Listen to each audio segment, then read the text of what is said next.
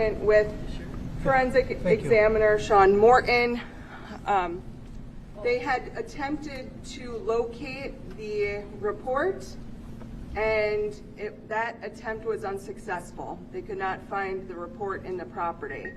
However, Examiner Morton was able to find the original hard drive download, which he said if he was going to generate a new report would take hours and hours and hours.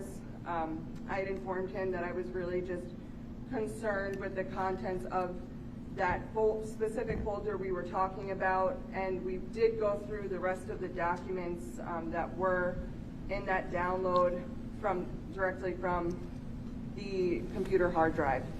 So I was able to review that. I have a copy of the documents that I requested. I was able to review that last night in its entirety. There were some videos that I was not able to review. However, I don't think that would preclude us from being able to move forward. Well, what do you think of that? I think we're ready to go. Oh, well, that's all's well that ends well, right? Let's proceed. And is the detective still on the stand? All right, ready for the jury? Yes. Officer Morton was being cross-examined. Hello. Would you come down, please? Yes.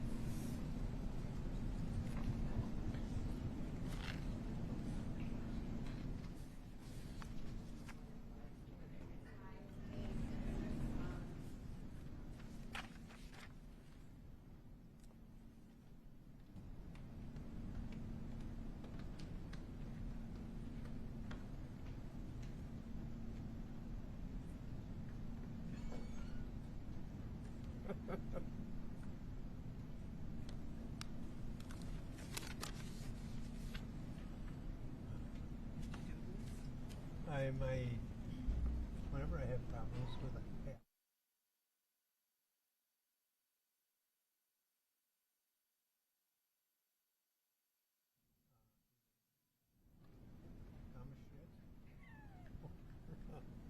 Or dumbass. And the problem is almost all my business.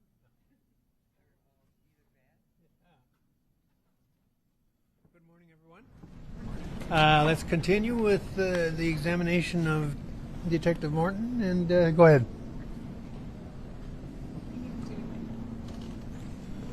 What's going on here? Oh.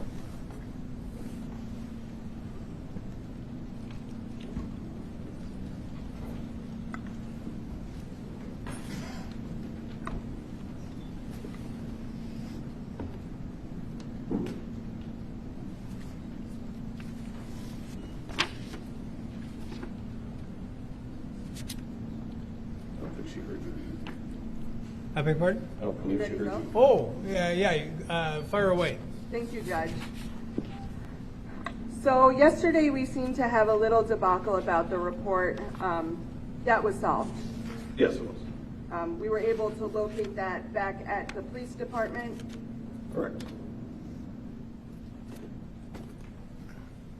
In this case, you had completed a device extraction on Sadie Beecham's Samsung Galaxy S9. Yes, I did. And you, though, were unable to do a SIM card extraction. I'd have to review my report, but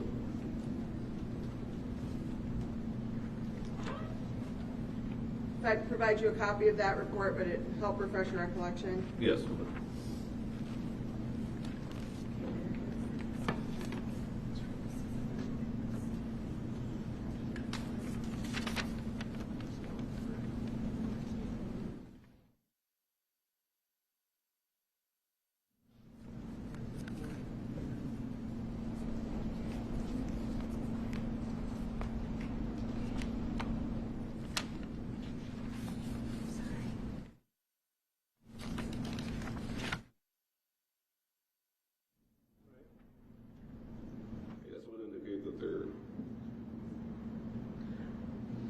Yeah, well, it probably was not a SIM card on the phone. Well, there would have to be a SIM card in the phone in order for it to work, correct? Not necessarily. Maybe you want to flip to that second page and see if that helps refresh your recollection.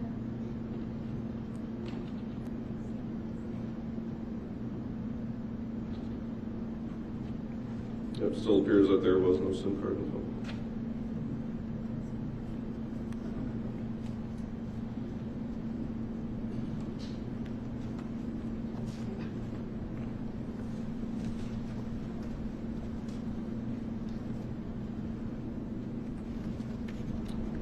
Let's say SIM card checked here. Then there'd be a SIM number here. Oh, so I didn't.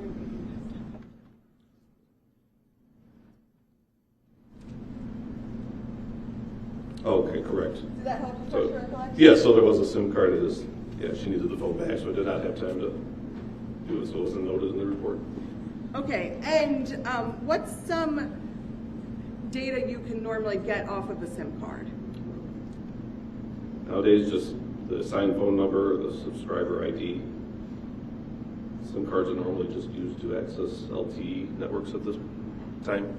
Okay, and then you also noted in your report from the extraction on Ms. Beecham's cell phone that the GPS location had been turned off, correct?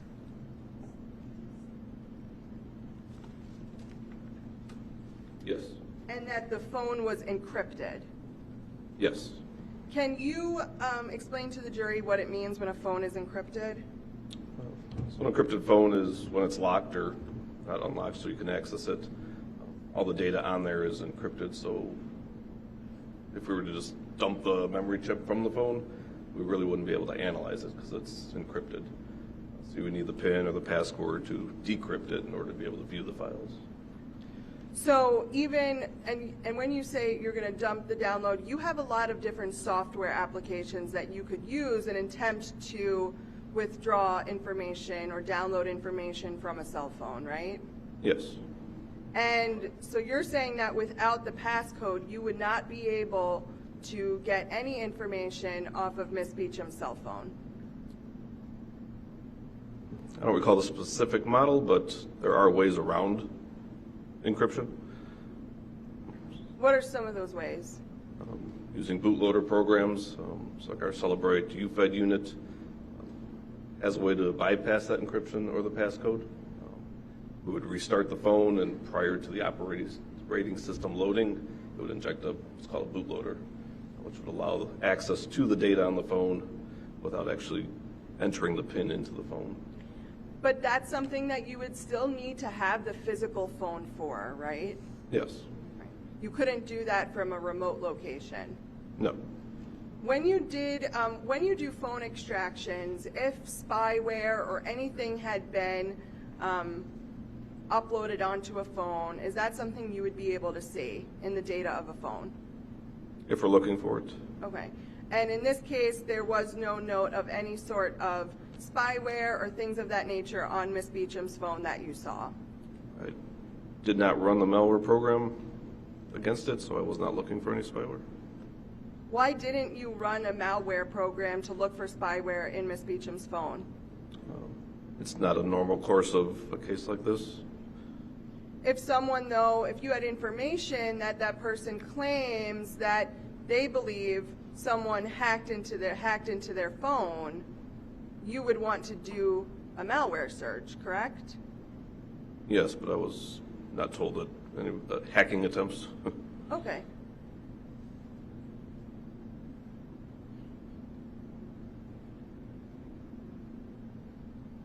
You also completed a device extraction on Motorola Play that was attributable to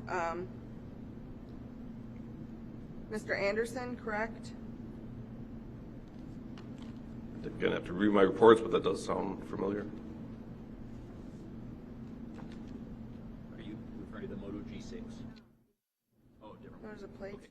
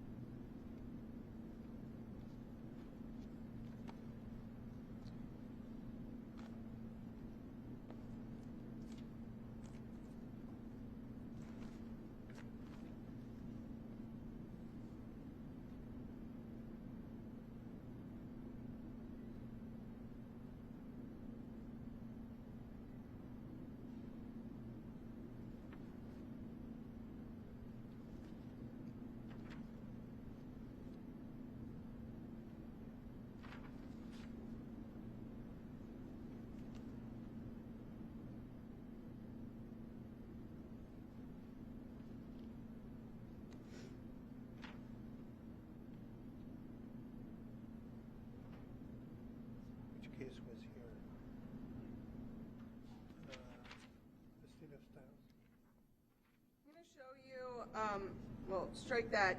The Motorola Play. Okay. Do you remember doing an extraction on that? I do remember what Motorola is. I don't Okay. recall the exact model or who it belonged to. You don't remember that? I'd have to review my report. Okay.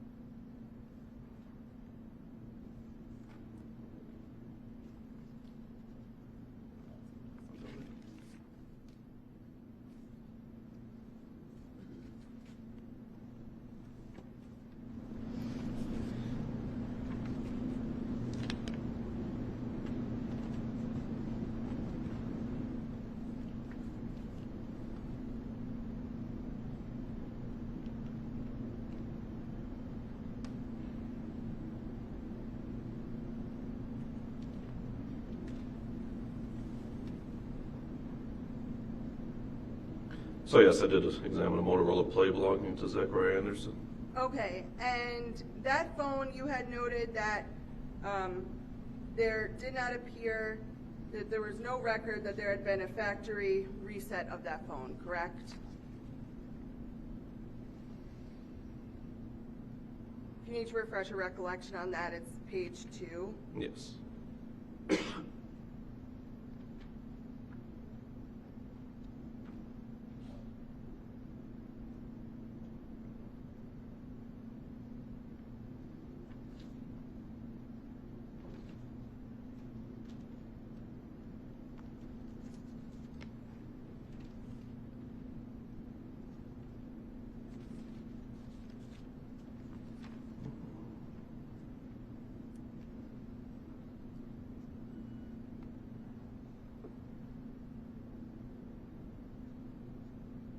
It's So it the, actually did indicate it was factory reset.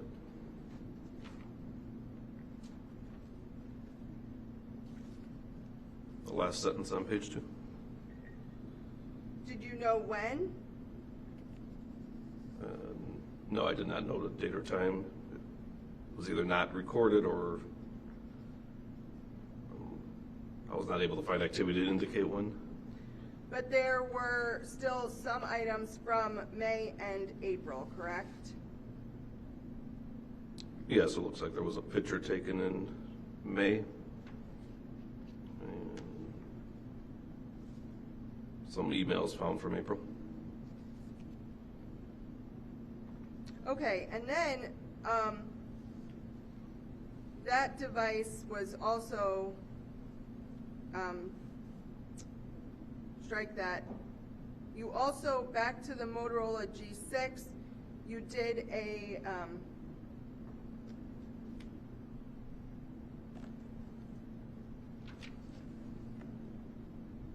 did Detective Valerie also do extractions, to your knowledge? I can't recall if she was assisting me during this time.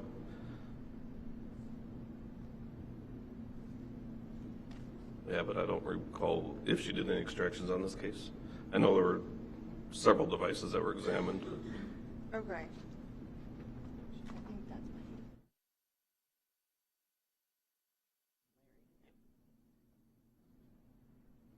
You also did an extraction on a tracker device that was located at Mr. Anderson's home, correct? Yes, I did. And just grab that picture.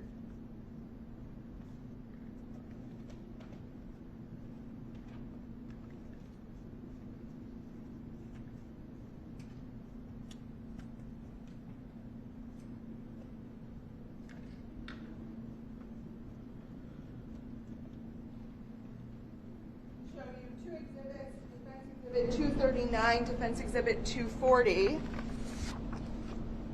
Does this look familiar to you? Yes, it does. Okay. And that was 239. I'm going to show you Defense Exhibit 240 now. Is this the information for the GPS tracking device that you did the extraction on? Again, I have to review my report, but if that's a picture of the box, then yes. I got you. A lot of numbers.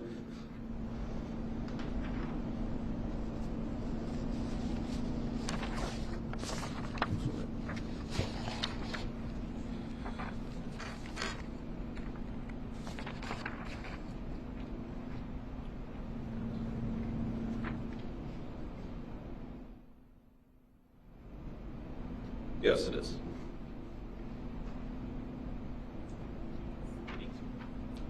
Okay, and you noted that for this particular device to work, it would need a SIM card inserted into it, correct? Yes. And that it didn't appear that there was a SIM card, correct? No, there was not. And you also said that the SIM card would need to be registered at http gpsui.net, correct? Yes. And that once registered, the device can be accessed either online, at the same site, or via the Android or iOS app, correct? Correct. So in your other extractions that you did, including the MSI laptop, you did not come across any evidence that this GPS device was registered to be used, correct? Correct.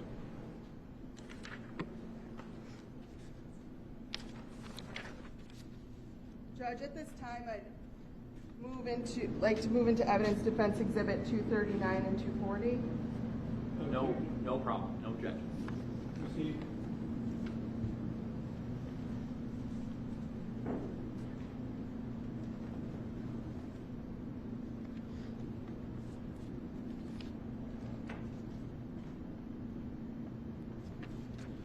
I want to talk to you about the Exhibit 31 that the state had,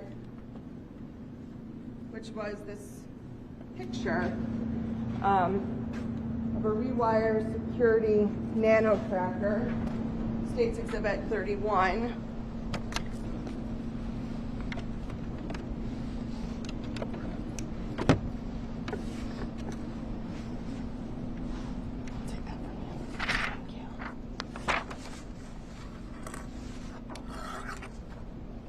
So there's certain images where you can determine if it was a screenshot, if it was organically taken, if it was a tool like a snipping tool on the computer.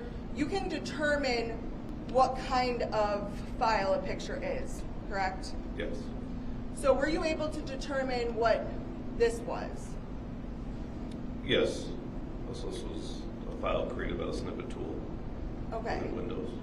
So that would mean that it could be taken from anywhere that was seen on a computer. On the screen, correct? On the screen. That this wasn't a photo that someone had taken themselves. Correct. But you didn't find you didn't analyze a tracker like this, correct? No. Did you look into at all how this type of tracker works? Not this one. Okay, so you wouldn't know if this would need to also be registered like the other one with an app. Correct. And you wouldn't know how the information then would go from the tracker to an individual. Judge, object, because he's already said, I don't know how it works. So to ask multiple questions about what he wouldn't know when he's already answered he doesn't know how it works is repetitive and irrelevant based on his first answer. I don't know how it works. Well, I don't know how the computer works either, but some of the time I'm able to actually operate it. Overall. You can answer. So no. But regardless that you don't know how it works, don't know how the information gets transmitted or how the information gets accessed, whether it be via an app or anything, you did not find anything on Mr. Anderson's devices that would indicate he was registered to receive information or registered that device, correct? That device, no.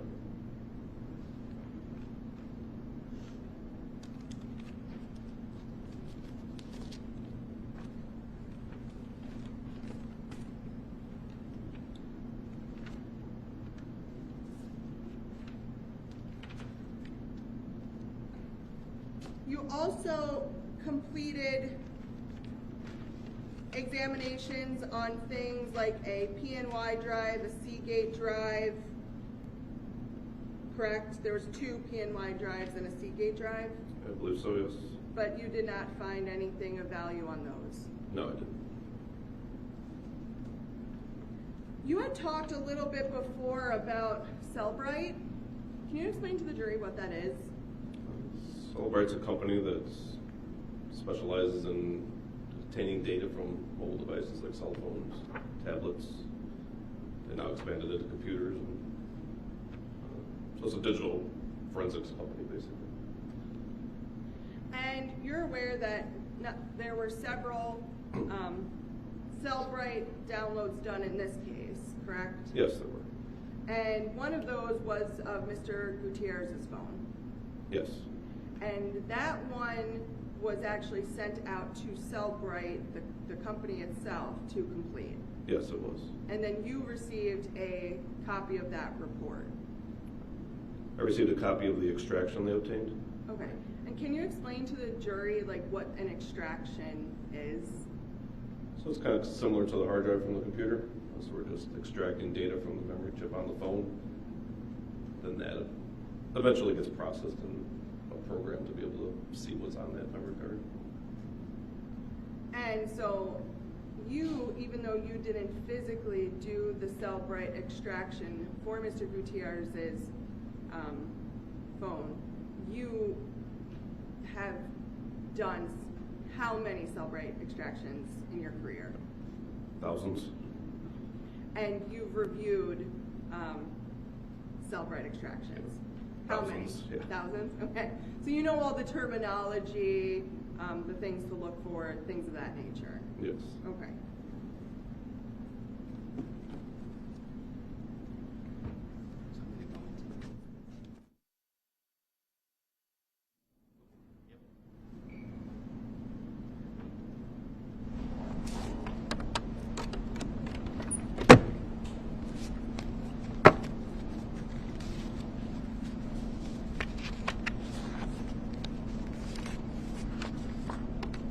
Okay, I'm going to show you what's been marked as, start with that one, Defense Exhibit 298. So this is a portion of Mr. Gutierrez's Cellbrite report. I apologize, this is like terribly terrible as it relates to quality. Can you see everything up there okay? Yes. Okay, does this look familiar to you, the layout? It does. So does this look like something from a Cellbrite download? It'd be, yeah, a report generated from physical analyzer. Okay, so this is just a page, so it doesn't have on the top what it is, but if you see in all the action, it all the action says launch, correct? From what you could see, and I'm focused on the highlighted ones. Additional info launch reasons. I'm sorry? Under additional info, No, is that what you're talking about? under action. Oh, yeah. Oh, sorry. Oh, the one's highlighted? Yes, it does say launch. Can you explain to the jury what that means? In that particular instance, it appears the SMS app was launched. I'm sorry, the what? SMS app, the short messaging system, the texting. And what does that mean when something is launched, that the SMS system on the phone was launched? Opened. It was opened, okay. Activated. Activated. And so could you tell the jury at what time the mobile messaging was accessed or activated on Mr. Gutierrez's device, the first highlighted, actually the bottom one, so this one first. May 17th, 2020, At what time? 9:23 a.m. AM or PM? Oh, I'm sorry, PM. Okay. And then the mobile app, the SMS messaging on his phone was also accessed again, it was launched at 9:24:23 p.m. on May 17th, 2020, correct? Yes.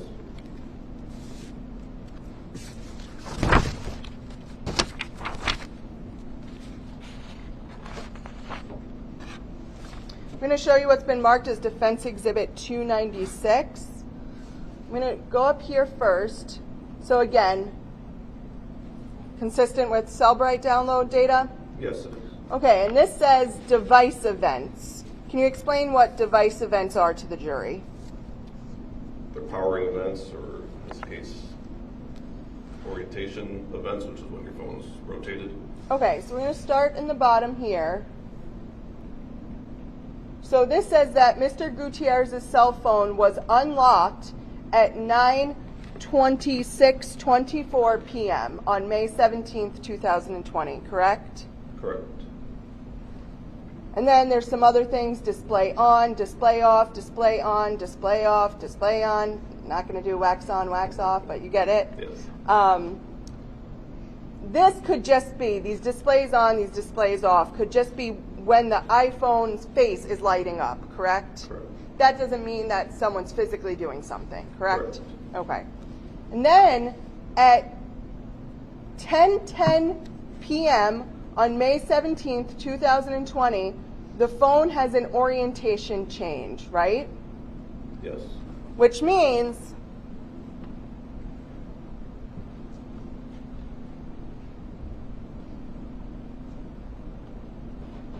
just for the record, I'm handing the examiner my cell phone so we can demonstrate to the jury what that means.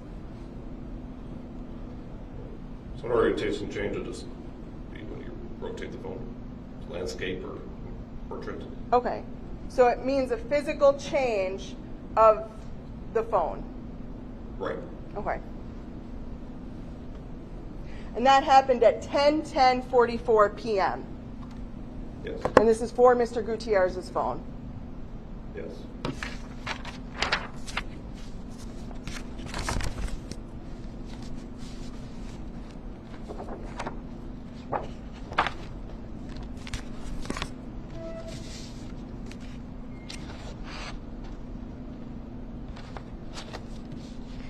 Part of a Cellbrite download too is you can get location data, correct?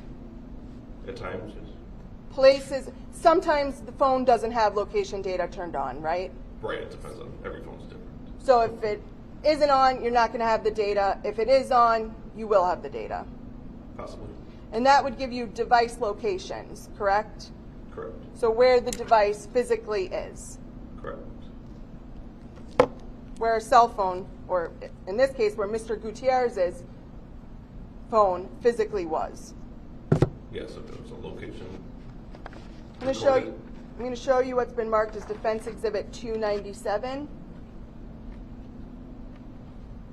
I'm probably going to have to hand this to you, but first, this is real small lettering.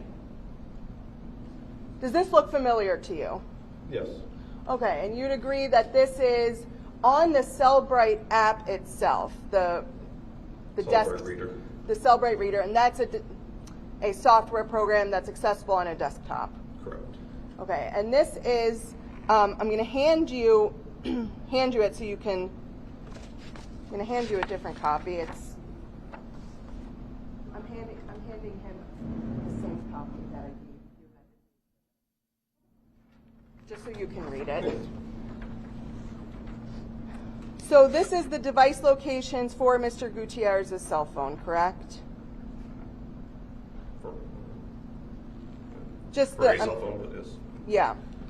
And this, if we look at the location data that's on the right-hand side of the document, I'm going to zoom in so you might be able to see it on the screen now, but you might still want to read it there. And so this says that Mr. Gutierrez's phone was at these specific positions on, this is for April 26th, 2020 at 9:29 p.m., correct? Not necessarily. No. Well, it's saying that this is the device locations, right? Yep. So the way to celebrate reports locations, it's really complex. So you got to take everything into account. You can't just look at a date and time and a location and say the phone was there. For example, if you receive an email that contains an address in it, that's going to show up as a location in Celebrate.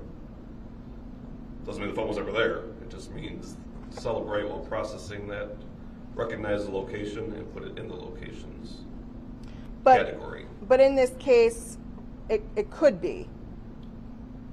You don't know. I couldn't say. Okay. But we do know that we do have this data, right? Yes. And this data says that the device location on 4/26/2020 at 9:29 p.m.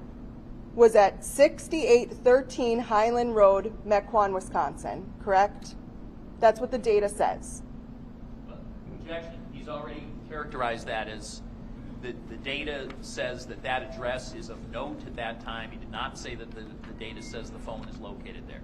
I'm saying this is, okay, so I'm simply saying what the report says, what the data says. Well, he's that already this is device, it literally says device locations. Now I'm going into what the location, what it says. I'm not asking him to speculate, I'm simply asking him that this is what this data says. Well, the exhibit speaks for itself. Okay, I just want to get in the address, though, Judge. So, I imagine it speaks for itself. okay.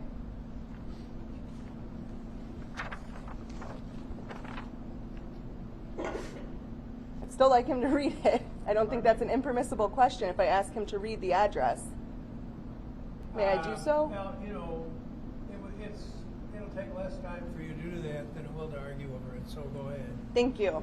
So the address here that's listed is 6813 Highland Road, Mequon, Wisconsin, correct? Correct.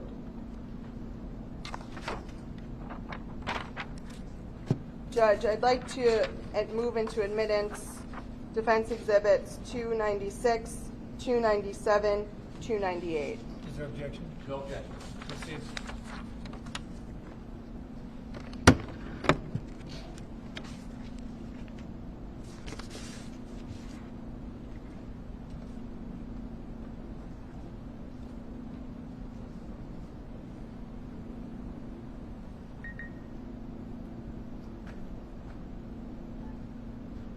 I have no further questions, subject to recross.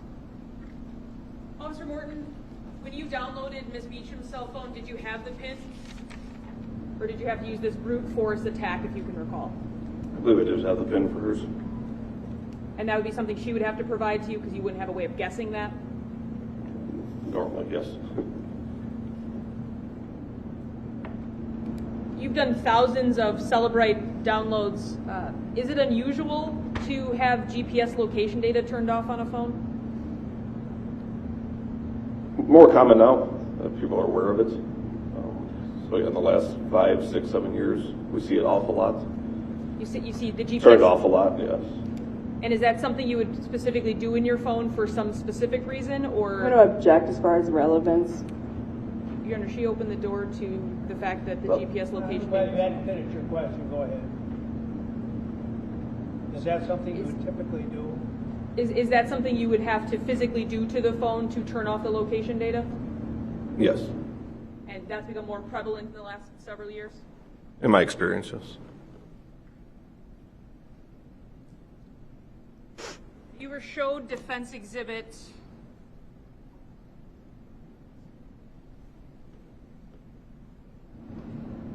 296, specifically talking about orientation change and what that meant. Do you recall that? Yes. I'm going to put this back up. This work.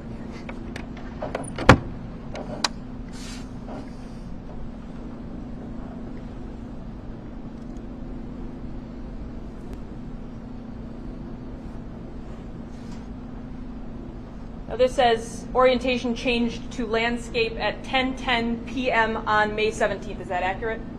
Yes. And the end time for that was 10:44:18. Is that accurate? Or 16 maybe? But 16, I apologize. within 2 seconds, yes. And end time, would that mean that something is now changed on the phone, so now it's the orientation hasn't been changed again because we don't see notice of that, just something's changed? From this report, I have to say something's changed. And for instance, if a phone were to die, where it's in a position and then it simply runs out of battery, would we see something like this where it just ends but it doesn't say anything about a different orientation? Yeah, it really would depend on the phone. Do you notice one level up that the next time, the next event on this device events says May 28th, 2020, that it's powered on? Is that accurate? Yes. So obviously in order for it to be powered on, would it have first had to have been powered off or Correct. battery died? Yes. And in your experience with phones, are there certain environmental conditions that can cause a battery to die quicker than simply running out? Cold weather, coldness.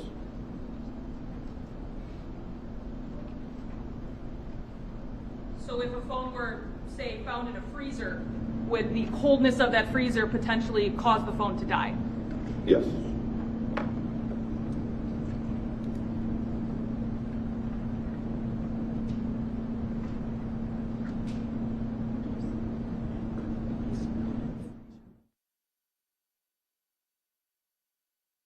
In terms of orientation changing, if you were to place a phone in a freezer or set it down in the freezer, would that then change potentially the orientation of that device from upright to landscape? Potentially. You were talking about this tracker picture that was located on the MSI laptop, states 31, and you indicated that this was captured via the snippet tool that we talked about yesterday? Correct. So in order for this to be captured, the person doing the capturing would have to see this image somewhere, this picture somewhere, Yes, it'd be on the screen. and then decide to capture that image, Yes. and then decide where to save that image on the laptop. Correct. So it wouldn't just automatically go somewhere. You'd have to make those sets of decisions to have this appear on the laptop like it did. Yes.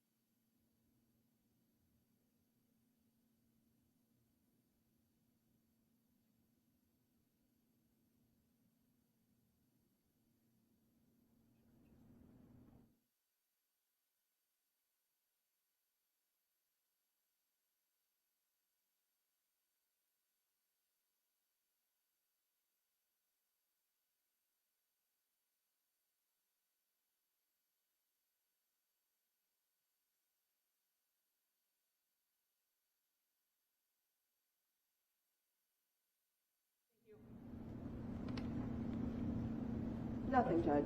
You may step down, sir.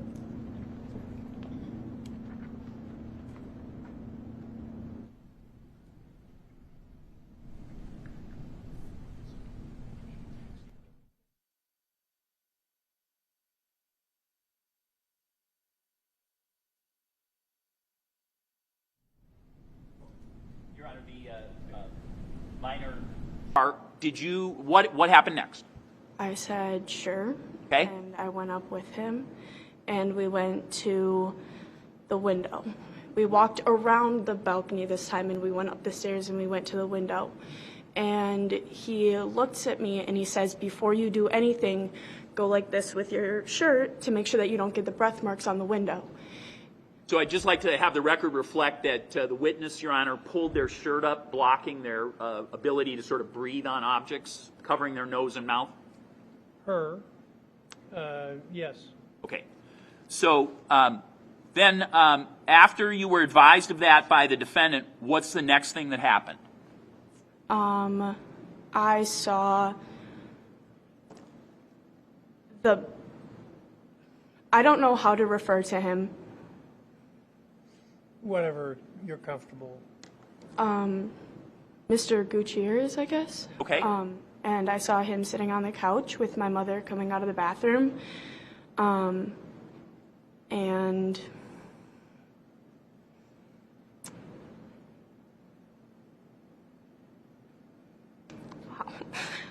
I didn't think that it was going to be this hard. They were listening to music and laying there together. And doing what together? Just laying there on the couch. Okay. So what room are you looking into from where your vantage point is? The living room. There was a space in between the curtains. Okay. And what window of your mom's place are you looking through to be able to see into the living room? What do you mean by that? Well, you're on the outside, correct? Correct. So which window? Is it a window that goes into the kitchen? Is it a window that looks directly in the living room? So what? It's a window that looks directly into the living room. Okay. And where is the defendant during that period of time? Standing next to me. Okay. And after you look in and see that, what is the next thing that happens?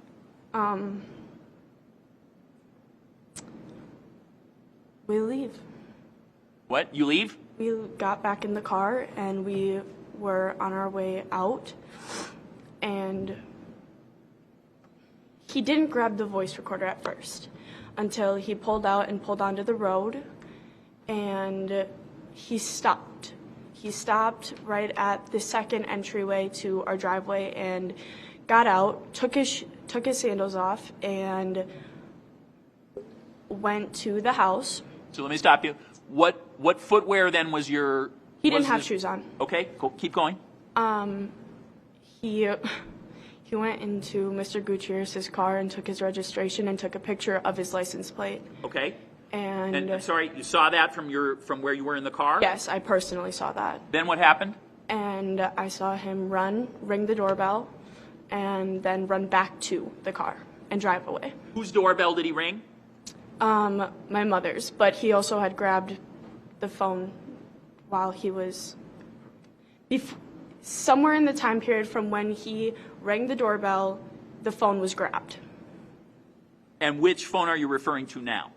I'm the one that was placed in the air conditioner. Okay. So after the defendant goes to Mr. Gutierrez's truck, takes a picture and takes an item out of the vehicle or takes registration, grabs back the phone, and he rings the doorbell, what does the defendant do next after he does those three things? Comes back to the car with the phone. All right. And then what happens?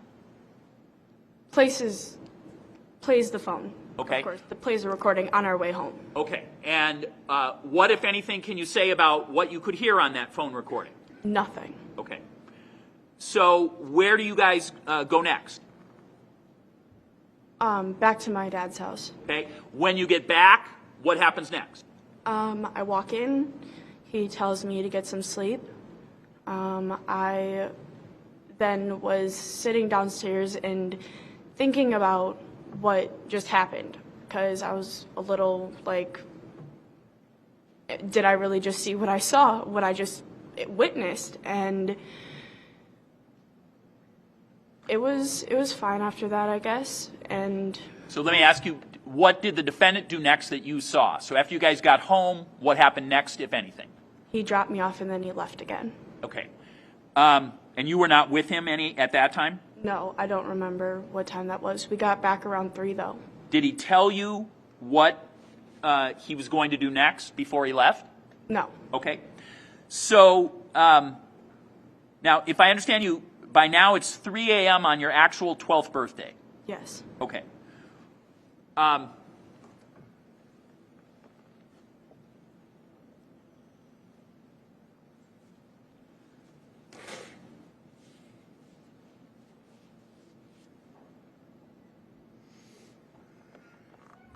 Can you indicate what, if any, plan was ever suggested to you to try to get your mom in trouble?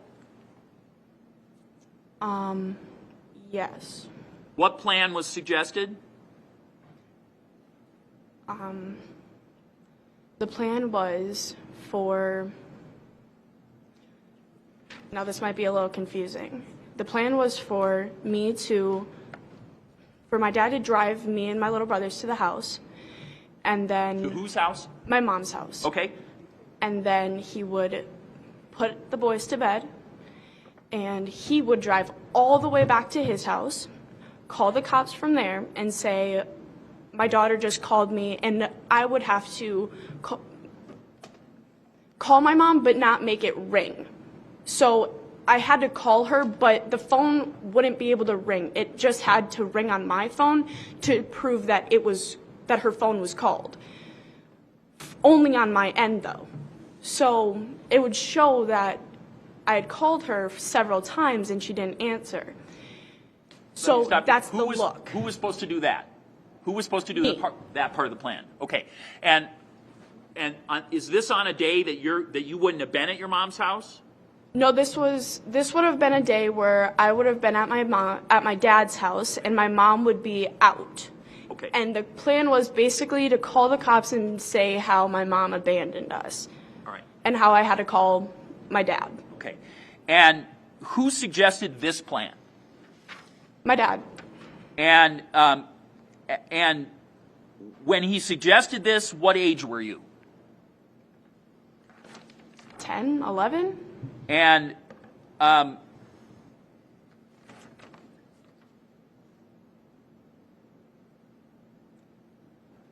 so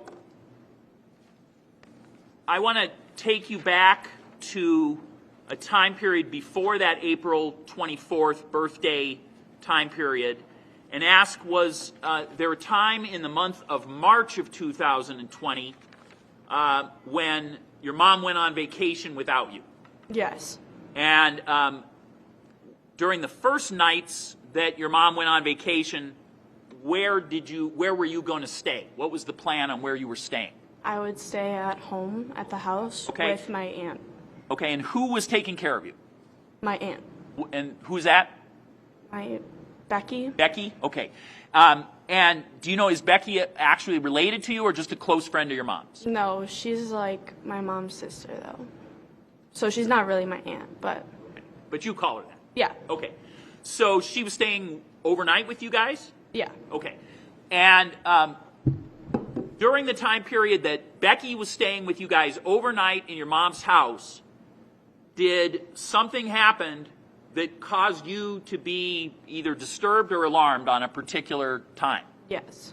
So if you can you tell me about what time of day? What's your best estimate on what time of day that happened? It was pretty late at night. I mean, it was more like early morning. It was really, really, really early in the morning. Okay. So can you give me an estimate on what time? Maybe between 2, 3, and 4. Okay. Somewhere. And if you know, was it a school night? Yeah. Okay. And were your 4-year-old brothers also at the residence? Yes. Okay. So what happened at some time between 2 and 4 in the morning at your residence that caused you to be disturbed? And I'm only asking about what you personally had happen. Okay.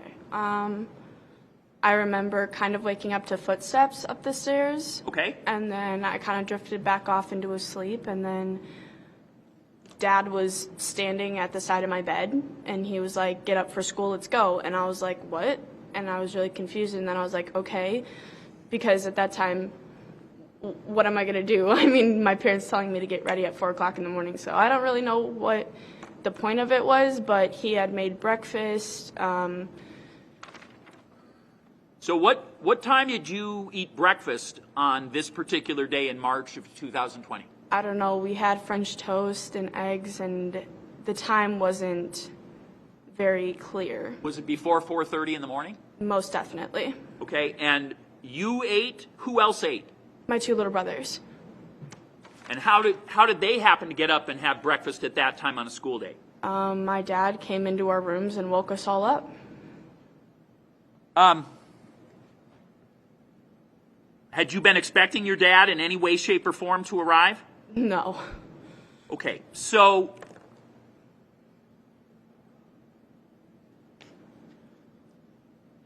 let me ask you, if we get to a point where you on a Sunday go to the family tree farm, do you remember that? A little, yeah. Okay, and what vehicle got you to the family tree farm? The van. And is this a regular vehicle you have that you know of, that you are familiar with? Yeah. So who usually operates that van? The defendant. Okay, and if you saw a picture of that van, you'd recognize it, you believe? Yeah. Yes. Okay.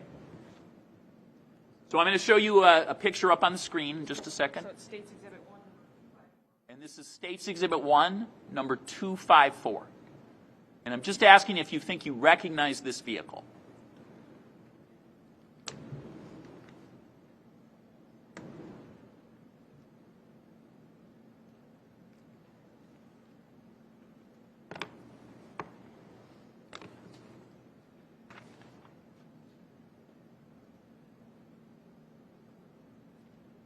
Yes.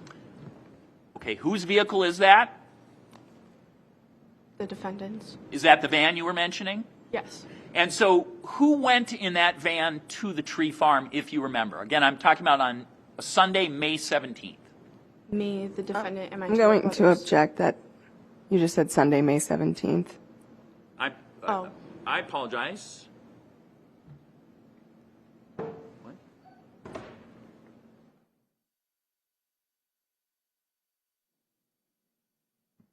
Yeah,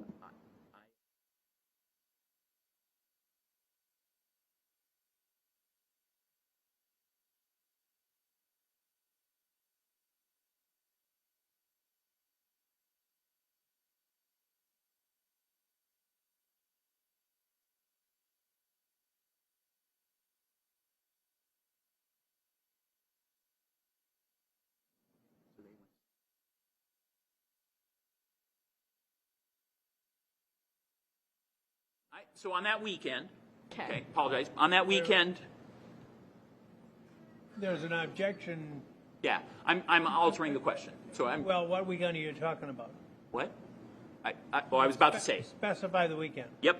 On the weekend of May 16th and May 17th, okay, of 2020, you went to the tree farm, correct? Correct. And you went in that van. Correct. Okay. Who drove it? The defendant. And if you recall, what were the state of the seats in the van? There were 2 middle seats, 3 back seats, and 2 front seats. Okay. And do you remember which seats were in on this particular weekend? Yeah. Do you remember? So if you remember, which ones? Well, not the middle ones, just the back ones and the front ones. Okay. And who on the trip to the tree farm, where did you come from? So what residence did you come from to drive to the tree farm? My dad's house. Okay. And so where were the twins in that van? The back seats. And where were you? In the front seat. Okay. And Do you remember any items that your father, that the defendant also put in the van?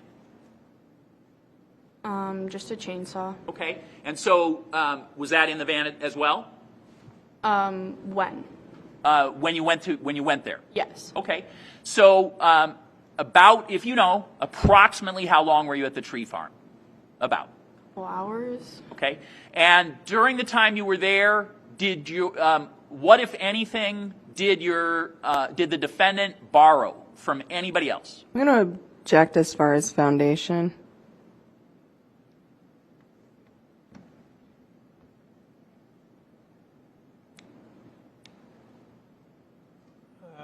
He just asked that, what did Mr. Anderson borrow? What, if anything, he said, did Mr. Anderson borrow?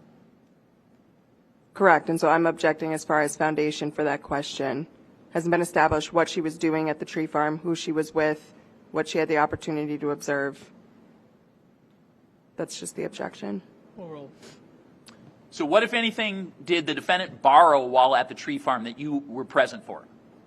Just my grandfather's boots. Okay. Are those work boots? Yes. Okay. And ultimately, where were those work boots when you guys left the tree farm? I don't remember. Okay. Did you tell law enforcement at some point that the boots were brought home with you guys in the van? Most definitely. Okay. So when you came home from the tree farm, what transportation did you use to get home? The van. And who drove? My dad. And was there any difference in who was seated where? No. So on that weekend of the 16th and 17th, did you have an opportunity to see how the rug was in the back of this van? Yes. Carpeting. Okay. So I'm going to show you a picture.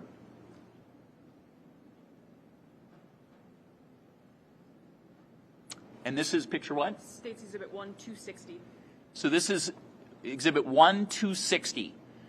Do you notice that there's something cut out in the van in this picture? Yes. And was that area cut out when you and your little brothers went to the tree farm on the weekend of May 16th and May 17th of 2020?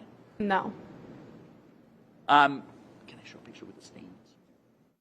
I'm going to show you another picture.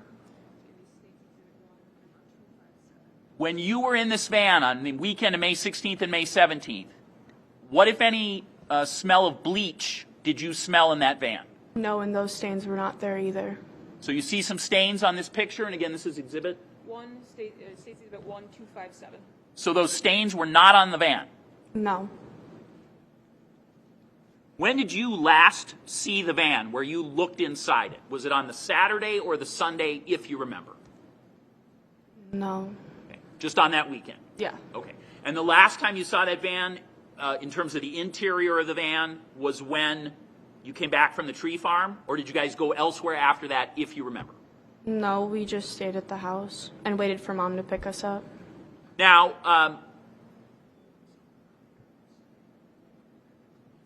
so on that Sunday, did the defendant drop you off at your mom's, or did your mom come and pick you up, if you know?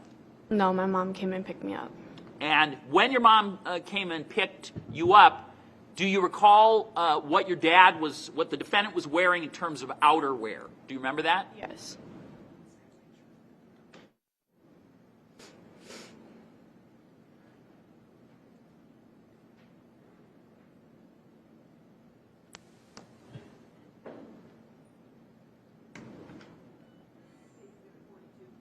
So we're going to show you State's Exhibit 42. So first, can you first tell us what you remember that he was wearing? Please, before you show it. He was wearing a white tee with jeans, sandals, his usual, and a blue flannel. Okay. So I'm now going to show you what's been marked as, one more time, State's Exhibit. 42. Can you make that a little smaller? Thank you. Do you recognize what that's a picture of in the context of this case? Yes. What is that? My dad. Okay. And in terms of what the person is wearing, what the defendant's wearing, is that familiar to you based on what you've said today? Oh, yeah. What is that? His blue flannel jacket. Okay. Is that the same blue flannel that you're saying that he was I wearing? saw on that day, yes. Okay.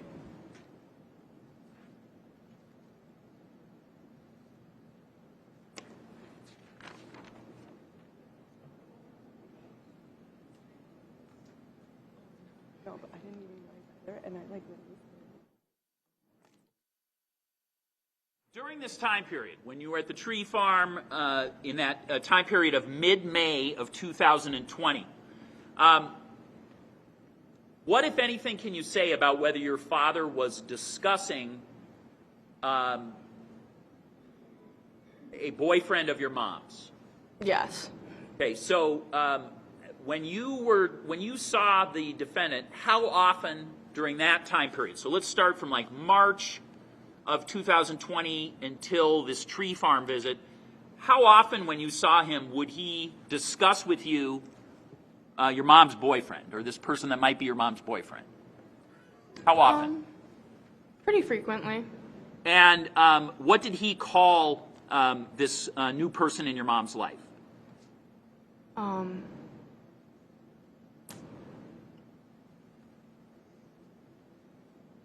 Did he have names that he called him or not? Yes, there were, but it would be disrespectful for me to say them in this courtroom in front of his mother. So I'm asking that you say the names. So what if any names do you recall specifically? Thank you for telling us that. But Beaner and Booger. okay. And why was he? Why did he say, if he did he explain to you why he was calling Rosalio Gutierrez, or this person, the new boyfriend of your mom's, Booger? Well, of course, the first one is because of, I'm asking about Booger.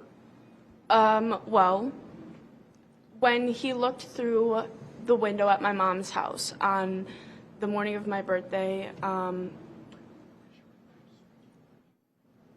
he saw him apparently pick his nose and wipe it on my mother's couch, and so it was a thing for a while that we wouldn't sit on the couch. It was really just, it was a very odd situation, I guess. I don't know how to explain it. And after that time, was how often was the name Booger? Did it come from from the defendant's mouth talking to you? It was used in a joking manner if he was joking around about it, but other than that, it wasn't very used. Okay. And did your what, if anything else, did you hear about about whether the defendant planned on? I'm going to object to leading. Well, it's, I have to get her there somehow, Judge. I'm not. Again, I'm not. leading is not among the permitted methods ordinarily, except in exceptional circumstances. He hadn't finished his question though, so I don't know where he's going. So you can finish your question. What, if anything else, did the defendant say to you about additional? As we've discussed before, some lawyers have, either by practice or by education, been given the idea that if they put in the words, if anything, it's not a leading question, and that's not universally true. So although I am not prepared yet to denounce your question as leading, why don't you try to rephrase it anyway? Well, what if I take out if anything? I still don't think it's leading. What did the defendant tell you about other plans to follow or come across Rosalio? That's leading. No, He's saying what well, would... he's suggesting the existence Correct. of a conversation. Correct.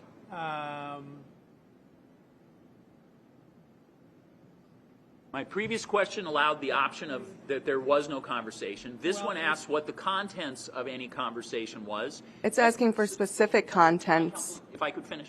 Somehow I have to be able to get her to the topic. It's not, it's not what did you say next, what did you say next, what did you... That narrative will not allow me to get her to a topic. How about, do you recall any other conversations?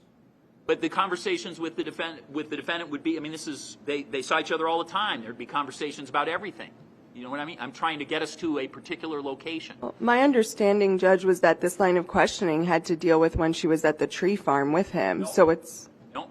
well, then if it's overbroad, then overbroad. Give it another try.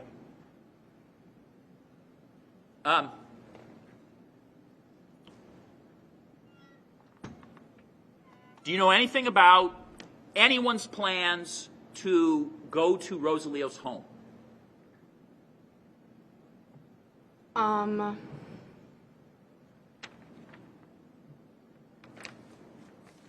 It was an odd discussion. What was and who were you having the odd discussion with? My dad. And so what was that discussion? It was,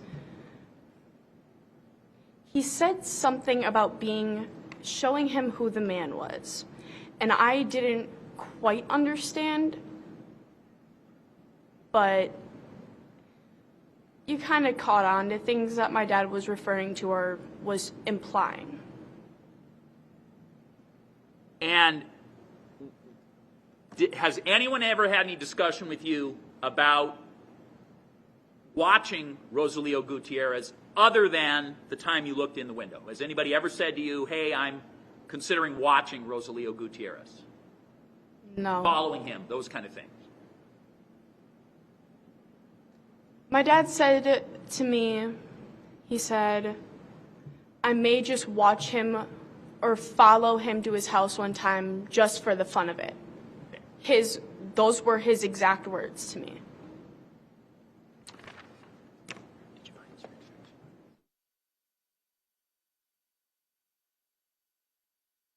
So you indicated that you saw your dad take something out of a truck and take a picture of a license plate back on the April 24th into 25th of 2020, correct? Correct. After that, did you see any items in possession of the defendant that were from that same incident? That did not belong to him? That did not belong to the defendant? It belonged to somebody else? Yes. Okay. And so what were the items that you then saw at a later date that did not belong to the defendant? That night we got back to the house, and it was more like the next day, and we took a look at what he was showing. I took a look at what he was showing me, and it was a letter.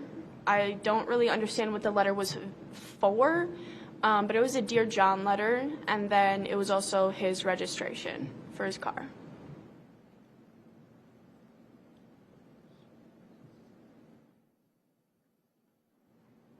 Yeah. So let me just show you a copy of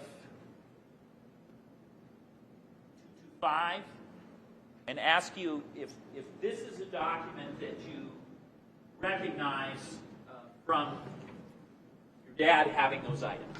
Only if that's something you do recognize. Yes. So what is 225 in terms of your recognizing it?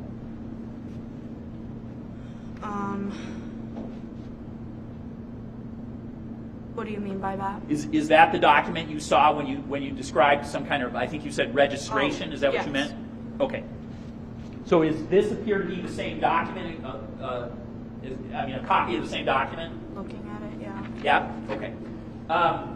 And was there some handwriting on the copy you saw, if you remember? At one point there was, yes. And who wrote on it? My dad. So now I'm going to show you States Exhibit 1, number 323. States Exhibit 1, number 223. I'm sorry, 323. My apologies.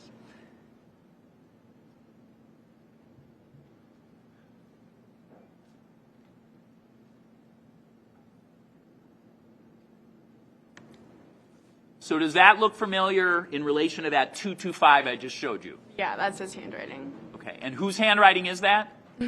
The defendant's. Is that handwriting you saw on the document when you saw it previously? Yes.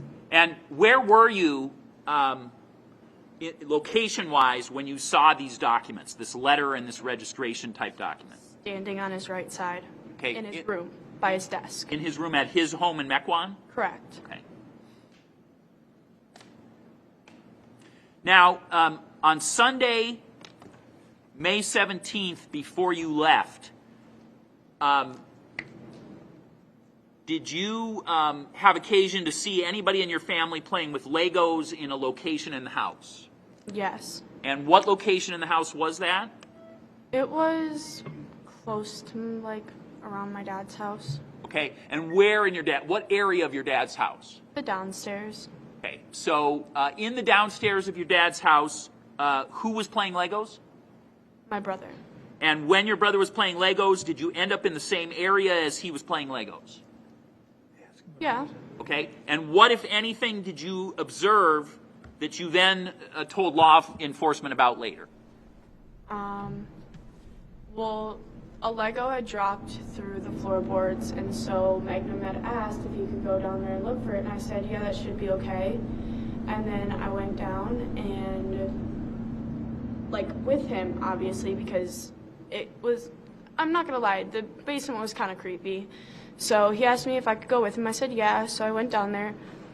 There was a roller chair, whatever, and it had tape and rope on it, and my brother had a flashlight. We went down there, whatever, got his Lego, and went back upstairs. Didn't think anything of it. So when you say roller chair, can you describe, like, where this kind of chair would be? And Like a black armchair. okay, like a desk chair kind of thing? Okay. And then other than the desk chair, were there other items down there that you then eventually wanted to tell or did decide to tell law enforcement about? What did you see there?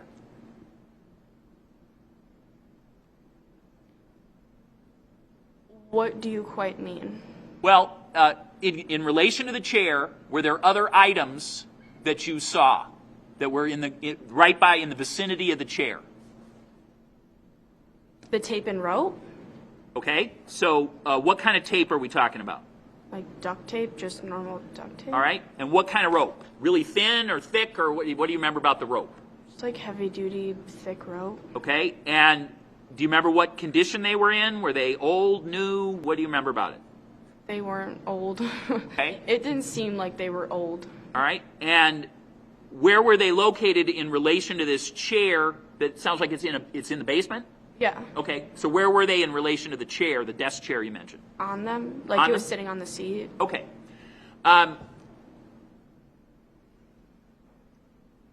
And you last saw those supplies on May 17th on the Sunday before your mom picked you up? Yes.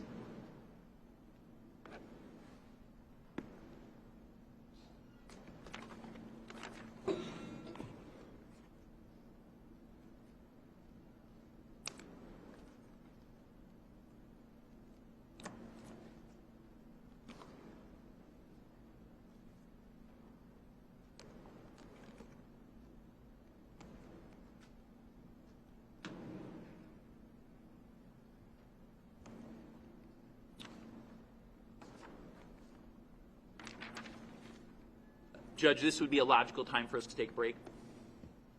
All right, let's break at this point and talk about the case. We'd watch or listen to any account of the trial and 15 minutes.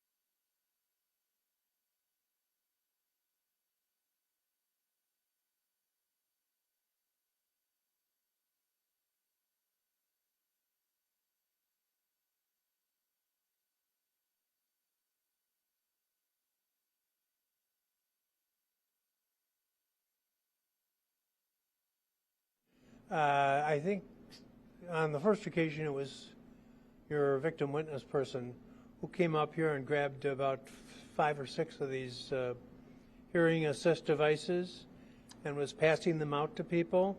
They're there for people who need them, and And after that, they're on a first-come, first-served basis because of the limited number that we have.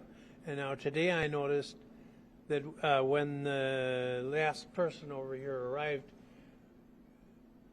another person, the person in the blue there, or green, I've got male color blindness, handed her one, and it was not the one she had been using, so she had been holding one. And that defeats the purpose of having them available for people as they need them. So that's got to stop. And also, ma'am, you're not allowed to chew gum in the court. It's not that I'm offended.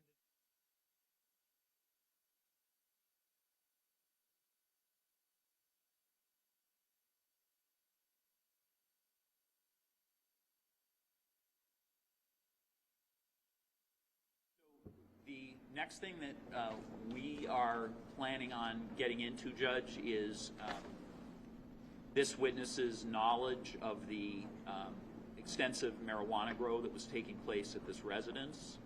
So I wanted to break so that the court had an opportunity to talk about that. So I'm also I understand that it is the defendant and the defendant's daughter, but there is I don't know if the court is watching the demeanor of the defendant, but there's an awful lot of facial expression happening, and it is clearly impacting a 14-year-old girl. And I'm not saying he's intimidating her. I'm simply making sure the court is aware of that, and I don't know if the court feels that there's anything untoward about that, or if it would be appropriate for the defendant to try to keep himself in check. Certainly the court asked other witnesses previously to try to be as stolid as they possibly could. So I have been watching both the defendant and the child's mother, and others. Everybody, you're all being watched. And believe me, nothing that would be, in my opinion, an effort to influence the child in any way or make this more difficult will be tolerated, and it will be addressed rapidly. I have not seen anything either from the defendant or from mother that I thought was any kind of a problem. completely defer to the court. Just wanted to be sure the court was thinking about it. No, it's a reasonable precaution. Some subtle communications from the witness to Mr. Anderson. I don't know if it was facial or just mouthing while there was waiting for a question, but so maybe there could be some instruction about that too. Well, I would expect that there'd be some mother and father are here and on adverse sides of a case, and the child's got a very, very difficult experience she's going. I have not noticed anything either in the behavior of any of the spectators or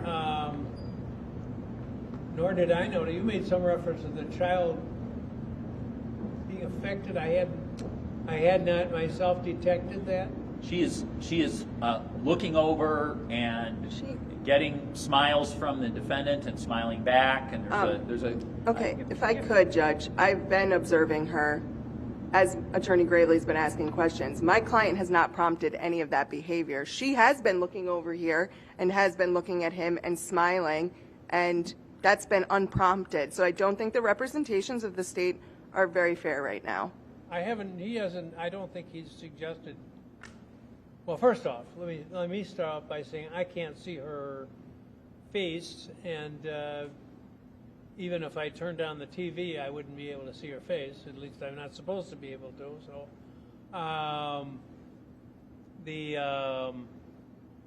so I don't know what's going on there. I have noticed that she has looked both in the direction of her mother and her father, which I think is quite normal. And I have looked at both father and mother at various times, and haven't noticed anything proper. If I do, it'll be taken care of. Okay. But I'm not going to. I would encourage both anybody, but particularly the parents, to resist any effort of recognition. On the other hand, I can understand why a parent wouldn't want to, when child is in a difficult experience, not going to give some kind of support. But it's a legitimate concern, Mr. Gravely, and it will continue to be scrutinized. I certainly trust the stewardship of the court with that issue. So, okay, so... Plus, I think there are stills being taken, so I will enlist the aid of I'm not going to tell them what to do, but of the Fourth Estate, if they see anything newsworthy, and snap a shot. Oh, good. Okay.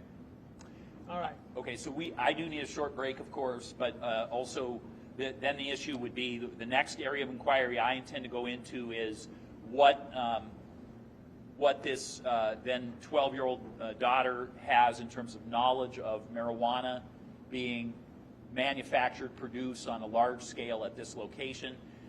It goes directly to her credibility as a reporter of information. She is many of the things she says are confirmed by the search warrant, and so and that's evidence already that has been brought out and is in evidence in this case.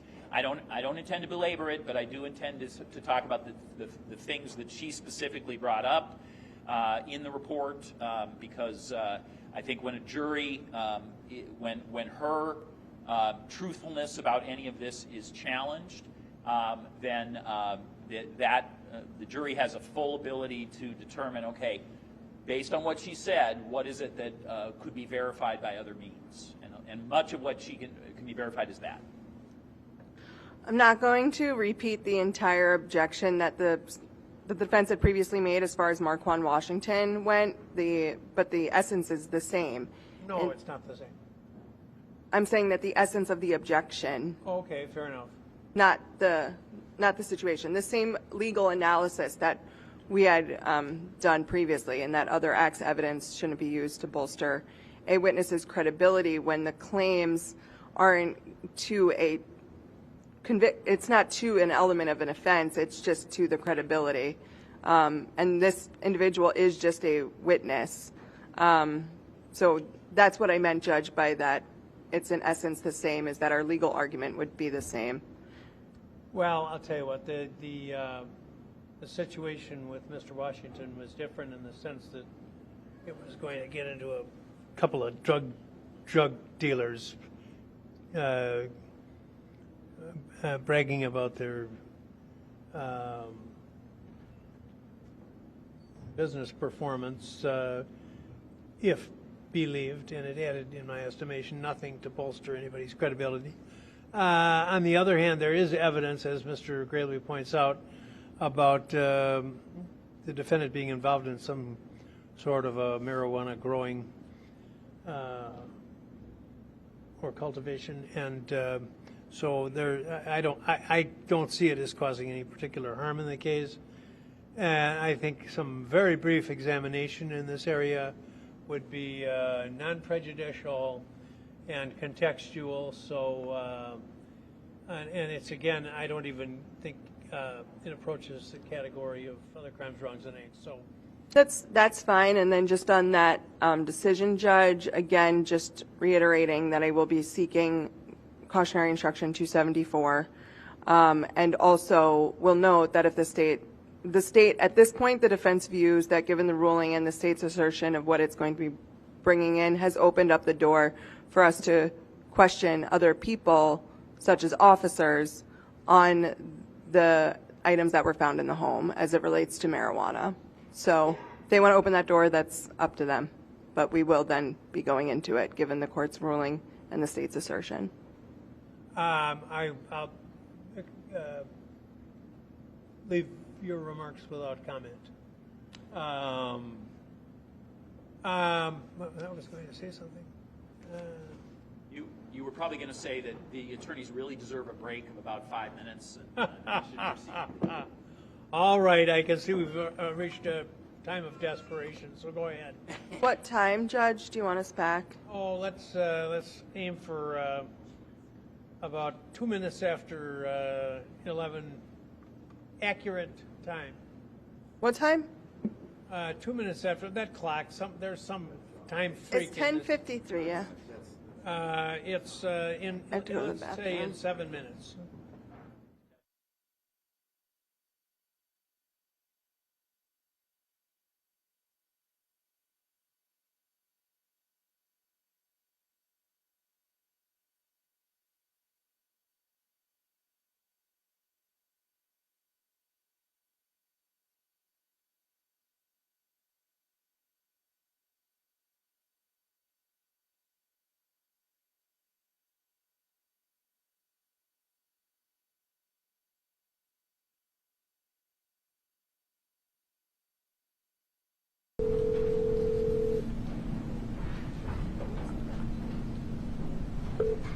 Hello.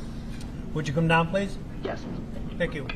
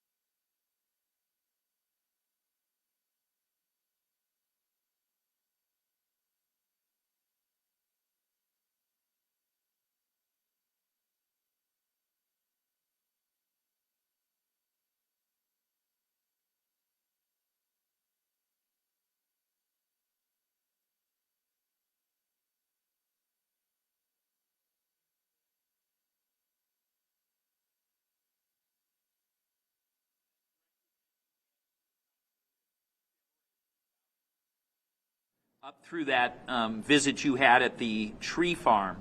At your father's residence, what, if anything, do you know about drugs being produced there, made there somehow? Quite a bit. Okay. So what drugs do you remember being produced there in some fashion? Marijuana. Okay. Any others? Not that was grown. Okay. And as to marijuana, what do you know about what was happening at that residence? Meaning your dad's residence, the defendant. He was growing it. Where in the house was it being grown? In between the kitchen and living room. Okay. On the top level or on a bottom level, if you know? No, main floor. Okay. And what do you remember about the process that you saw? How was it being done?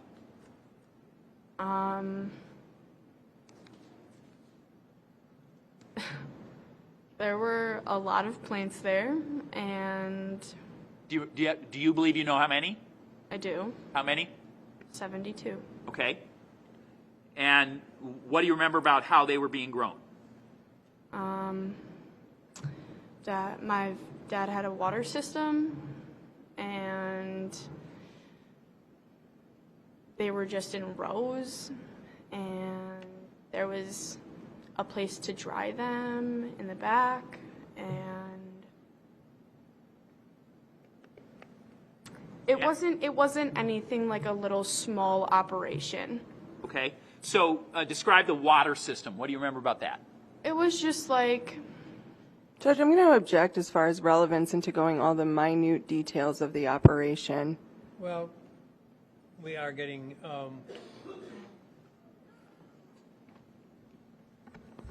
keep in mind, and it's been true throughout the trial, there are materials coming in that are not directly pertinent to the crimes charged in the information, and I've sustained objections to some of them. I also spoke with you earlier about some of the things that were let in that might ordinarily not have been let in, but for our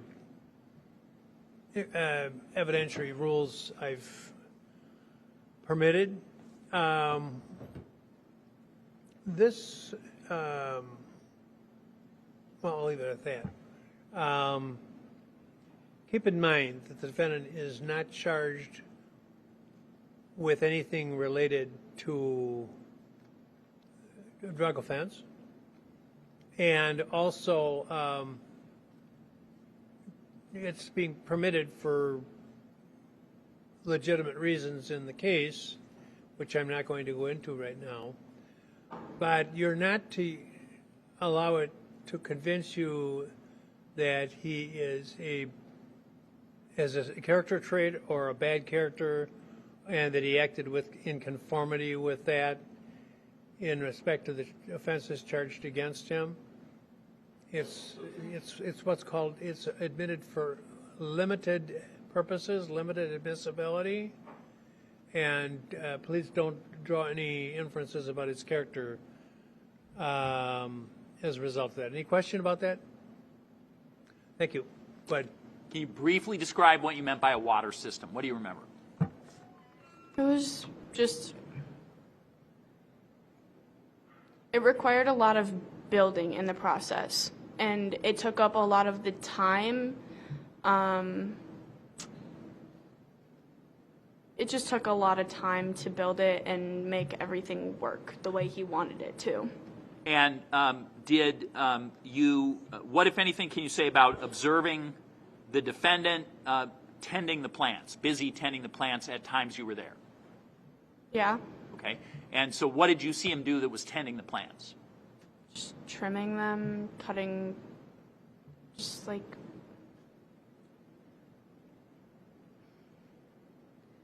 normal, like, plant keeping, I guess. Like, if you were to grow marijuana, like, it would just be like a normal plant process of growing them and, like, trimming them and stuff.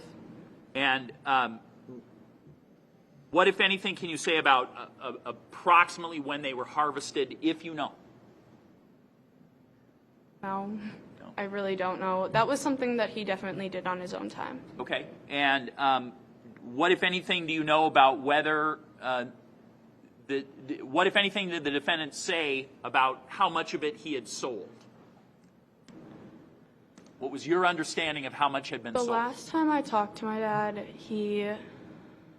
well, not necessarily talked to him.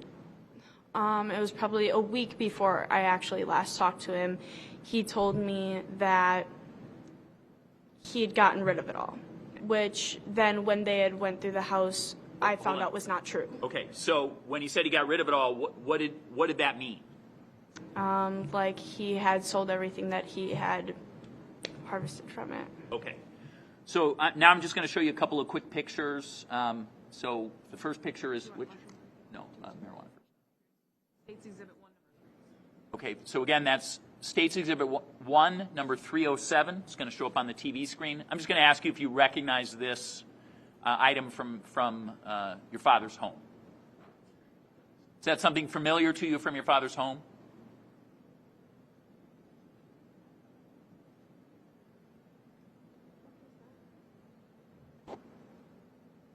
Can I ask what that is? You don't know. Okay. All right. Then I have no other question about that. So let me show you now what's been marked as States Exhibit 1, 308. So that is an item in a container. Do you recognize that? I know the mason jar is his, but I don't know what's inside of that jar. Was there something kept in the refrigerator that you were told about? I'm going to object. She's already said she doesn't know what it is. Well, Well, this is actually a separate question. yeah. Was there something? I don't know what that is. In the fridge you were asking? Yep. I don't know what they were used for necessarily. There were mushrooms of some sort in the door side in a opening somewhere where you would keep your butter, right? In the fridge where you would put your sticks of butter. That's where it was, in his fridge. And were the mushrooms stored in jars of this type? I have no idea. Okay. I'm saying when you saw them in the fridge. No, they were in a bag. Very good. To me, that does not look like a mushroom. Okay. So, What does a mushroom look like that you saw at your dad's house? they I'm going were. to object to relevance. I assume we're at the very end of Yep, this? we are. Yeah, Very end. Okay. You can try to answer the question if you like. Okay. I don't know. They were like an off-white with some like brown of some sort, and they were just really thin. I remember them being very thin, like almost miniature slim mushrooms.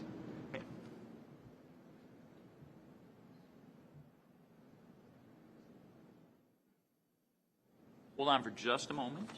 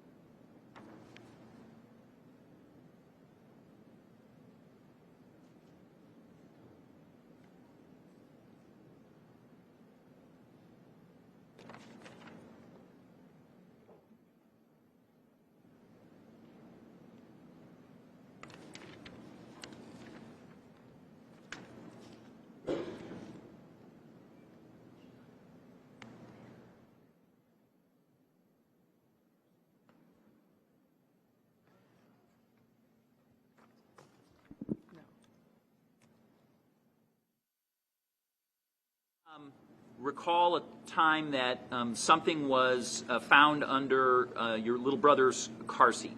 Correct. What was found? I'm going to object. This is something that she has no personal knowledge of I and do. would have been told. I do. Well, when we're About talking the personal finding. knowledge in the courts, we're talking about something you've seen with your own senses or heard with your own ears? He's told her about it. He's told her has. about it. The defendant has told her. Well, Yes. this- Hold on. I'm asking her to be quiet. when you Be quiet. say you know what was the source of your information, He told me. he told you. What's your objection? So just how the question was phrased made it seem it wasn't, did the defendant say? Okay. So if that's what it's going to be, then that's fine. Yeah, Okay. it was a foundational question It's to fine. get there. Yeah.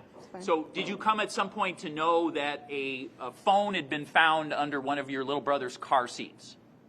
In fact, I knew about it. He had told me about this phone that he put underneath there, and in fact, he instructed me to watch where my mother was going on his desktop, and it tracked all the way to Mr. Gutierrez's house. So at some point you saw that on a computer as well? Correct. Okay.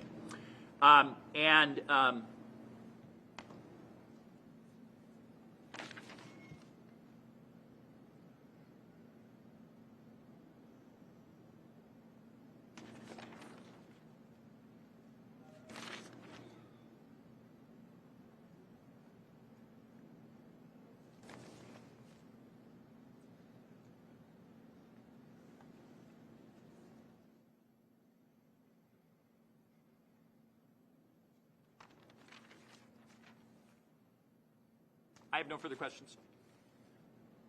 Cross-examine? If I can just have a moment, there's pieces of physical discovery that I'm going to need for my cross-examination. Go ahead. Thank you.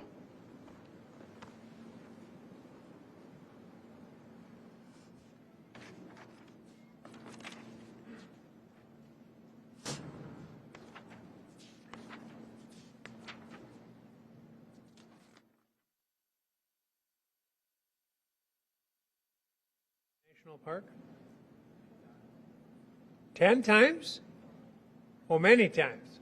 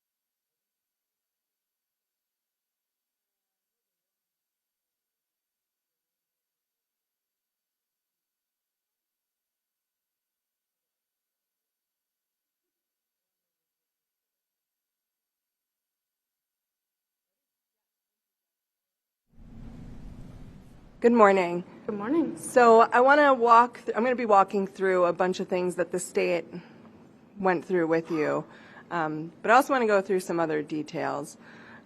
First thing is we'll start with the weekend you were at the tree farm. The state had said Sunday the 17th, changed it to the weekend, but you were there on Saturday, May 16th, 2020, right? I probably was. I don't really remember the quite dates like that. Okay. Like referencely like that. But yes, it was somewhere around that time. So because after you went to the tree farm, did you go back home and spend the night at your dad's? You probably are right, it is Saturday. Okay. Because you remembered that afterwards you went home and spent the night. Correct. And when you were at the tree farm, there were other people there, right? Who else was there? I know one of my uncles was. I remember my grandpa being there. And that's really it. Was your aunt there? I don't remember. And you said your grandfather and then one of your uncles, was that Solomon Anderson? No. Joshua Anderson? Correct. Okay. So you go to the tree farm, and what did you do that day? Hung out at the tree farm. We were planting new seedlings and stuff in the field. I don't know, it was just a normal day at the farm. Like, there wasn't anything off. And you said you and your brothers went? Yeah. And your dad.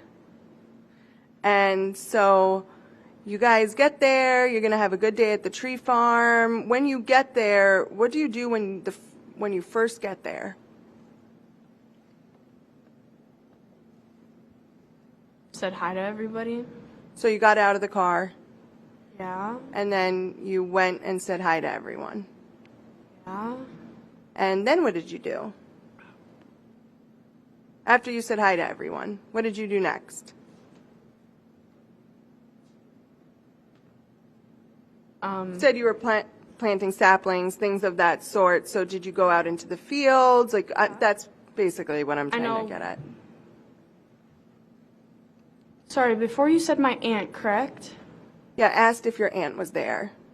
I think that you would be referring to Zenith. Correct. Yes, she was there.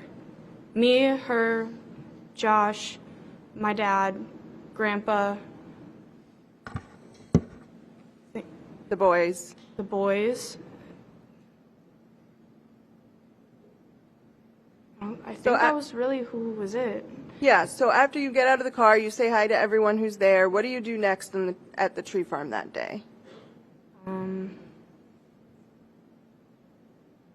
I don't quite understand. So Okay. If you're asking what I was doing, I was hanging out with my little brothers. okay, and were you hanging out in the barn? Were you hanging out in the fields? Where exactly were you hanging out We with were your brothers? hanging out in the vehicle. You were hanging out in the vehicle? We had went back to the vehicle, and then we ran around out in the field. The tree farm's pretty big. There's a lot of things for kids to do there, so, we just ran around, explored. I don't know. Yeah, so you're out and about. You're not playing in the car. No, not necessarily, no. You're out on the whole tree farm, which it is big. Lots of things to do there. Yeah. And so then after you're playing, hanging out, do you all get dinner together? Or do you go back in the car and go back to your dad's house?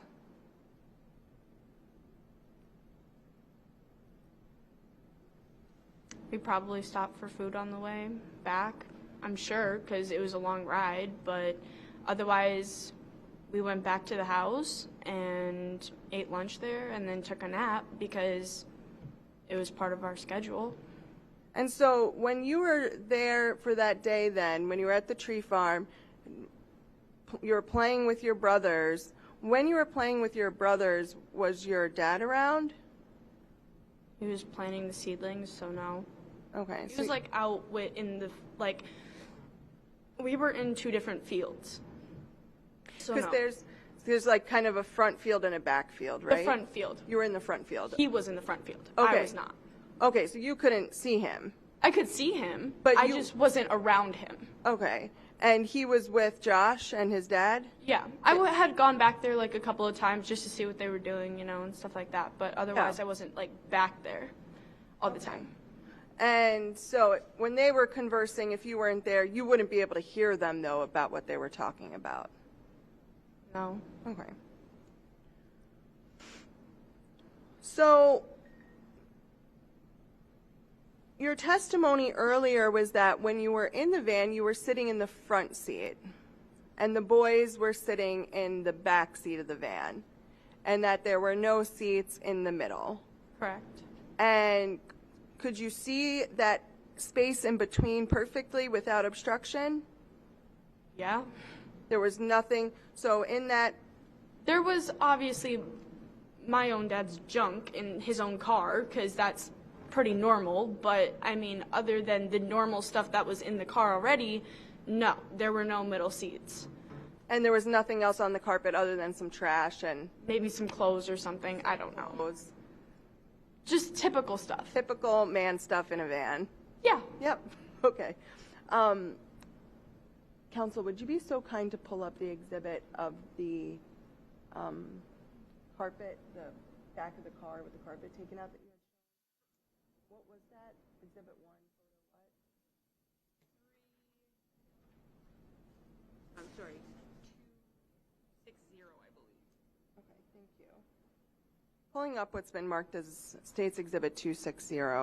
States Exhibit 1, number 260. Thank you.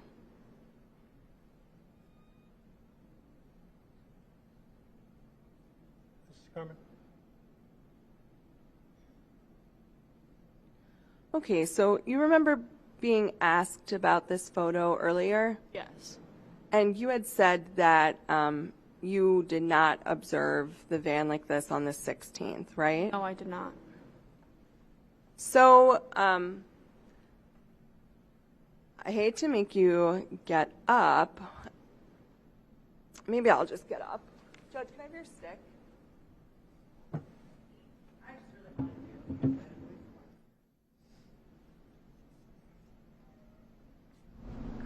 Thank you. Okay, so if the back seats were in, they would be locked in right here. Correct? Yeah. So if the seats are there, you're not necessarily going to be able to see directly underneath. No, there was carpet underneath there. You could see completely underneath. I could the see seats. completely underneath the seats. That seat was not like that. Okay, and you're saying that there was nothing in this area, No. just open. I mean, besides what my dad's stuff was in his car, no. There was nothing out of the ordinary. So where was the chainsaw? In the trunk. Where in the trunk? The back seats are back there. No. The trunk cuts off right behind those seats. So there's enough space with the back seats. The click, the back seat, stops right where you're Right pointing. there. So you're saying the chainsaw was right here. Correct. When did you see the chainsaw? And I'm good with that exhibit. Thank you. Thank you. When we had gone to the tree farm, I noticed that my uncle, grandpa, and dad were exchanging or fixing his, so that we had brought it there to fix the chainsaw. At the same time, my dad was also cutting down trees in his yard, so. So, you remember speaking with detectives on multiple occasions, right? Which one? I'm just saying, it was not just one time that you spoke with detectives. There were multiple times. Yeah. The first time was when you and your mom went to the police department on May 19th, 2020. That was the first time, right? You guys went there together? I'm not sure. I've met with so many different people and talked about this situation with so many different people. I probably couldn't even recall any of the times that you're about to ask me. Okay. But the first time, so then do you remember it wasn't until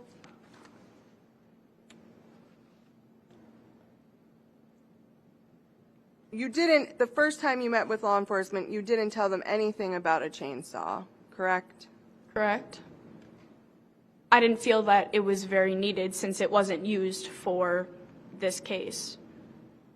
So you said, though, that one of the times you talked to detectives that while you were at the farm, your dad never took that chainsaw out of the van.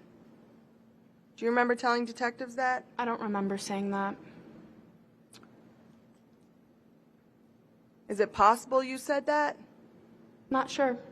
So what happened then? Maybe if you could explain now. Did he never take the chainsaw? No, he out of the definitely van? took the chainsaw. Okay, so He definitely brought it into the barn, and they were fixing on it and doing chain stuff on it and seeing what was wrong with the chain. Oh yeah, I remember that like the back of my hand. He definitely took it out of the vehicle and brought it into the barn. so then you wouldn't have said that he never took the. No, like I said, I did not say that. You did not say that. That would be a lie if you said that. Objection, to call something a lie would be to characterize. Lie is one form of I will inaccurate rephrase. statement. Go ahead. Thank you. That would be an untrue statement. Same objection. Well, inaccurate. That would not. Possibly. Okay. I'm not sure. It's not what you saw. I'm saying I'm not sure, but I do remember him bringing a chainsaw to the tree farm and him taking it out of the van and bringing it to the workshop. And do you remember saying that your dad was wearing flip-flops when he got to the tree farm, and that he then changed into your grandfather's boots when he was there? I do remember saying that, actually. And your dad wore flip-flops All the time. All the time. Even in, like, weird weather where... I mean, snowing, sleet, heavy packed snow, he's wearing sandals. There's no question. Even when it makes literally No sense? Yeah, sandals. Yeah. Rain, snow, like you said, everything. Yeah. And a lot of times, too, he would wear these sandals and then change into different shoes when he was at the farm. He always had other shoes. He just preferred to wear his flip-flops if he was running in and out of somewhere, or just anything simple. My dad was very simple, so for him to wear flip-flops all the time, it was just easy for him. Yeah. And his being simple also translated to his style, right? I guess I'm going to object to questions about the defendant's style. It seems irrelevant. The state talked about everything he was wearing. That's where I'm going with this. Well, whether it was fashionable or not would be irrelevant.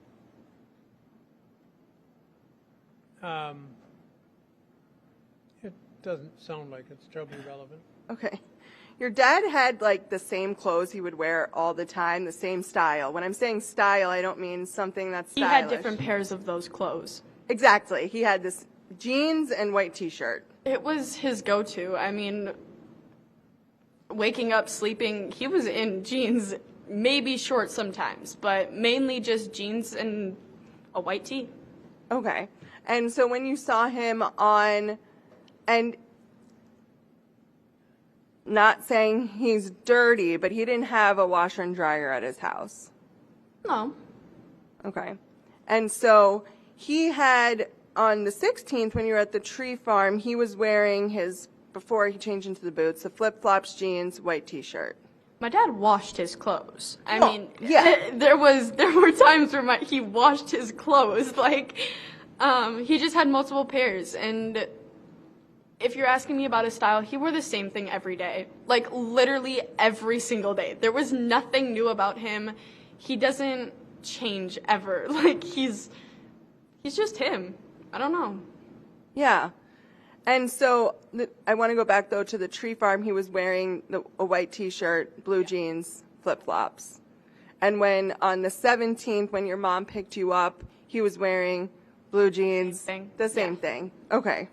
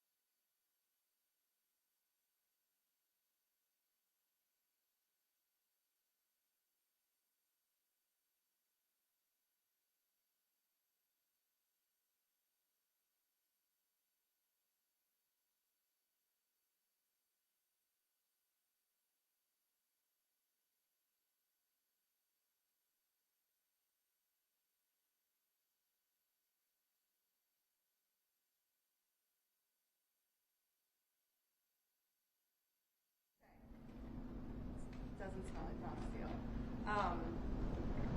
Exhibit 300, Defense Exhibit 300.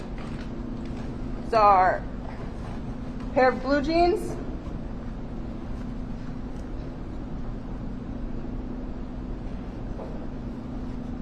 Why does that not seem like my dad's size and know those are not his? These aren't his?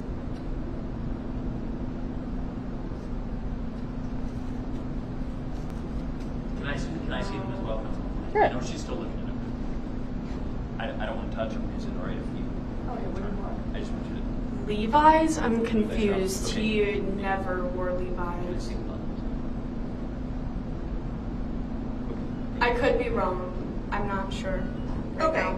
It's Right. also been a while, so I'm not really. And I didn't think you'd memorize like each article. On the witnesses. You didn't. Yes, You sir. didn't Let me memorize. ask another You question. didn't memorize each article of your dad's clothing, right? Not like that. I mean, once you kind of know him, you're just like, yeah, he wears jeans and a t-shirt. Like, I didn't really focus on brands like that. Do these look similar to jeans your dad would wear? The pockets do. The back does. The back does. For sure.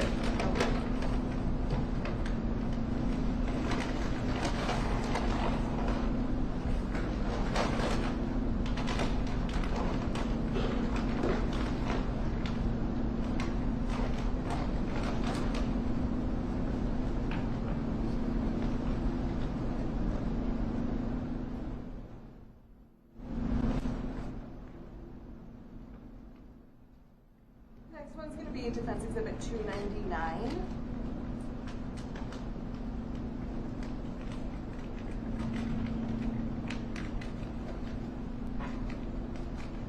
This is an aside to you attorneys. The written material you just received, I did not make any observation. That was sent to the clerk, and I provided copies to you.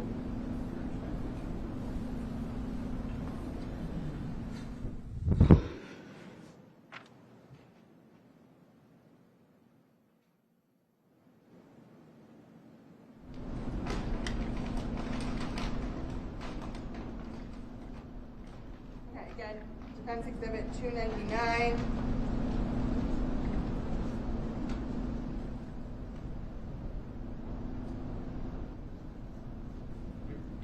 Is it a question? White t-shirt. But Looks like a white t-shirt your dad would wear. No, it does not actually. Okay. His Why? t-shirts I actually did pay attention to. His t-shirts were a different brand. So to me that does not look like his t-shirt. But you said before you didn't know every single article. Of I have clothing his he t-shirts. I have pairs of his t-shirts, which is why I know why. But you What his don't- t-shirts are. You don't have every single one of them. No. Okay.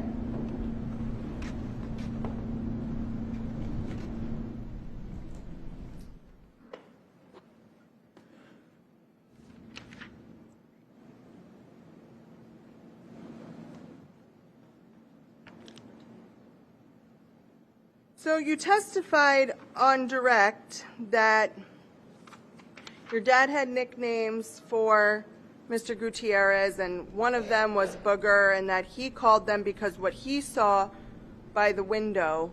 But you also testified that you were right there by the window. I was. So were you able to see After. that too? After. So you weren't there the whole time?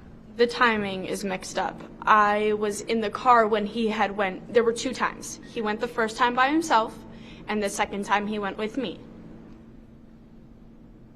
Like up to the house. Same night, 2 different times. Where were you in the vehicle that you could see everything that Mr. Anderson was doing?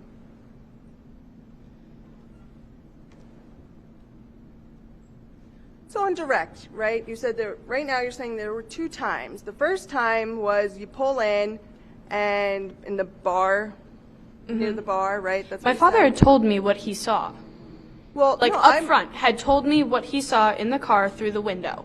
If that is your question. I was not standing next to that window when he was looking at Mr. Gutierrez the first time. I went up the second time.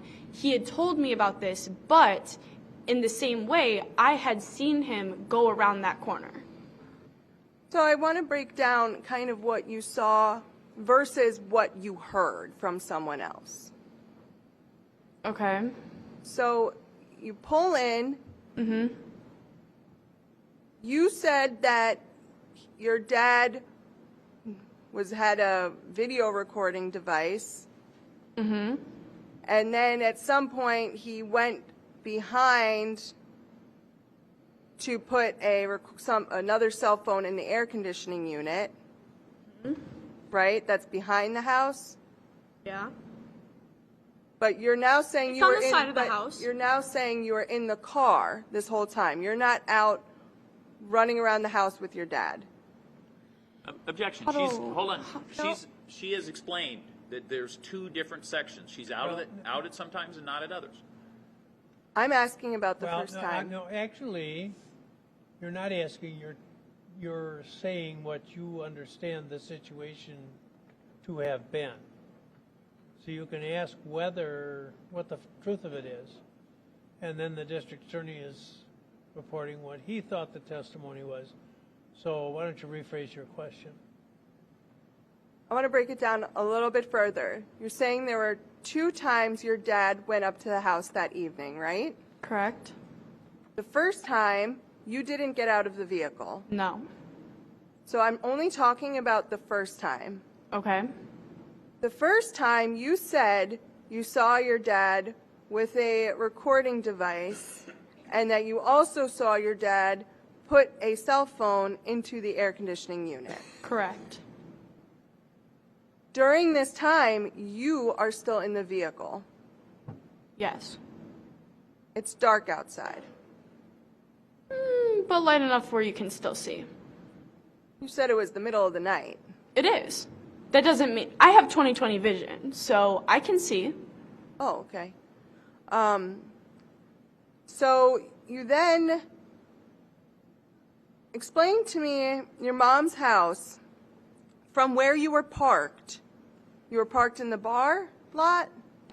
Yes. And were you sitting in the front seat? Yes. And you were in the van? No. You were in the Audi? Yes. So you're sitting in the front seat of the Audi. Which way are you facing? We are backed up. So me sitting in the car, I am facing the tail of the car. I'm looking at the house. When Dad left the car, I was looking to see where he was going, what he was doing. So you're facing the house. What wall of the house are you facing?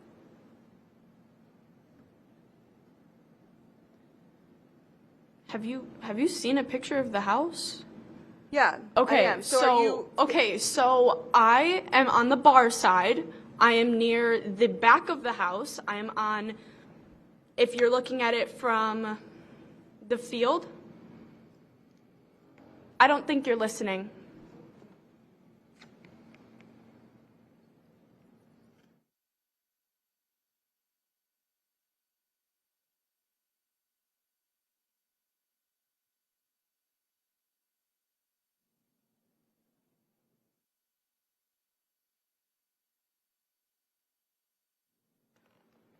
So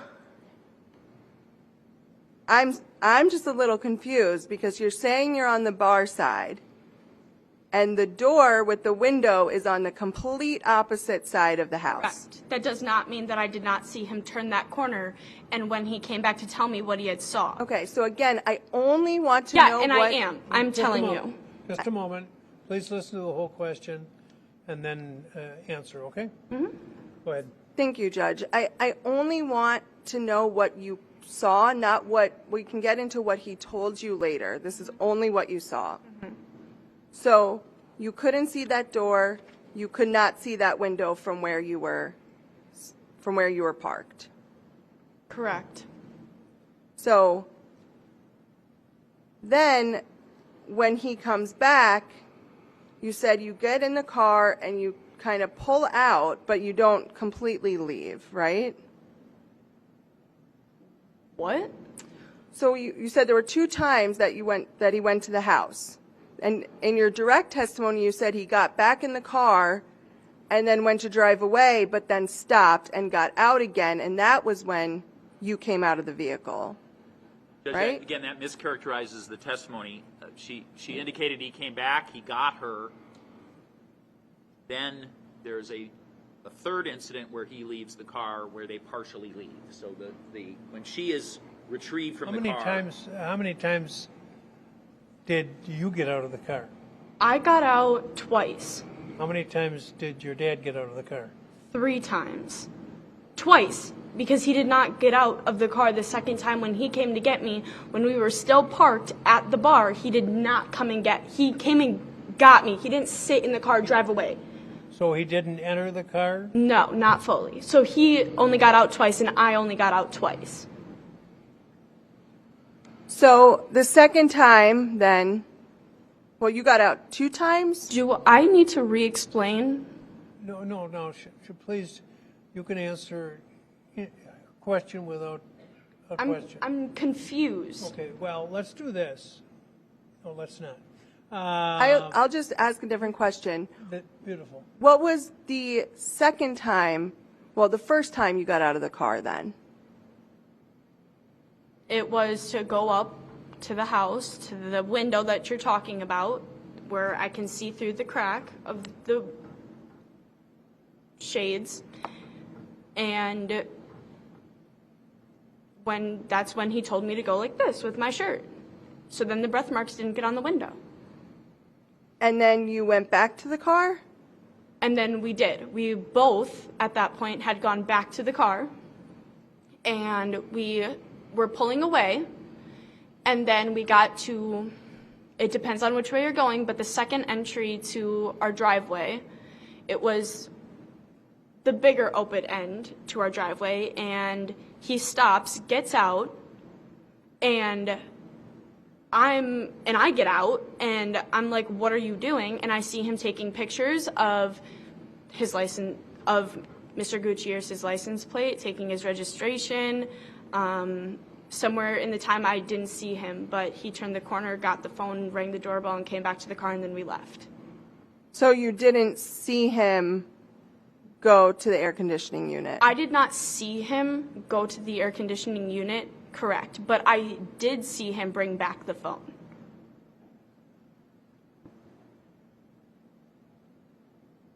Did you see him go to the air conditioning unit that first time? Yes.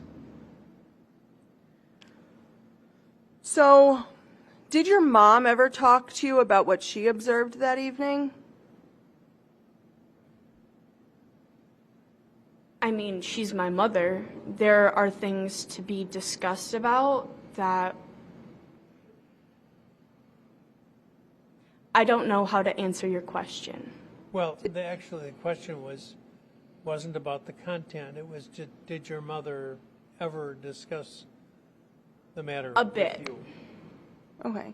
And when did she have that conversation with you? Was it A while close? ago. It was close to that time. Yeah. And she told you that she thought it was your dad. No. No. No. I knew. Well, I'm saying, what did she say? I'm not asking what I already you knew thought. everything that my mom knew. She wasn't telling me anything that I didn't know already. Okay. And do you remember telling her that you actually weren't there? I do remember telling her that. I did. And that you just knew what had happened because of a video you watched and from what your dad told you? Yes.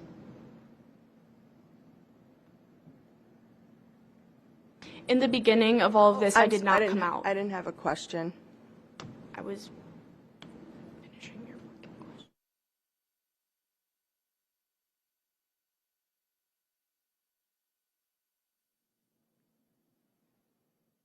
A conversation with you about how she was worried her friend was missing, right? I didn't hear the last 4 words. About how she was worried her friend was missing, right? All right.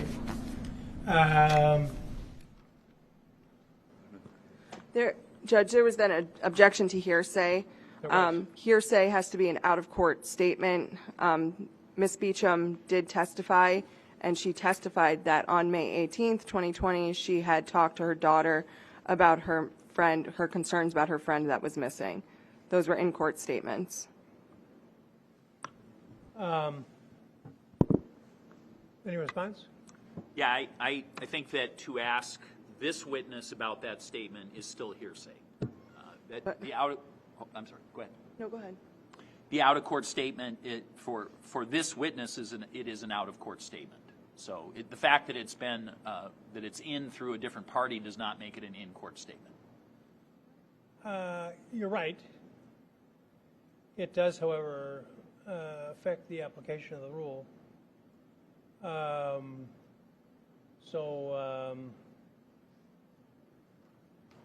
The objection's overruled. All right. I'm not, okay. I don't think there's an exception, but I don't want to belabor it, Judge. I do want us to continue, so thank you for the ruling. I do have one other matter. So the court provided the parties an email. Mine, it appears the communication to you was at 11:31 a.m. I think. Well, just so it's clear, it did not come directly to me. The clerk got it. Did you get it as a forward, or was that sent directly? We did. Okay. Okay. So yeah, mine is headed your name. That's the only reason I indicated it was provided by you. The message, as the court is aware, is that Court TV showed a clip where the defendant used his two fingers and placed them over his lips as his daughter was testifying to suggest to not say anything. We are aware now Court TV has played this clip multiple times. They have even slowed it down to be sure that their viewing audience was able to clearly see what happened, the gesture. So we have a copy of what they have played, but there are commentators who are speaking over it, so we cannot tell what the specific question is that it's in relation to, which I feel would be important to the court to know context. It certainly would be important to the state. We have asked Court TV, who have indicated that if the court orders Court TV to provide an original copy that does not have the commentator's voiceover, that they would provide that pursuant to the court ordering that in this courtroom today.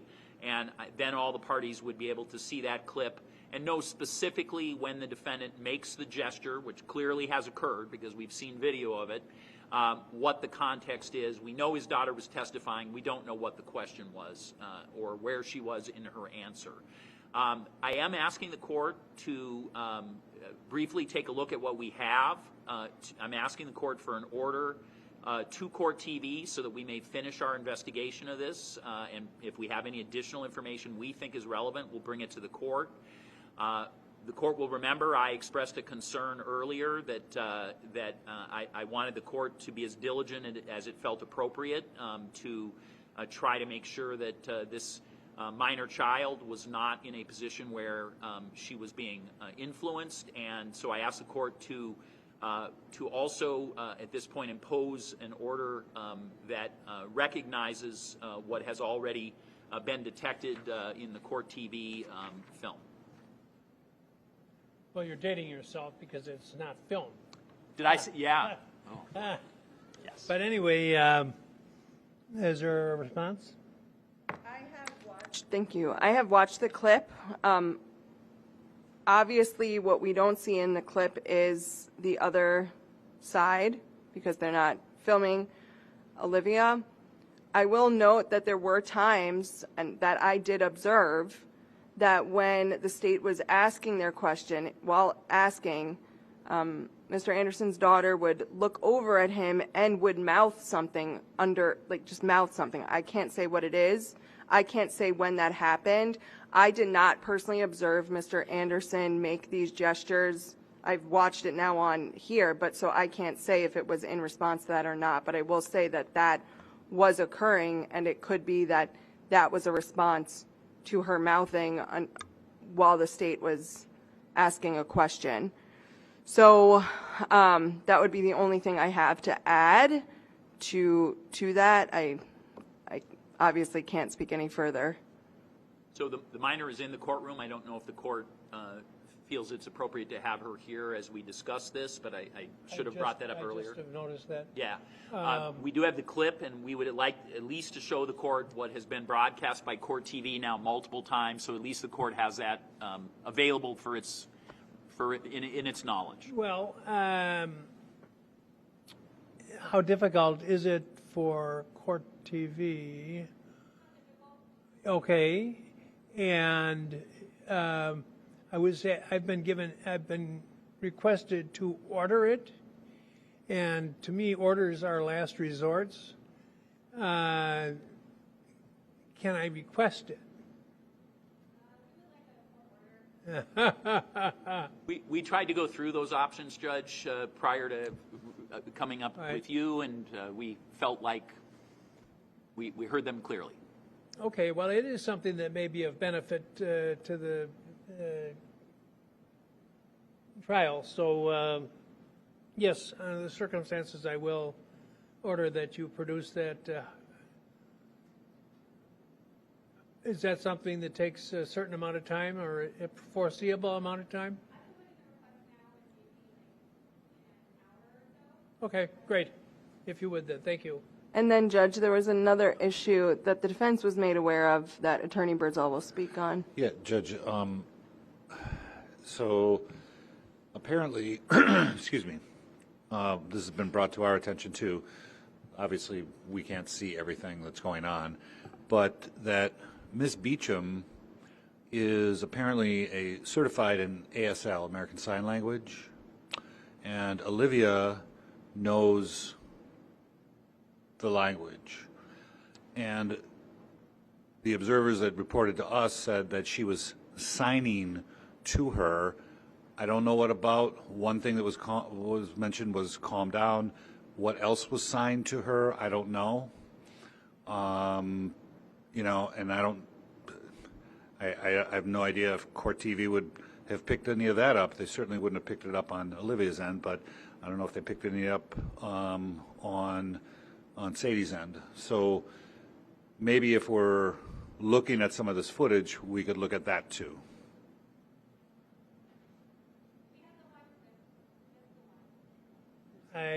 I'm sorry, I did not hear.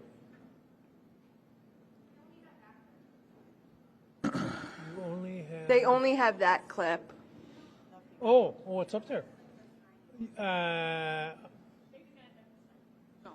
So I want to report to the court what I know about this, just in terms of reaction. So Sadie Beecham indicates she is not a certified American Sign Language interpreter or a person of that sort. And most importantly, the minor child indicates she does not know that language. So she is not somebody who has that in her ability to understand. I'll permit you to examine either or both if you want.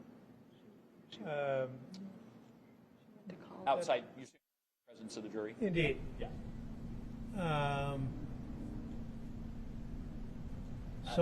Ms. Beecham also denies that she did any of that. So. All right, let's start one thing at a time. Can you run this? Yes.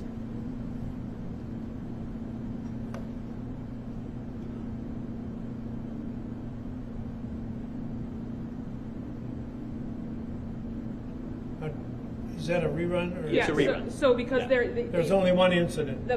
well, that's the one that they were playing on Court TV that we were made aware of. I don't know if there are others, but that's the one. And then I would play it with sound, but it's pundits talking about what's happening. It's not the.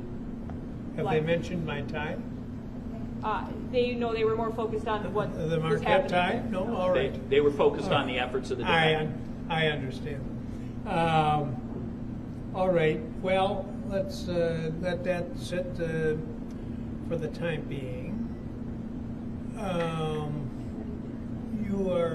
If you wish, you may examine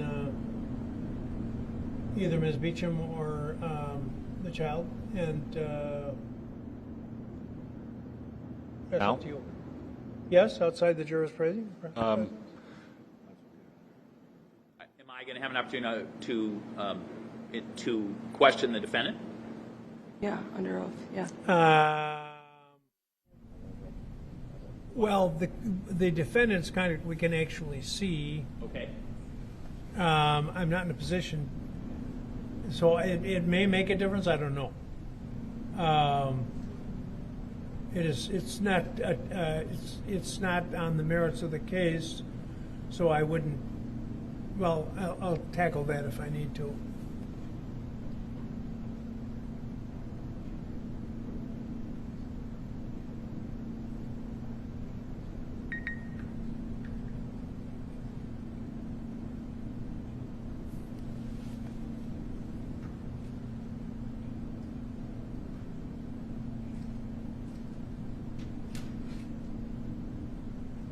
Yeah, we might as well make a record of it, Judge. So I don't have so far the source of this allegation. Counsels have represented to us that they have received this allegation. I have not seen this allegation, so I don't know. When you say this allegation, you're talking about Ms. Beecham? I'm right. I'm talking about the one that has been forwarded by the defense table, and I assume they are not. I understand them to not be direct witnesses. They are simply recounting something that has been reported to them. Who are the informants? Yeah. So as members of his family. Okay. Sitting in That the they gallery. observed it themselves here in the Yes. courtroom? Yes. Okay. And have evidently reported that Ms. Beecham is a certified interpreter of sign language, which we have told the court is not true, and also have evidently reported that that the minor in this case knows sign language, and she says she does not.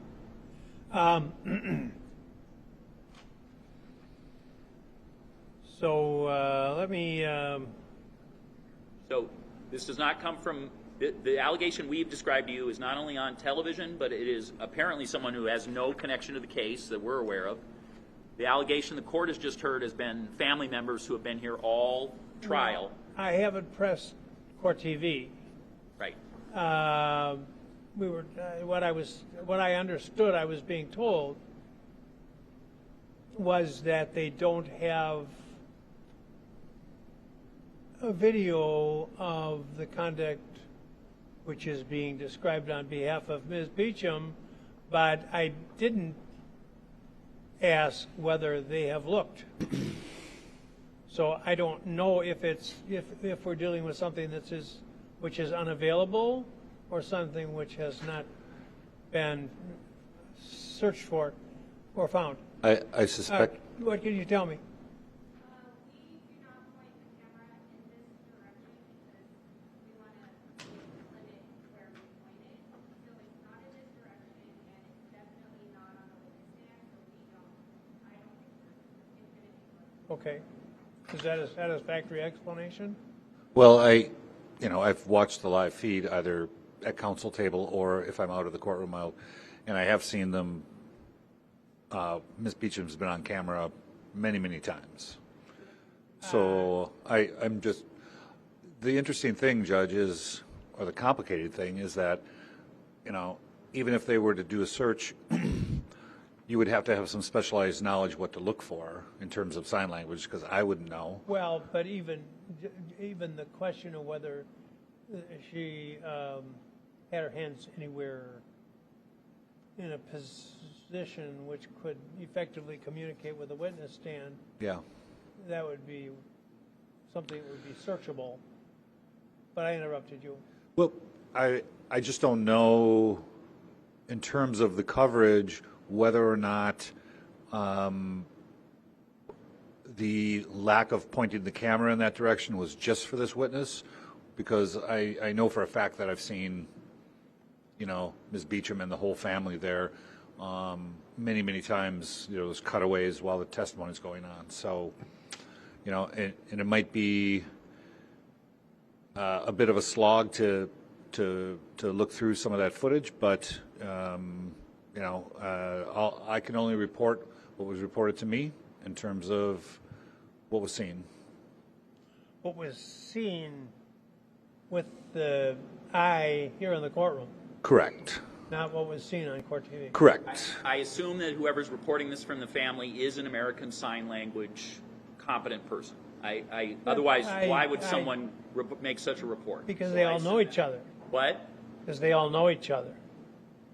Sure, but I mean, this is a serious allegation for somebody. No, I'm not trying to minimize the allegation Yeah. at all. I'm trying to me, the awareness of whether American Sign Language was used could have come from the fact that these people all know each other and think that she is an interpreter or conversant with that language. Right, but as least as the attorneys reported it to me, and please correct me if I'm wrong, I was told that the allegation, and it wasn't shared with me, it was a family member until now, but the allegation was that specifically this person reported that they had seen Sadie, the mother, who is a certified American Sign Language interpreter, interpreting or flashing signs to the minor on the stand, who also knows sign language. This is what was reported to me. What? And one example was calm down, but it was said in the plural when it was said to me. So for someone to say, for someone to take the leap and say, this was American Sign Language that was done over there, I assume it's a person with some competency in that before they would make such an allegation. But I don't know that. I'm just suggesting that is my... Is it a person who has competency in this language so they know what these signs are? Now, if I wouldn't join in your assumption, and I'm not saying it's wrong. I'm saying, to me, if they know Ms. Beecham and have spent time with her over the years and are familiar with whether she speaks French or German or American Sign Language, then that might affect what they would report to you, but I don't know. But we're getting way off track here.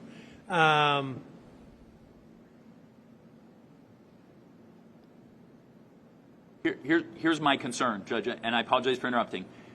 We have reported to you something that has been nationally broadcast. The court's now seen the film. You've also heard reported a family member of the defendant, in what at least now seems to be highly speculative information, and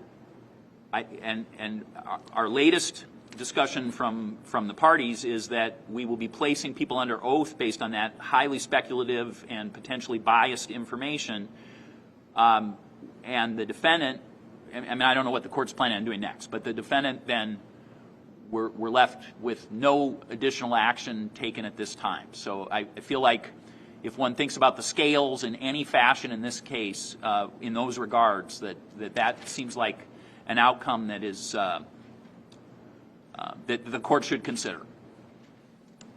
And I never said I wouldn't consider it. I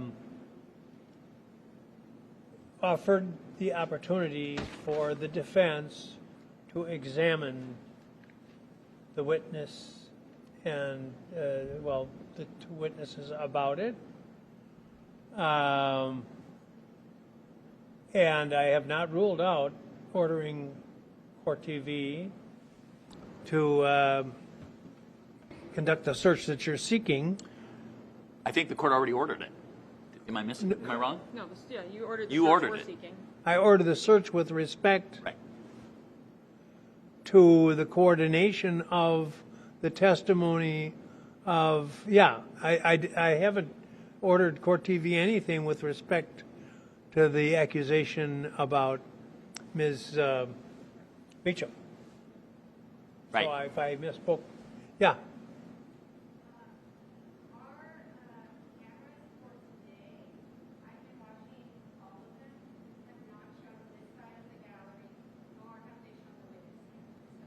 Okay. That was when you were talking about having seen other instances where Beecham was pictured. I agree with you because I saw one or two myself, but I wondered whether they do things differently on different days, and I'm sure they do. And she's nodding yes, they do.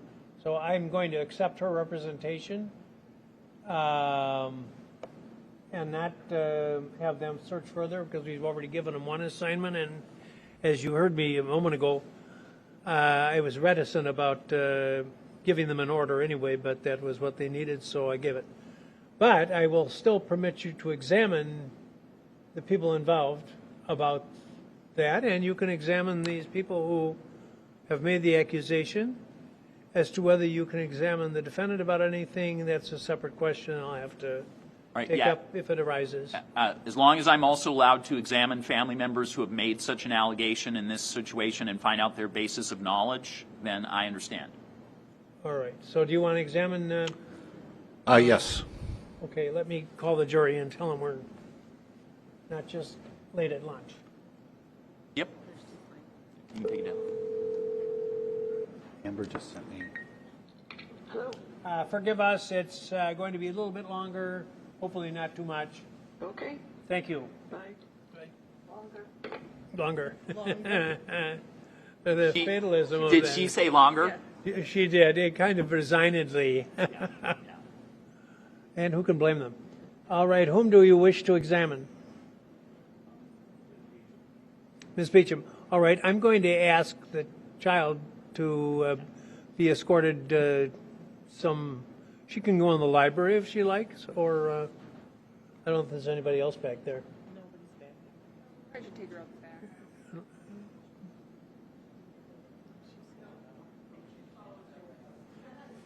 the back. Would you come up, please, Ms. Beecham?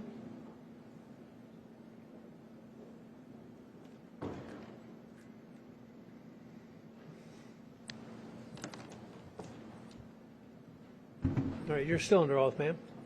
Please be seated.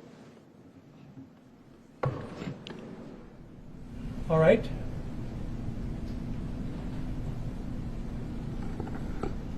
Ms. Beecham, I want to ask you about your employment. Do you work as a care manager / social worker? No, not anymore. But you did. I did. For Community Care Incorporated at UW-Milwaukee? Well, those are two separate entities. One's a school and one is a agency that I work for, yes. So, Judge, I'm just going to ask, are family members currently texting defense counsel questions to ask? No. Can I ask if that's occurring right now? The court ruled that there's no cells to be taken out of pockets, so unless they're pretty efficient at texting, Okay. I would assume I mean, not, I see but that if they are... counsel's reviewing his phone. Apologize. All right. Yep. So, I'm sorry, can I ask one other thing? Your courts excluded this witness, so whoever is the individual who made this allegation, I'd ask they be excluded as well. That makes sense. Okay. So.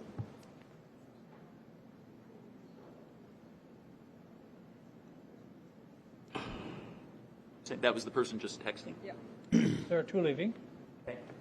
He wasn't texting me, so just relax. Thanks. I'll try. So from July 2011 to December 2013, did you work at the Deaf and Hard of Hearing Mental Health organization as an employment specialist? No. It was called the Threshold Incorporated in West Bend. I think you're looking at possibly a resume or something, and you are kind of mixing up the places. So. Okay. Did you attend UW-Milwaukee? I did.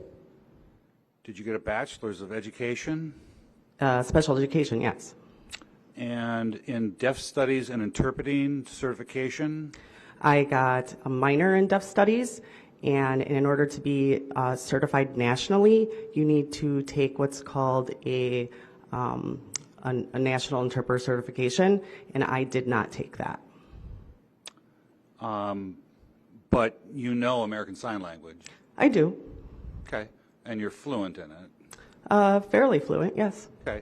And you taught your daughter as a young child and as she grew up how to do it, right? Up until about Olivia was about 2, she knew animals, her numbers, and her letters. So the answer is yes.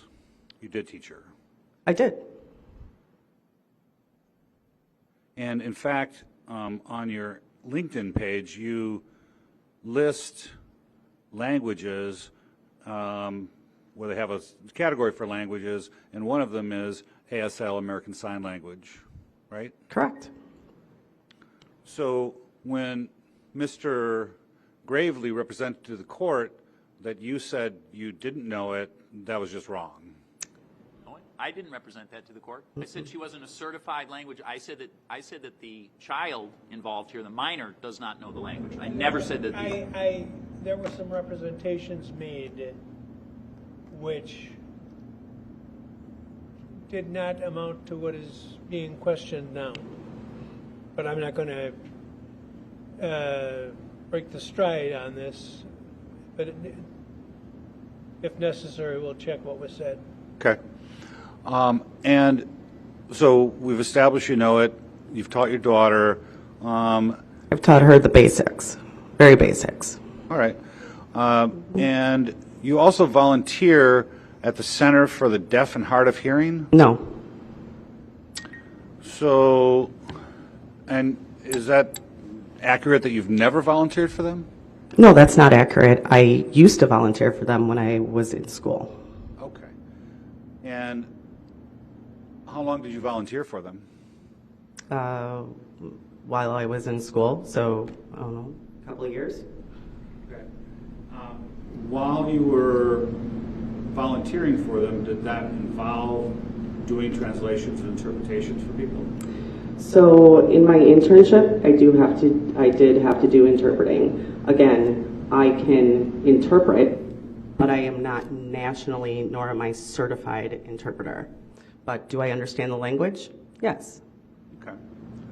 And so, obviously, you've heard this discussion, so I'll ask you, while your daughter Olivia was on the stand, you had a sight line to her, right? You could see her clearly? I was trying actually to not look at her, and I was keeping my eyes focused over at That was not the the question defense. that was asked. Oh, so, no, I was not directly looking at her. Did I have a sight line? Is that what you asked? That was my question. Sure. Okay. Yes. So you could see her, she could see you, right? I can't speak for her if she could see me, but I could see her. Okay. And so so just the real obvious question, were you signing her instructions about what to say or anything else? No. My hands were below the pews. Okay. Were you communicating with her in any other way without your hands, either facial expressions or whatever? There was a moment where she got a little sassy up here, and my initial mom response was to go, shh, shh, shh, shh. So if I did that, that would have been the only thing that I can recall I did. Okay. And so to your recollection, your hands were below the level of the benches the whole time she was up here? Correct. Okay. Would you say that's true as far as you know for the other members of the family that were sitting around you? I can say that the other members of the family are in direct line with me, and so if they saw my hands move, they would be the ones to see it. Okay. Are there other members of the family that are ASL knowledgeable? Not that I'm aware of. No, no in-laws, no cousins, no anybody here? On Zachariah's side? No, on your side. Not that I'm aware of. Okay.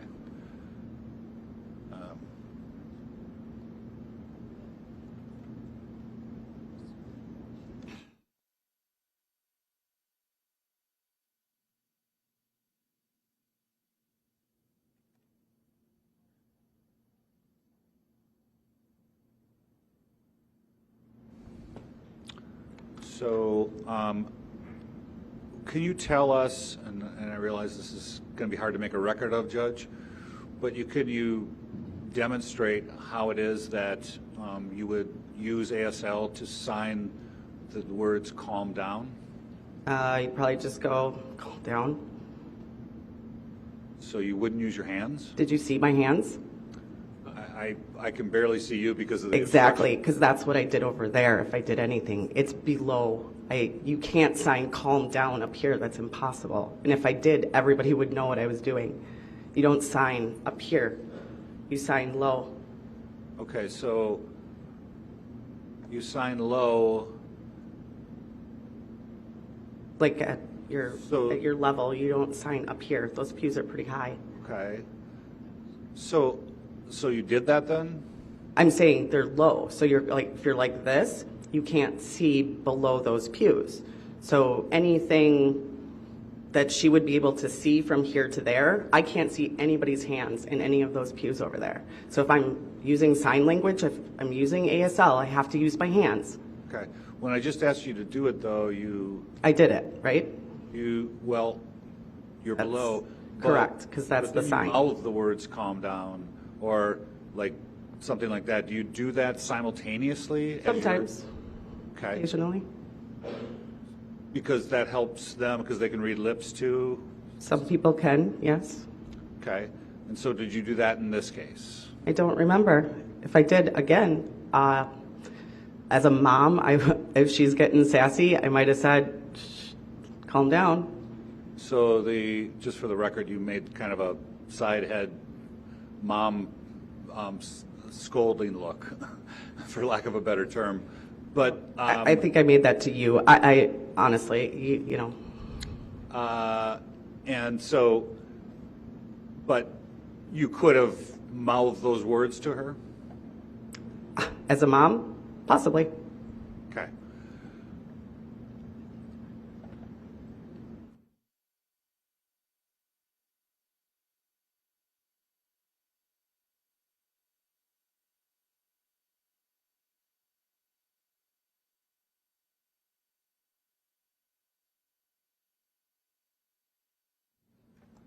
Ms. Beecham, Yes.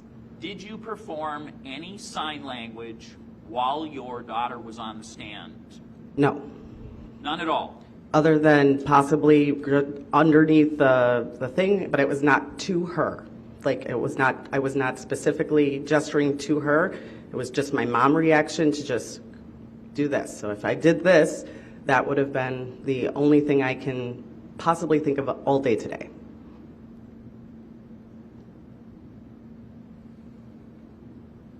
And would your daughter understand any sign language to your knowledge? Objection. Well, I Speculation. don't know, I haven't heard the question. this is the mom indicating what, You don't have to argue it. other than what you've indicated you taught, which I believe are animals and numbers, and did you say letters? Yes. Other than that, do you have any reason to believe that your daughter would understand any other sign language? Maybe a few. She's older now, but it wasn't something that I specifically taught her, like calm down. Nothing else. Redirect.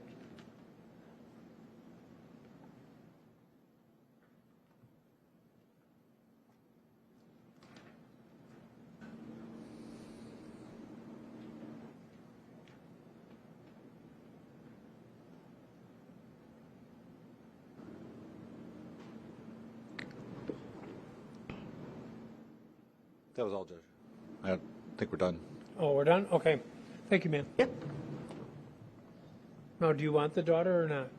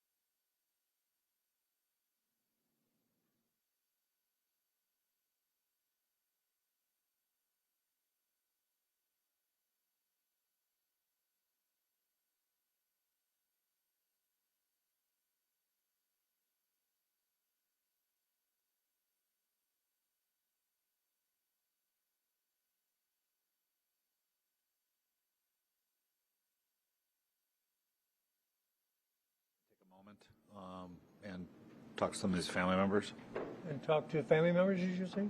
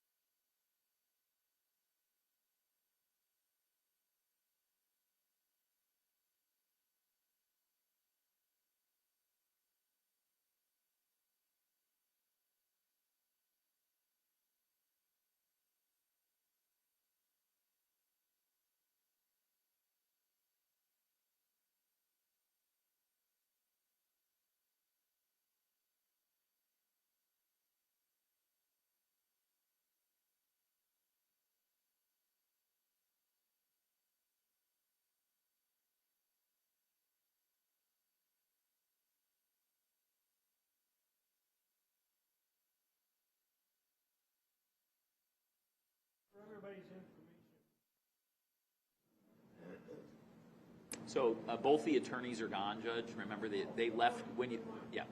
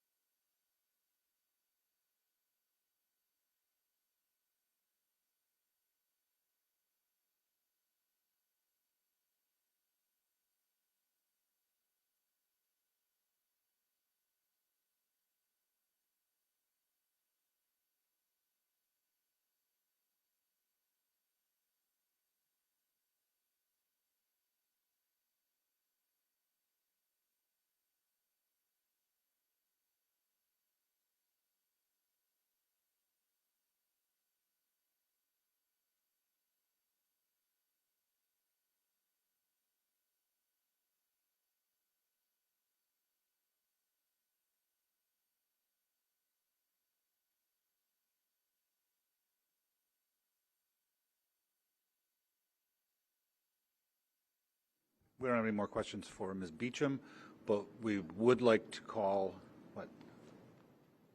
Hold on.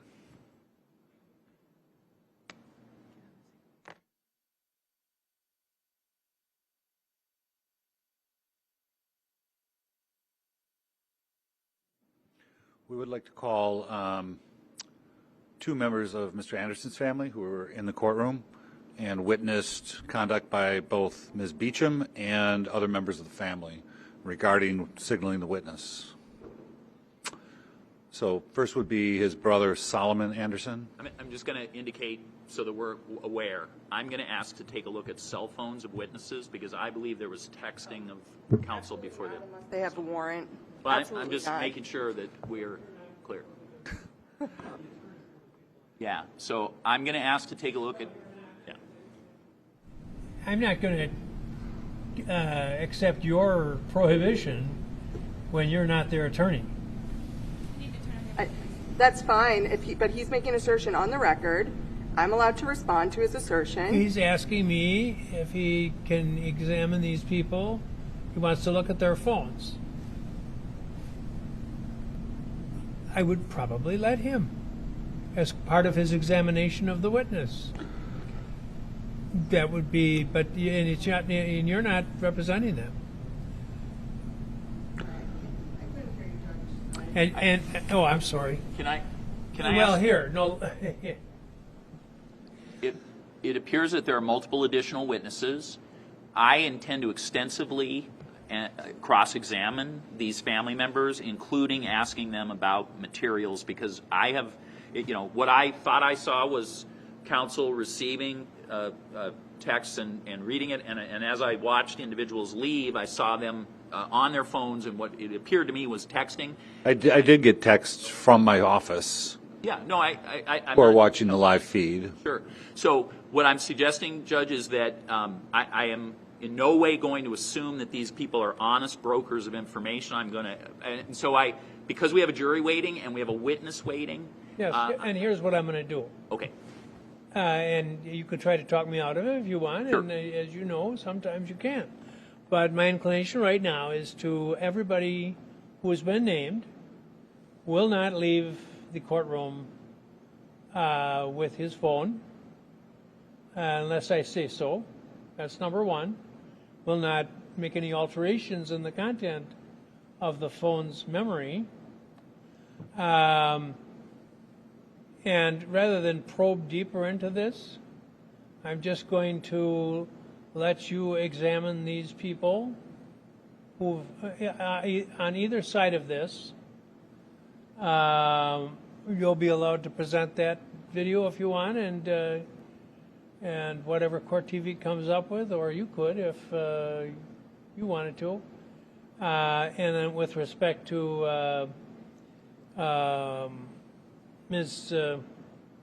Beecham, I'll allow evidence on that subject, all of it to be heard by the jury, because I think it's all perfectly relevant to the case and to their judgments on credibility. Anybody have any reason why that is not an appropriate resolution? So we don't spend any more time outside the jury's presence. Instead, let the jury decide. Respectfully, Judge, before we agreed that we would do this outside of the presence of the jury, I think it's appropriate to continue that. That may be that. what you agreed, but it isn't what I said. I believe it was what the court had said, that we would have we would have a hearing on this issue And we with did. witnesses outside of the presence of the jury. And we did. So any further witnesses are going to be in front of the jury? This jury has been here now. They were told 2 weeks. We're going on, I've lost track. Three. We're going to get to business. I think this is all perfectly relevant. If there's a suggestion that people have been trying to affect the testimony of a child who would be quite vulnerable, then the jury should have that information available, and they can make their own decisions.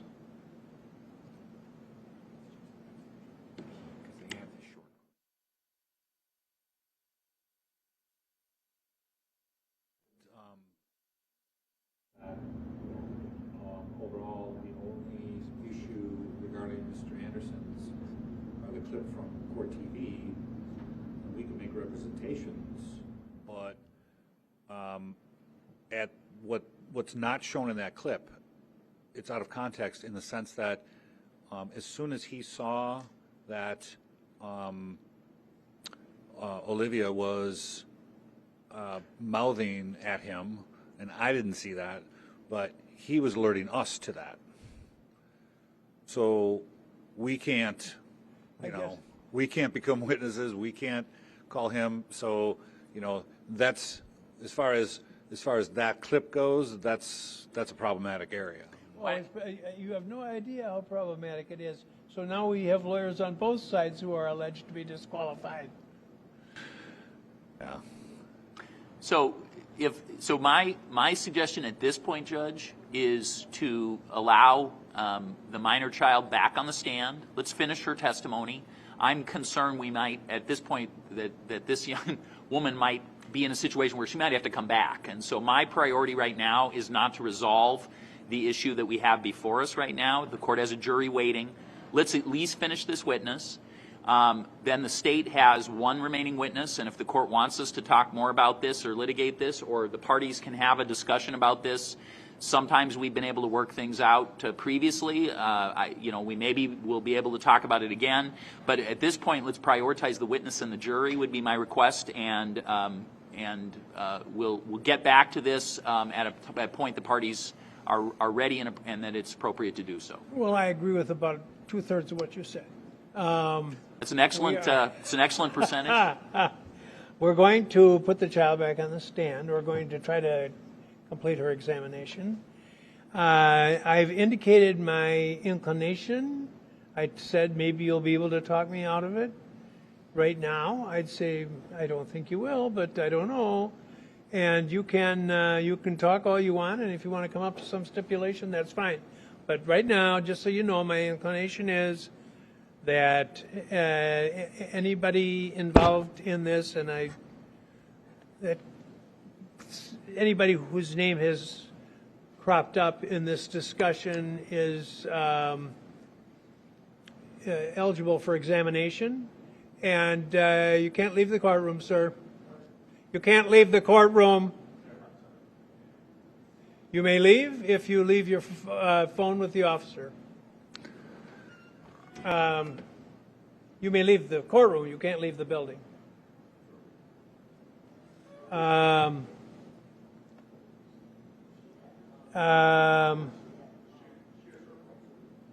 a witness. She's not one of the people who have been named.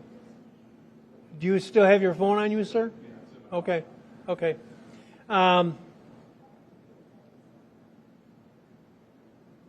So it's fair game in front of the jury.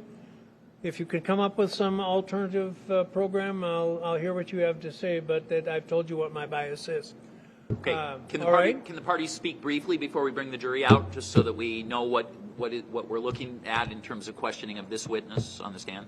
Briefly. Oh, you don't want to? Meanwhile. Oh, no. I'm going to talk. I want to talk to everybody who's in the room right now. I apologize. I didn't. But I apologize.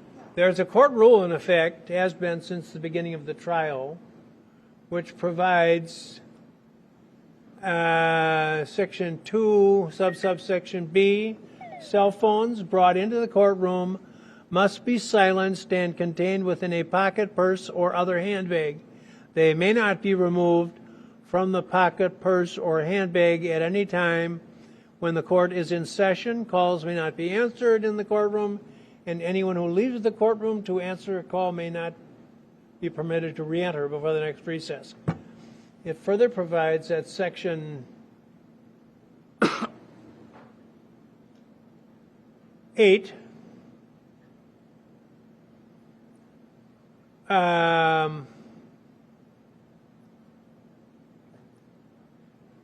violations of this order, Kenosha County Bar Rules, violations of this order, Kenosha County Court Rules, or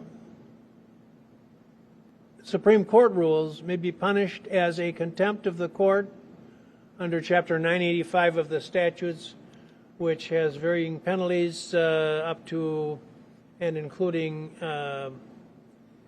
a fine and imprisonment for up to a year. So no phones out of your pocket unless authorized by the court. So you can confirm now. Okay, and that order that the court has done has traditionally not included the attorneys or the state's victim witness staff because, of course, That's we're fine. we're using phones to coordinate Yeah, so that the that's court fine. has witnesses. That's fine. Okay, or the detective representative. That's fine. Had Should we the, go in your library briefly? you may. Okay.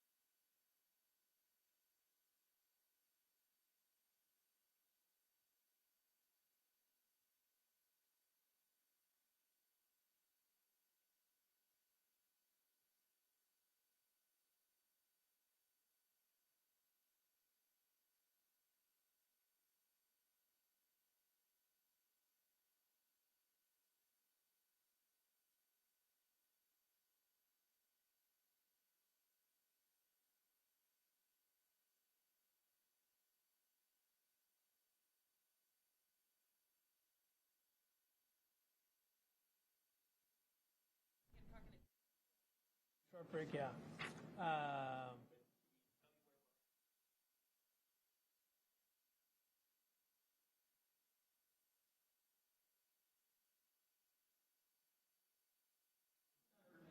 All right, well, give us the report then. She'll put a stamp on there. Apologize. No, I interrupted you. Go ahead. No, I was apologizing to the court reporter. But so we have conferred, and the parties have agreed that neither side's going to be pursuing this anymore, but we would like the court to admonish both sides of this issue to cease and desist if there's any communications or with witnesses, either on the stand or otherwise, so that we can just move on from this. So whatever was done, and we could literally spend the next 5 days on this.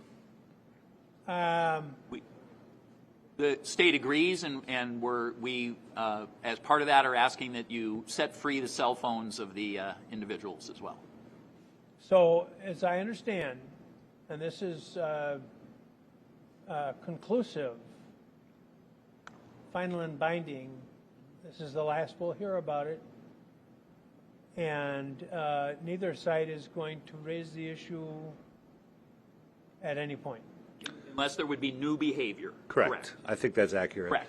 And one other thing, maybe admonish Olivia about mouthing things or to her father, to our client, because that apparently has been going on, and so that's how this all sort of like started in the first place. I think the court could do that outside the presence of the jury. The court could. I totally agree. Yeah.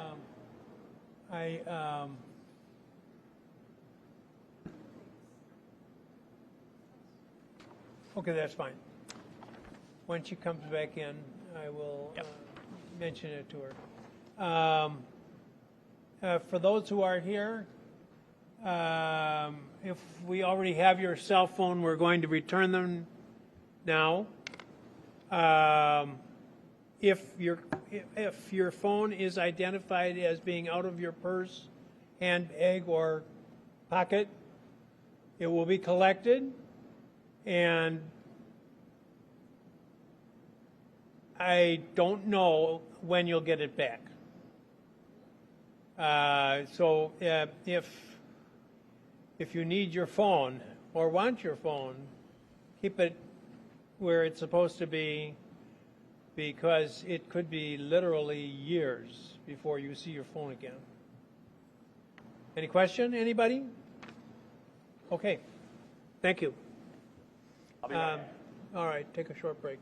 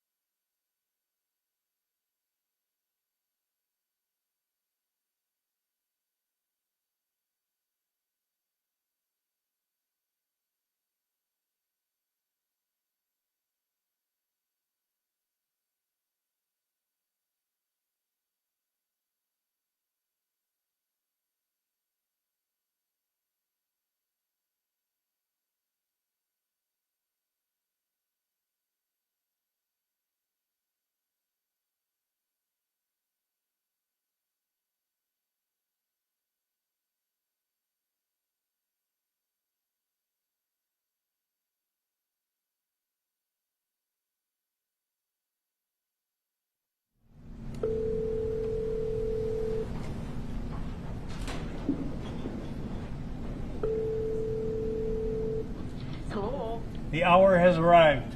Okay, we'll be down. Thank you.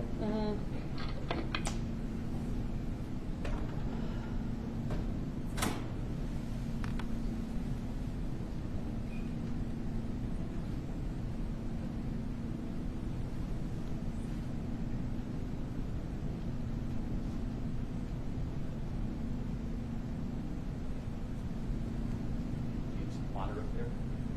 I'm okay. You're okay. Thank you.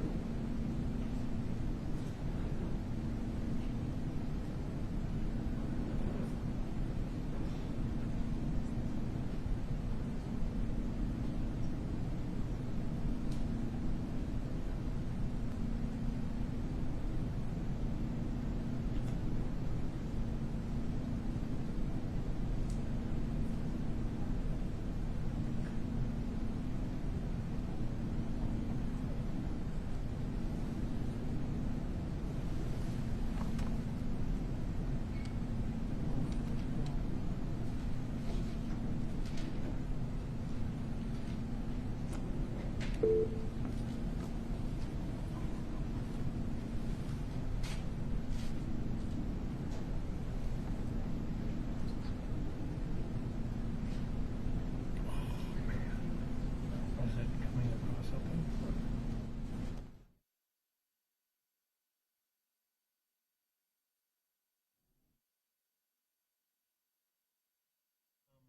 Johnson, a note. The flights to Florida have gone down. With Aaron's help, we saved 100.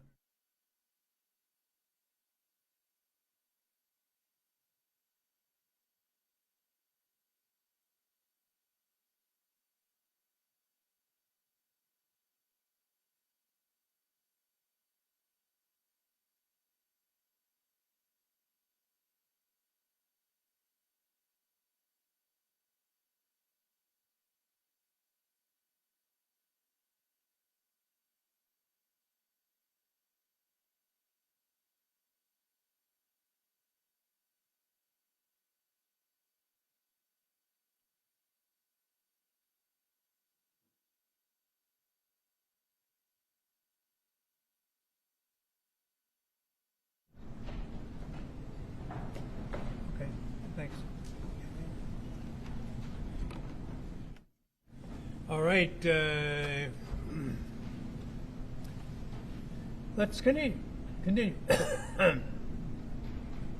Thank you, Judge. I'm going to ask the same question that I asked before. I believe the objection was overruled. I can't remember that far back. You'll repeat the question, though. Yes. Yeah, sure. Yeah. Yeah. On May 18th, 2020, the day before your mom had gone to look for Mr. Gutierrez, your mom had told you that she was concerned that her friend was missing.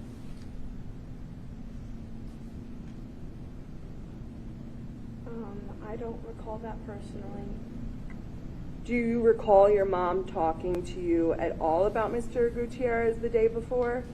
Absolutely not. So she didn't do that? My mother and me never had a conversation about Mr. Gutierrez ever. Except for after. So prior to when your mom went down to Kenosha to look for her friend, she had never told you anything about Mr. Gutierrez? In fact, that day that you're talking about, I was sitting at home. I was doing homework when I kept on calling my mother. I was trying to figure out where she is. She wasn't home on time. And I was just overall just like, where is she? And so when I had called her, she had said, you know, something happened, I'll be home shortly, and then returned about 2 hours later and told me that we needed to go to Kenosha County. Okay, so again, I just want to be clear. Prior to that moment, she had never discussed Mr. Gutierrez with you at all? No. Nothing about him?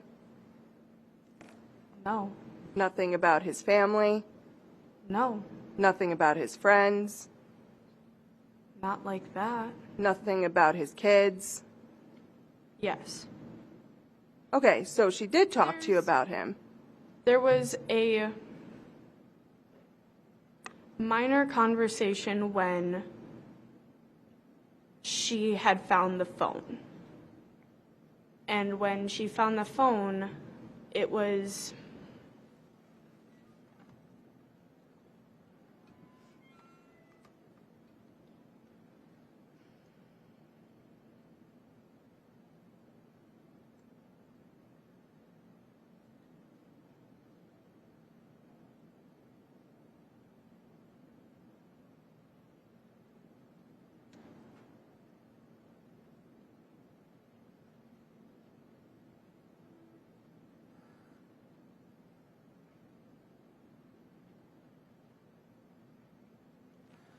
that time was when I told her that I had seen a video of Mr. Gutierrez, and she tried to tell me that he was not a bad person and how he had kids and how that he just wasn't overall what my dad was saying to me about him.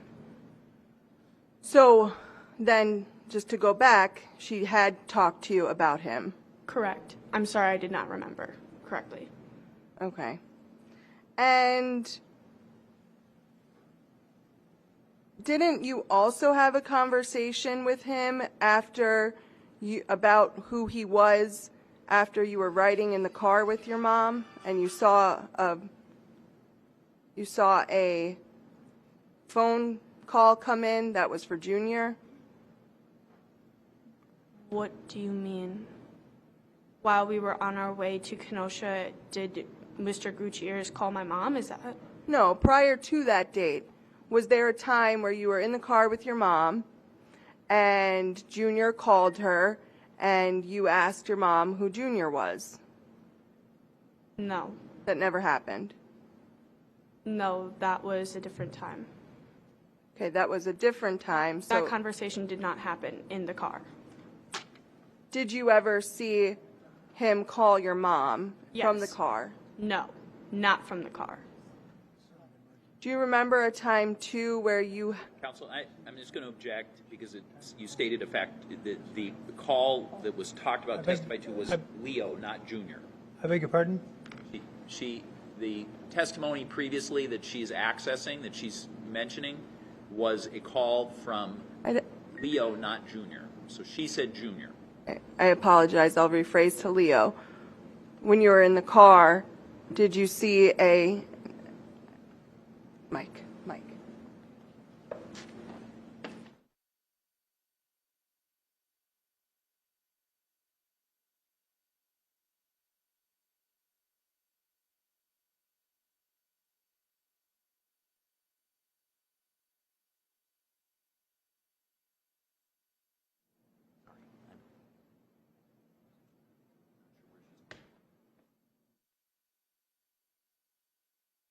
You were in a car. Was there ever a time where in the car someone named Leo called your mom and you saw that? I don't remember that. You don't remember it at all? I don't remember that at all. Okay, because it didn't happen, or you just have no memory of it? I just don't have a memory of it. Okay. You would say you have a pretty good memory, though, correct? Objection. I guess it's speculative. You know, people ranking their memory. Is it relevant? I don't remember what the objection. No, I'm. Yeah. No, I think most people have an assessment of their own memory abilities, and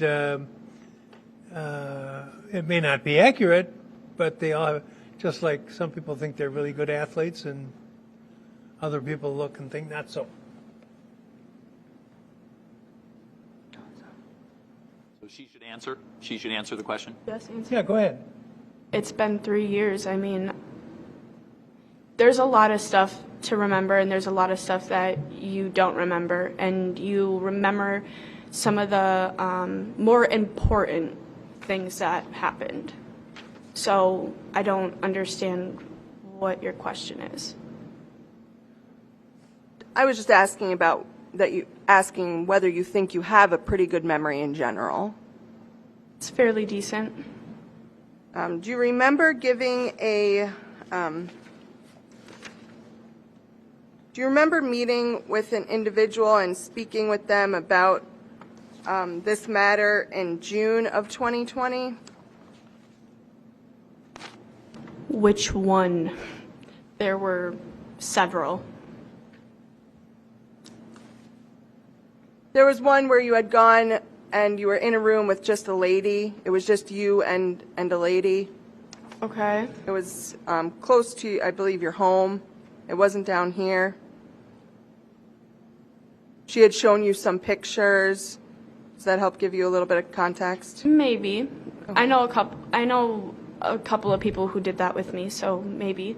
Yeah. Do you remember her asking about what, asking questions about your dad? What do you mean? She asked you a question about your dad, and you had told her that you had a memory about how you were sitting in the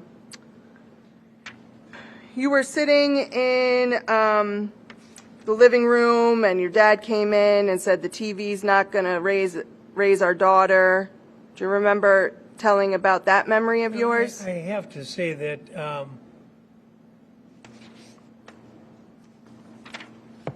if your purpose is to impeach the witness, this is not the proper form of question. It's not. And if you're trying to refresh her recollection, then you can use a refreshment device. Okay. But what you're doing now is kind of a... Sure, I understand. It's just it's a video, so I'd have to play the video.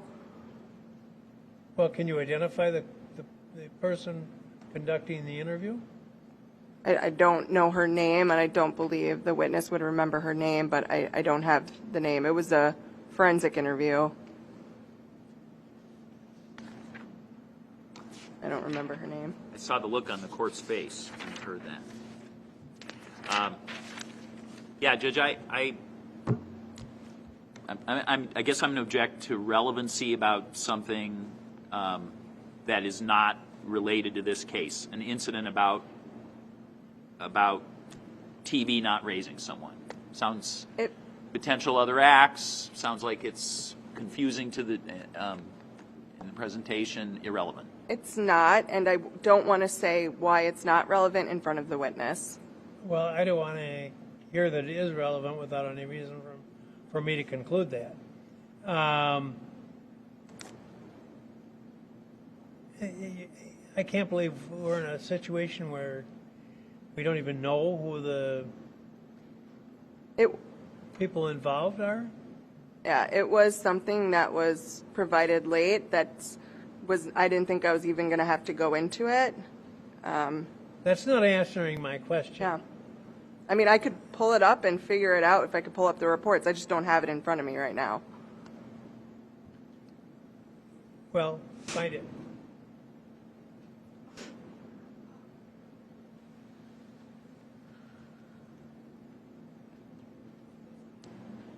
Do you know, Ms. Curious? It is a forensic interview. It's a. Well, what does that mean? It's one of those CACs. Yeah. Yeah. So we don't know who's involved, or it's an out of county individual in a different county who is conducting an interview for entirely different purposes, is my understanding, and she's asking questions regarding other topics, and I fear that there's no written record of it? No. It's a video, but... And there's no written record of it? Correct. There were no reports provided to the defense about that. It was just the video. Again, it's document. It's an item that came from out of county. Try to dig it out. I am, Judge. I have it. So... I have it here. I'd have to play it to see if I can hear the name. Can I go in the back? Are you familiar with the particular interview that she's basing her questions upon? I am. I'm familiar with what she's asking me. No. You what? I'm familiar with what she's asking me. Yes. I understand what she's asking. All right, try again.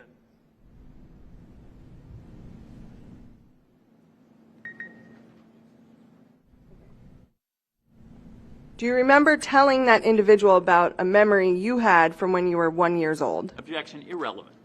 Irrelevant what she thought, what happened when she was 1. Nothing to do with this case. It doesn't seem to be relevant. Again, I'd be able to explain it. I do not want to explain it in front of this witness for very legitimate reasons, Judge.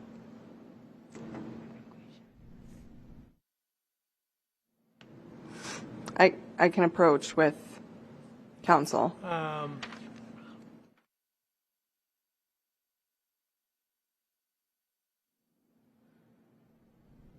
You lawyers and the defendant and the witness go in the library and have briefly tried to get to the point we need to get to. And the witness. Want the witness. I'm confused. I don't want the witness and the defendant in the same room.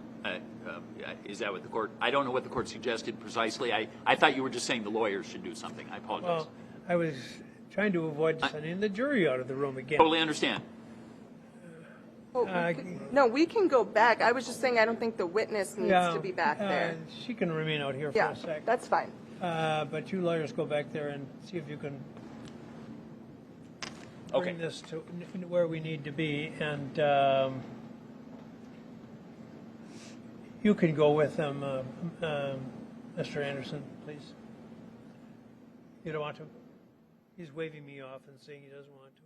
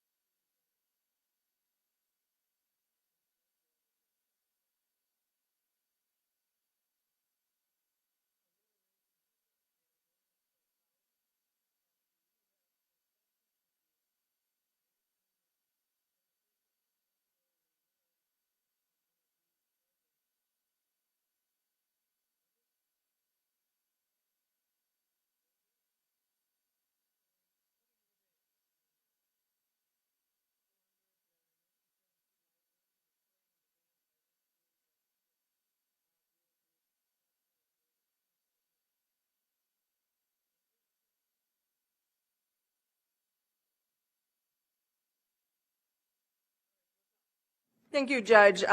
Because of potential issues down the line and what the state then would try to get into, and we've decided to not go down this road and to move on. Any comment on that? Counsel can make her own record about what happened. She's indicating she's not going to go on. So that's right. fine. Thank you. So after, so before you talked about how you never talked about your mom about who Leo Jr., Mr. Gutierrez was, but now we've heard there was a time where you were in the car that Leo called and you had a conversation about who he was at that point or soon after? So the question is argumentative. To indicate she first said something and now she's saying another is an argumentative question. Well, it's overall. You can answer. Repeat your question. I don't understand. Sure. So you're in the car. You see that this phone call comes in from Leo, right? She indicated she did not remember that. Objection, that's been asked and answered. Yeah. I thought she Well, said. I thought she just nodded her head yes. Did I see wrong? No. What? What's I don't remember that. okay? Well, and I apologize, I thought previously you said you did remember receiving that call, so that you don't remember happening. No.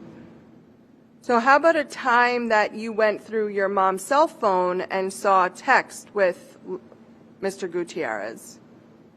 What are you asking about that time? Did that happen? Correct. And then you confronted your mom about him then, correct? No, I did not. You didn't have, and she didn't have a conversation with you about that? No. Okay.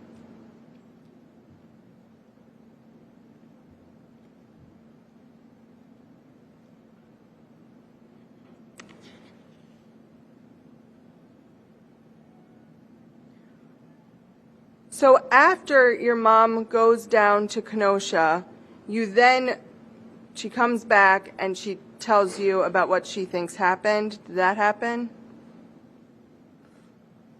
We're on May 19th now? Correct. Okay. I just didn't know if I say May 19th, would you know what day I'm referring to as to what occurred? It wasn't about what she thought had happened. She came in the house and told me, I think one of my friends was hurt pretty bad. And that's really all she had to say for me to get it. What do you mean for you to have to get it? To understand what she meant by that. And what did you take that to mean?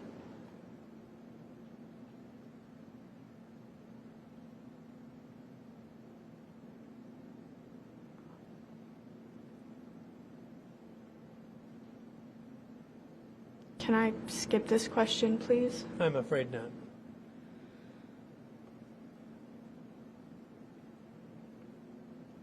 I knew something bad had happened to a person who I knew about, who in my head I knew about. So in that moment, you knew that your mom basically was telling you something bad had happened to Mr. Gutierrez. She didn't really specify names at the time when she just said that, my friend was hurt pretty badly. I'm saying not about what she said, but trying to clarify more what you took it as. So when you said that you knew someone was hurt really bad, did you think that someone was Mr. Gutierrez? Yes. Why was that? From what had happened on my birthday morning. And you knew that your mom had gone down to Kenosha to Mr. Gutierrez's place? Absolutely. So she told you that? No. So how did you know she went there? I was tracking her. You were tracking her? Correct. How were you tracking her? On Dad's laptop, on his desk. So you had access to your dad's laptop on his desk on that date.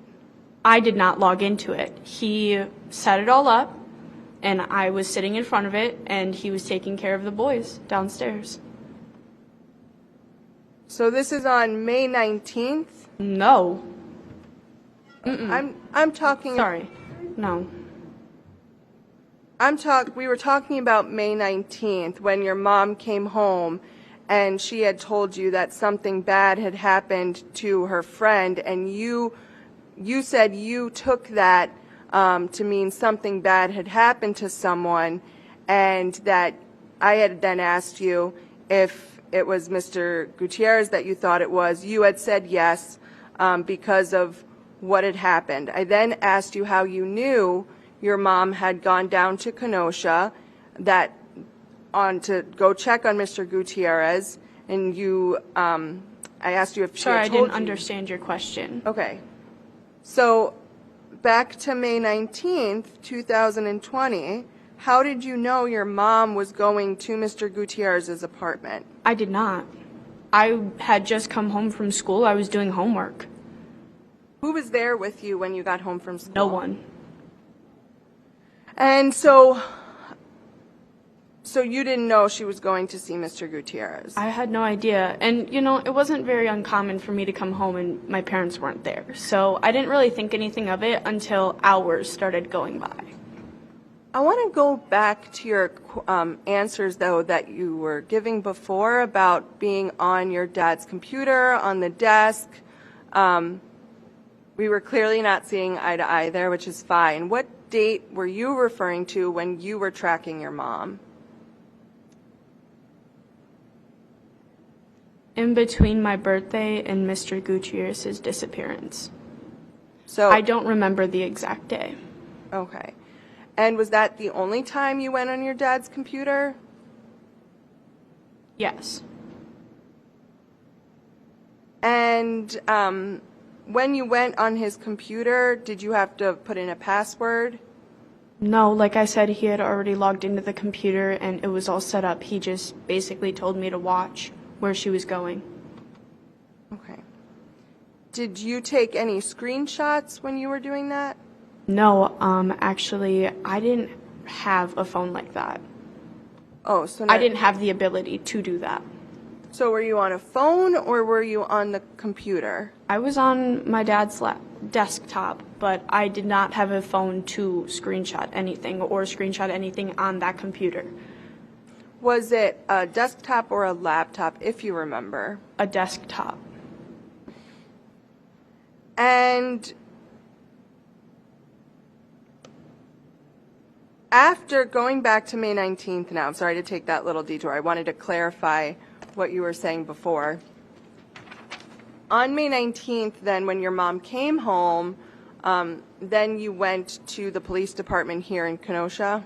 Correct. And during that car ride, you talked about what was going on and what was going to happen, right? When you arrived at the police station. I don't quite understand. When you were in the car right here, was it explained to you about where you were going and why? Briefly. And what did you understand you were going to do? Well, my mother didn't know this at the time, but I understood what was going on. I understood more about the situation, and when we got there,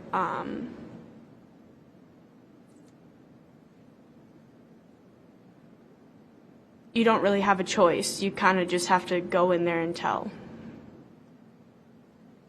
And you previously had said that your mom didn't really talk about Mr. Gutierrez, and you also said that you had talked to your mom about the events that happened the night of your birthday, the early morning hours of your birthday day. Eventually, yes, I did. I had very traumatic experiences from that, so yes. When did you have those conversations with your mom, if you remember? Just objection, just as to vagueness. Are you referring to discussions about what happened on her birthday night? Is that the April 24th event? Sure. I'm confused about what you're sure. asking.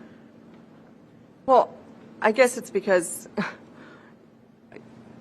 If you're saying there was no times where your mom discussed Mr. Gutierrez with you, correct? I disagree. So were there times where you brought up Mr. Gutierrez with your mom? Yes. When, do you remember when? It was not before all of this. So it was only after. Correct. And when I said after all of this, I don't want to put words in your mouth, so if you could just tell me, like, After when, my dad was arrested, when we were sitting. Okay, so you only told her all the details about After. everything you knew after. Yes.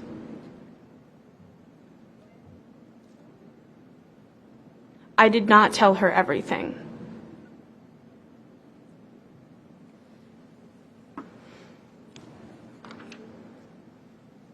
Do you remember, so now on that May 19th date, when you're here in Kenosha, you're having the interview with detectives, do you remember having to stop or asking to stop the interview to be able to go ask your mom a question?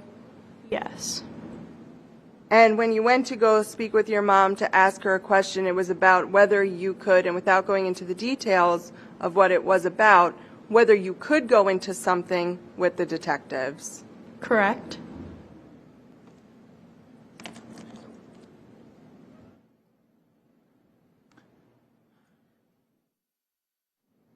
Soon after that May 19th date, and I'm going to give you a date. If you don't remember, that's fine. Just let me know. But on May 22nd, 2020, do you remember meeting with or speaking with a detective over the phone? That possibly could have happened, yeah. Okay. And in that phone call, you were talking about your dad's flip-flops. And so we have those now, and I just want to show them to you to confirm.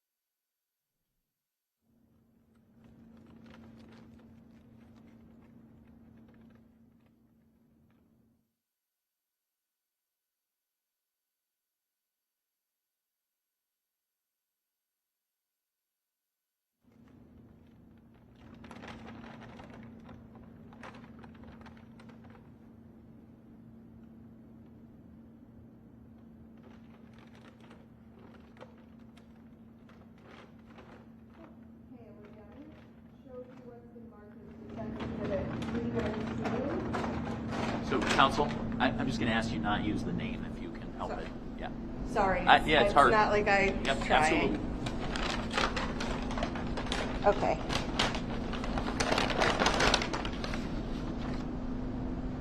Let me show you one of them. Yeah. It's a pretty beat up man. Do these look like your dad's flip-flops? Yeah. Okay, the ones he'd wear in weird ways. That's probably why they look like that. Yeah, okay. And these were the flip-flops he was wearing on the 16th and 17th. When I saw him last? Yeah. Correct.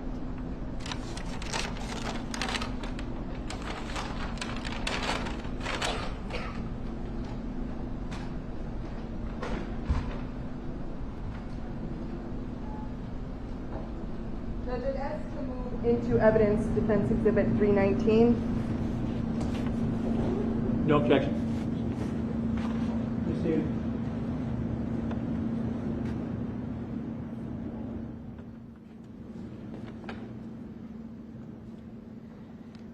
then, after May 22nd, 2020, you, again, I'm going to give you a date. If you remember, it's fine. If not, it's cool. November 6th of 2020. Do you remember Detective Onschutz coming to your mom's house? Yes. Okay. And do you remember in that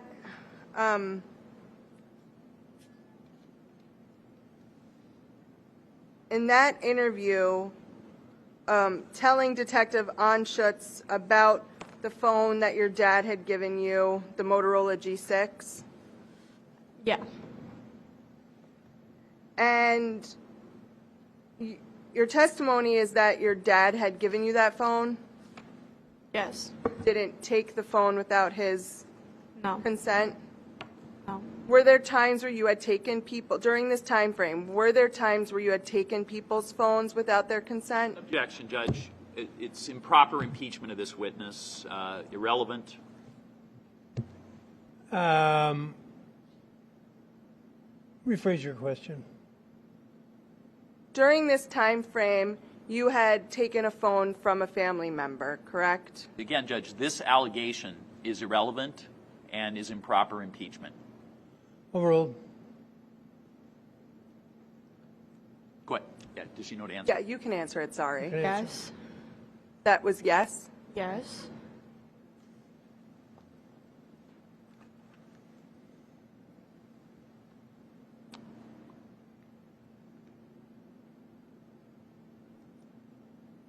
And do you remember in that interview as well telling detectives that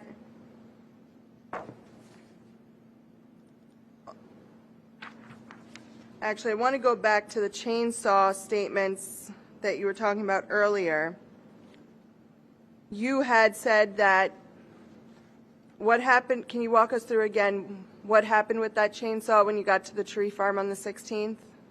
He took it out of the back trunk and he walked it into the barn and they were looking at it. They meaning my dad, my grandpa, my uncle, and that was all who was there, and me. And you told that to the detectives when Detective Onschutz came to your house. That's when you gave him that statement, right? Objection. How would she remember what statement she gave certain information in? Relevant. Well, overruled. Sorry, you can answer it. I'm not sure I understand what your question is.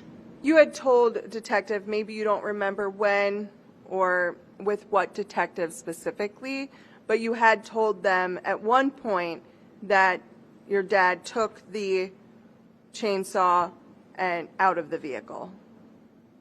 Yeah, and took it out of the vehicle and took it into the barn.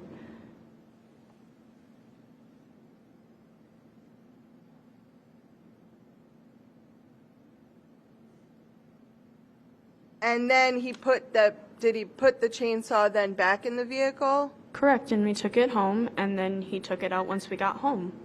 The same one? Correct.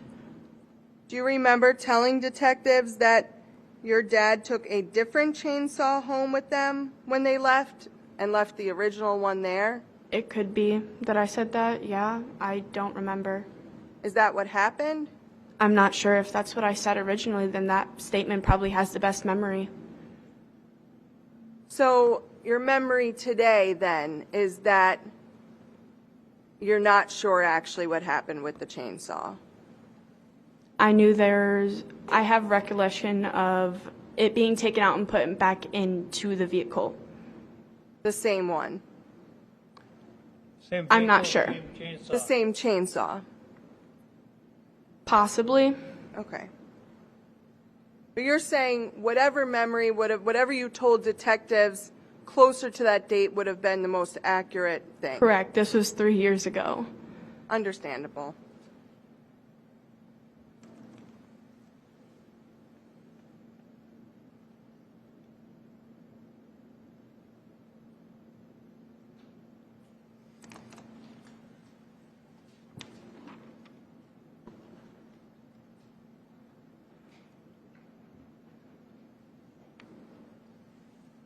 Do you remember telling law enforcement that your dad had a storage unit?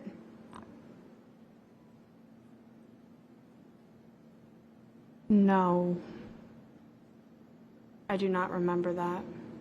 Does your dad have a storage unit? I have no idea.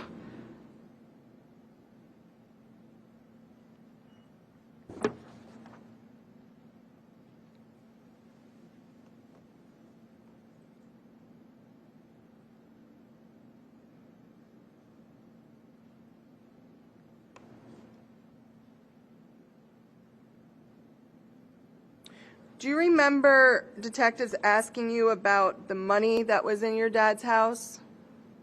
I do. And you told detectives that he would usually have a lot of money in the house and that you would count it, right? I have counted that money before, correct?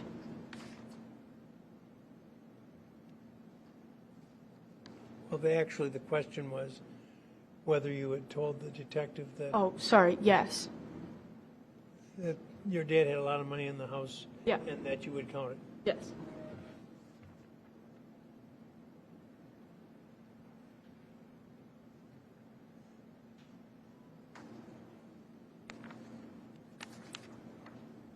Do you know anything about psychedelic mushrooms?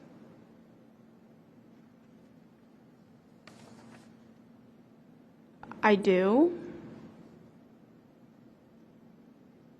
Do you remember telling the officers about your dad experimenting with them? Actually, I do, correct. The mushrooms in the fridge was actually what I was referring to, and I had found out that he was not selling those and that he was taking them himself. And you knew, though, that he was selling the marijuana. I did know that.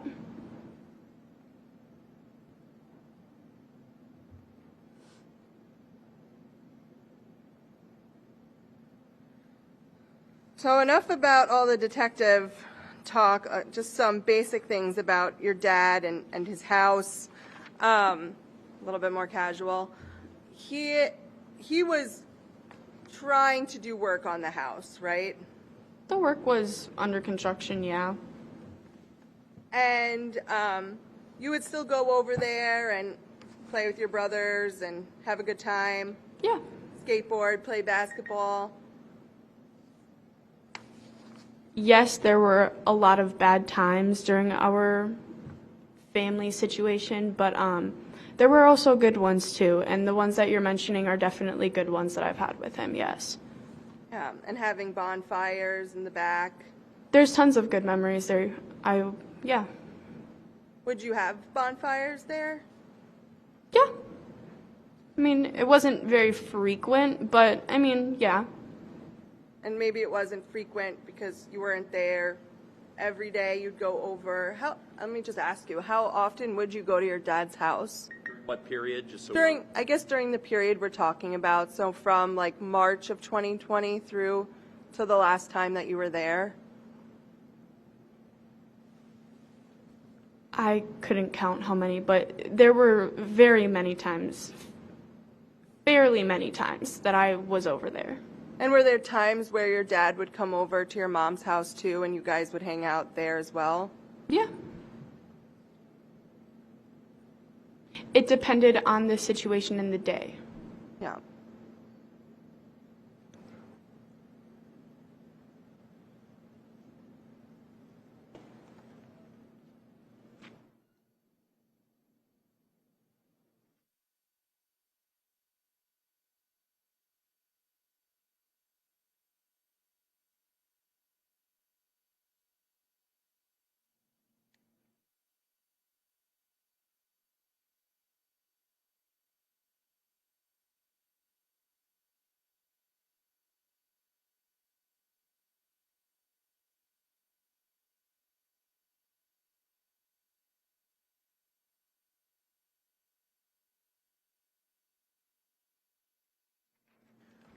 So you were talking about how your dad would sometimes be over at your mom's house and that there would be certain, different reasons why. Yeah. Did your dad still have any belongings at your mom's house? If you know. Maybe. I mean, my dad also traveled for work. So while he would, in between coming home and leaving, he would stay at his house. But when he would come back in town, he would stay at my mom's house. He would just sleep on the couch. So, I mean, I'm sure there was some of his stuff there, maybe still. Okay. And by stuff, I mean like some clothes, maybe? Yeah. All right, no, nothing further subject to recross. Thank you. During this time period of, from the date of your birthday until Rosalio Gutierrez went missing and you came and spoke to the cops, was the defendant spending any overnights at your house during that period of time? Not that I recall, no. Okay. And when you were asked about a storage unit and said you don't remember anything about that, do you remember telling a detective that the defendant had told you once he had to go leave to go to a storage unit one day? Do you remember saying that to a detective? Could have happened. I don't remember saying that personally, but maybe. You were shown a pair of flip-flops. Did your dad have, during this period of time, did the defendant have multiple pairs of flip-flops or just one single pair of flip-flops at a time, if you know? I'm not sure. Okay. And you were asked about the interview with law enforcement where you asked for a pause and you asked if you could go ask your mom a question. Do you remember that? I did. What was the topic that you wanted to ask your mom if you could bring up to law enforcement? I'm going to object to relevance. I specifically, when I asked the question, asked her not to go into details of what that was about. Right. So right now it's left as something suspicious. She should be able to give an answer about what it was. You can't more clearly open the door. We're going into other acts of evidence, Judge. Well, I don't know. I know. I know. Well, actually, timing. Judge, let me just say, it's the same stuff we've talked about already. It's the same. No. Okay. Let's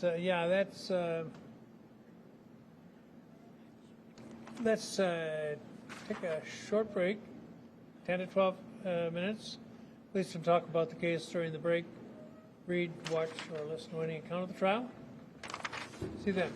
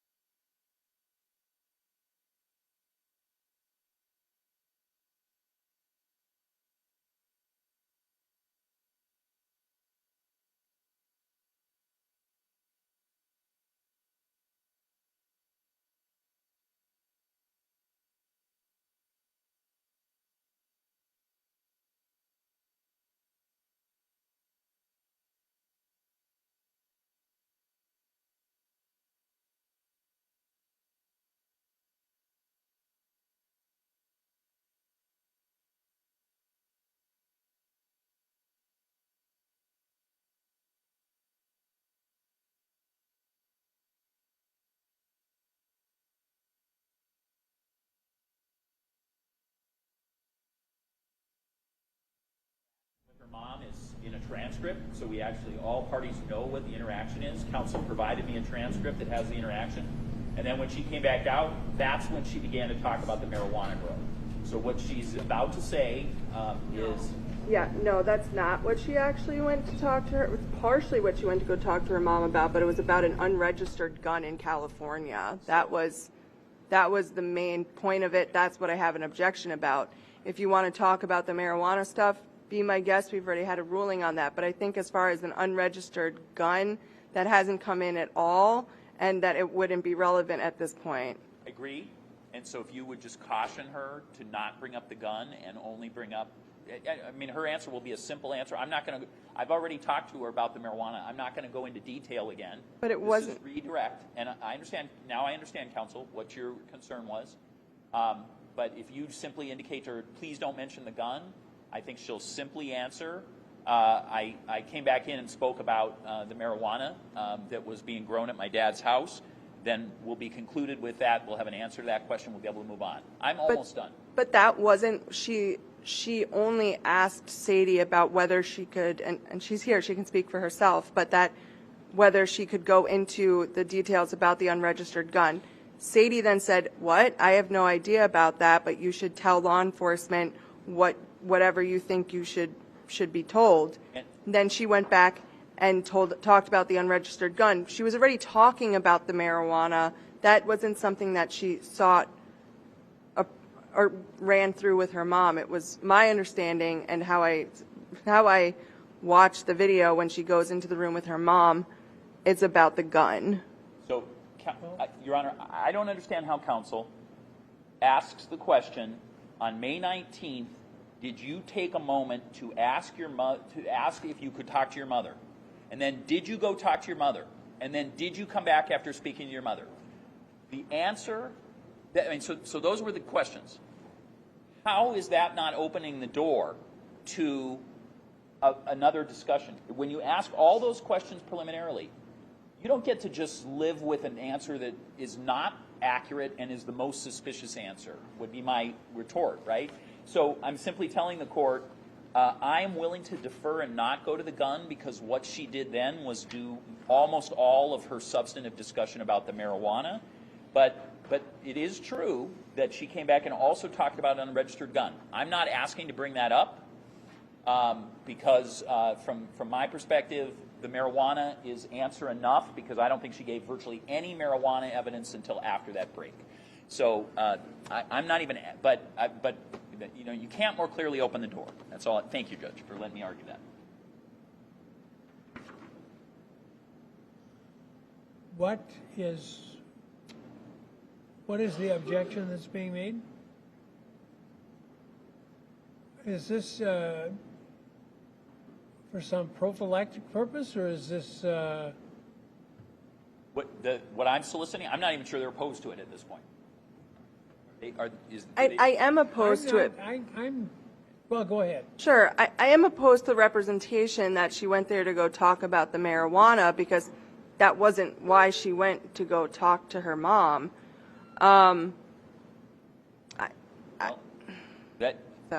I understand that. So now understanding that, I am asking to bring in the unregistered gun because counsel believes that is the answer to the question she asked of the witness. She asked, and so I went through all those questions to the court. The answer is she came back and wanted to discuss an unregistered firearm and a marijuana grow operation. The jury's already heard about the rest of it, but what was solicited by the defense was on May 19th, did you ask to speak to your mom and take a break? Did you have a meeting outside of law enforcement to take that break, and then did you come back in and only after that break? Suggesting that Sadie Beecham has improperly suggested information to her, right? Isn't that what a jury would conclude reasonably from that exchange?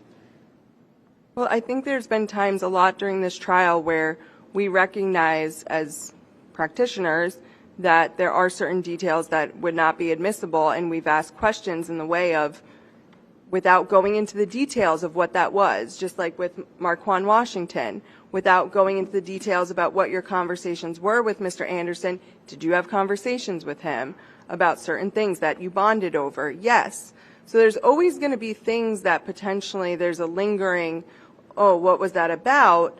But when we look at probative value and other acts evidence and whether it's come in, I don't think that here, when my question was, I did ask that question and I specifically said without going into detail. But I don't think that it's one, relevant. I don't think that its probative value outweighs the prejudicial effect. Why are you asking these questions? What is your purpose? Because Mr. Gravely makes a perfectly good point that it would, when it gets just dropped there, it leaves a very different message for the jury. Well, when it just gets dropped there about things that the state's witnesses did, that leaves a bad image for us too. Why don't you answer the question I asked? I asked it to go along with our theory of defense, and I'm gonna leave it at that. Which is Sadie Beecham put her up to it. That's the theory of the defense here. And so the truth, the honest answer, which we all know. I mean, this is a transcript, right? So counsel knows the answer to that question when she asks it. It's not like this is an unknown answer. We all have a transcript. She wants to create this suspicion, but not have the honest answer in front of a jury as to what that's about. But I'm at this point, I have, I guess, what is an anticipatory objection. She's objected. The true answer to this question is... I don't think I didn't necessarily, we kind of took this as an offer of proof. But, Counsel, you objected to me asking, what did you come back and say? That was the question you objected to. So the true answer to that question is, what I came back and said was that my dad had an unregistered firearm in California, and I talked about his marijuana growing operation, right? Those are my words. That's my paraphrase. But that's what she came back and talked about after asking her mother. And we have a transcript of the dialogue with her mother. So all the parties know what was said in that room when the cops were gone. And you know what her mom said, Judge? Her mom said, if I didn't even know about that thing you're talking about, just tell the truth. That's what the mom said. So those are the true answers. So at this point, I'm asking the court permission to have her answer truthfully because the door was busted open, and let her say, I'm aware of an unregistered firearm he had in California, and I'm aware of the marijuana grow operation. That's what I asked my mom, whether I should talk about. Well, go ahead. Okay. Ask the jurors. Well, I guess this was a regular break, wasn't it? When do you want us back? Oh, about 15 minutes ago? 4 days ago? yeah. In about what's that? I think they're just sitting. I think I took a break, so yeah, I think most of them did. Yeah, she says only one. So when are we back? Let's start at 20 after, and that clock is not accurate. 7 minutes. Okay. Why they can't. So I was, when I last was talking to you, I was asking you about a moment on the May 19th interview where you asked for a moment to speak to your mom. Do you remember that? Yes. And when that happened, was it just you and her in a room for a while? I want to say, not for a little while, but, a couple of seconds, yeah. Okay. Maybe a minute. And did you ask your mom for some advice? I did. Okay. And what was your mom's advice to you? To absolutely tell Okay. what I had asked her. Okay. And so when you came, at that point, did law enforcement come back in the room? They told me to go back into the room, and then they kind of left me there for a little bit, and then came back in and talked to me. Okay. And when they came back and talked to you, and during this interview that we're talking about, your mom's not present, right? While this particular interview is going on. No. Okay. So when you came back, what was the information then that you wanted to then let the police know after you got back in the room? I did tell the detective about the unregistered gun in California. That who had an unregistered gun in California? My dad. Okay. And then I also had talked about my dad growing and selling. growing and selling what? Marijuana. And that was at the residence? Correct. Now, you were asked a question previously on a cross-examination where you said that you had told your mom at first that you weren't there at her house on April 24th, the night before your birthday. Do you remember? I was not. Okay. I'm sorry, what? Do you remember telling her that you weren't there? You didn't, in other words, that you didn't do the peeking in the window personally? Oh, yes. Okay. And so I just wanted to ask you why you originally did not tell her that you were there. Why did you not want to tell her right away that you had been actually present? I don't think that we can go into character. Is that? I'm not sure. I don't know how to answer this question without his character being involved in it.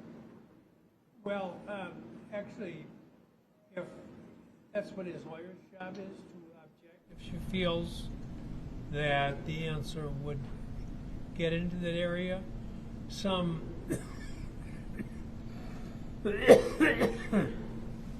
Sometimes character evidence does come in during a case, and it happened earlier on.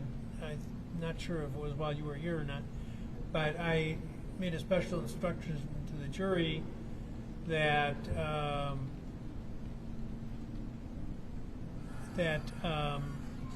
the evidence is not received for the purpose of showing that the defendant has a character trait or character, and for that reason is likely to have committed the crime charged.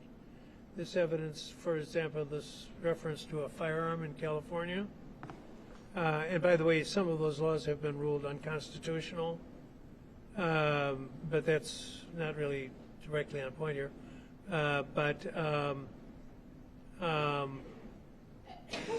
It doesn't bear on whether he's committed the crime charged in this case. So I will instruct them now that they're not to consider it in deciding that he's a bad character and for that reason is more likely guilty of the crime charged against him. Any question about that? So that's my job in taking care of the character issue. You can just answer the question. Okay. Should I repeat the question or do you remember it? You can repeat the question. Okay. So my question was, why did you decide not to tell your mom right away that you had been present on April 24th and peeked in the window? So growing up, I definitely groomed, so I guess I'm going to ask that be struck. She said she was groomed? Sure, it's almost a legal conclusion. Redirect. Okay, I will do so, Judge. Thank you. You can go ahead and answer. Or recross.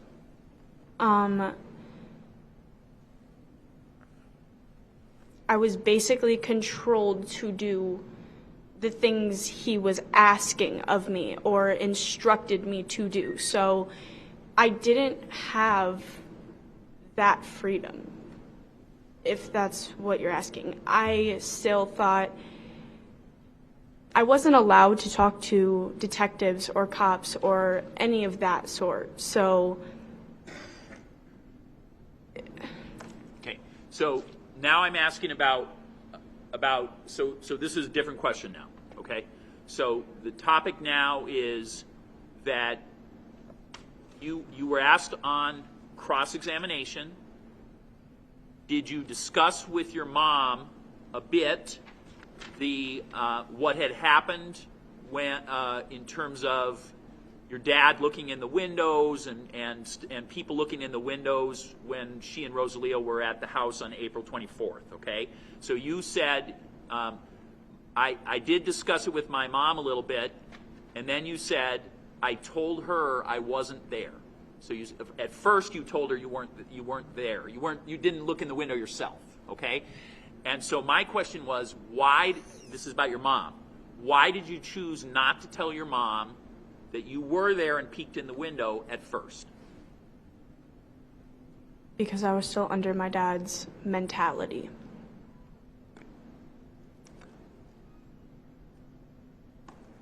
I have no further questions. Recross? Yeah, thank you.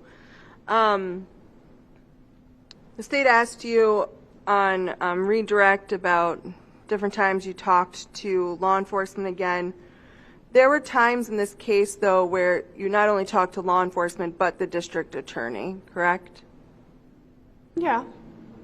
And you've had meetings at the office to go over your testimony several times. Not like that. I think it's the same way that the DA meets with their clients. I think there's not, we didn't discuss, I think we're discussing something.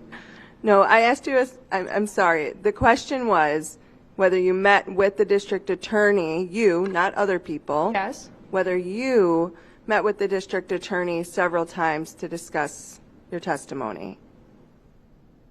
Not about my testimony, about the general. Several times. I cannot give you a number. When you were at those meetings, you didn't talk about your testimony at all. What do you mean by that? You didn't talk about what you were going to say or what questions were going to be asked. None of that was touched. I mean, to me, I think those are pretty fair questions to ask if you're a teenager. So they were asked then? I mean, yeah, if you're a teenager and you're being put on the stand, what are you going to ask? What the attorney is asking. Yes. Is My answer is you yes. don't have to justify what happened. In fact, I'm going to tell the jury, actually, that it is quite common. In fact, it's expected that attorneys will meet with witnesses as much as possible before the trial for a large variety of reasons. Oftentimes, it reduces the number of breaks that the jury has to take. So that the lawyers are acquainted with what can be expected. It, over the years, sometimes develops a bad name of coaching, which is suggestive that witnesses are told to say things that are not accurate. That is not permitted. But it is normal for the district attorney to meet with the witness or witnesses and the defense attorney as well. Okay, any question about that? Okay, go ahead. In meeting with,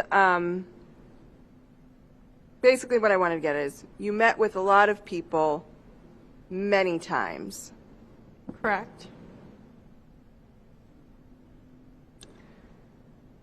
You talked on redirect about the unregistered gun in California, but you never saw that firearm, correct?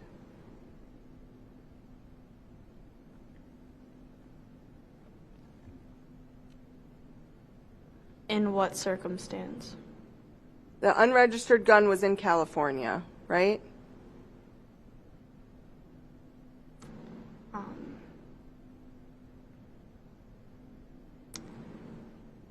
At one point, yes. So you're saying then the gun wasn't always in California? No. What kind of gun was it? Do you know? I'm not aware of guns like that. I don't handle guns like that. You said guns like that. What do you mean? Meaning, I don't know. Meaning, I'm not familiar with guns like that, but I can tell you there was one. What color was it? Black. Was it long, short? Can you describe with your hands? It was short. It wasn't. It was probably a pistol of some sort. I'm not sure. Okay, where did you see it?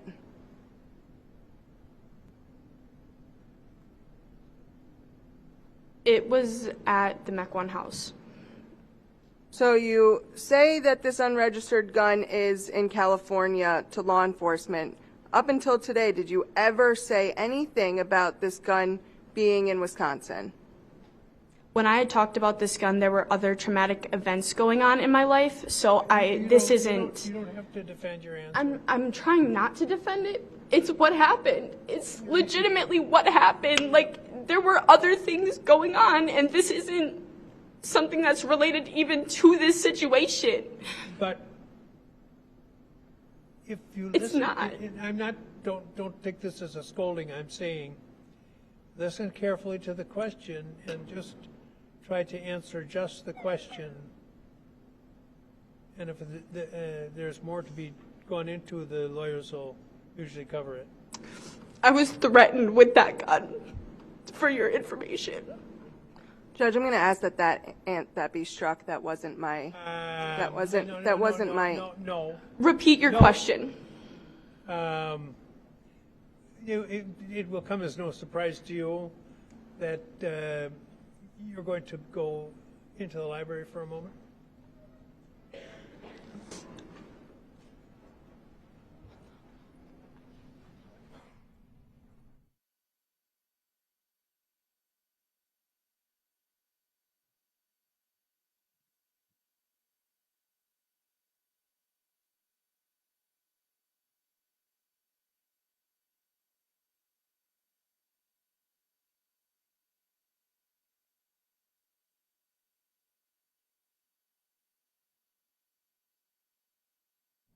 Okay, what's up? I think I need to know more before I go any further with this. It had nothing. Would you talk into the microphone? It had nothing to do with this situation. It had something to do with I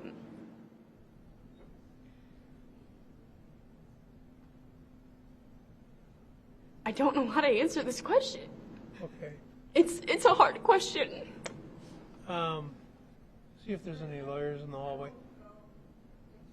Well, I want to let's see what's going on. Are you familiar with what's being discussed?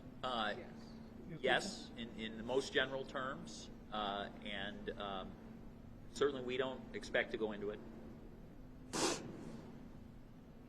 what I'm saying. I was just. Given how she's feeling right now, I will just leave it. I won't ask any further questions about the firearm. Will that be the end of the discussion on this, or is there going to be more? No, I don't. I don't mean questioning. Is there going to be more? Is it going to play a role in the case at any point? Well, I don't intend to. I never intended to bring up anything in any of these areas, and I don't intend to now. I didn't either. That's why I asked her not to go into any specific Mr. Barth. detail. Mr. Barth, would you come up, please? Isn't that Mike Barth back there? Yeah, it is. Come on up, would you? Would you come up, please? No. Would you do me the favor of taking on this lady as a client? I certainly would. All right. I'm going to appoint this man to represent you. Not that you need a lawyer, but to give you advice about how the law works if you have questions. Okay? His name is Michael Barth. And is the jury in the library? There's a break room across the hall. Yeah. Take her to the soda room. Thank you. Yeah. Wait, I just don't understand why.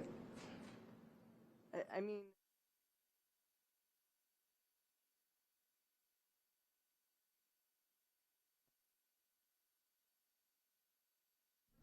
Thank you.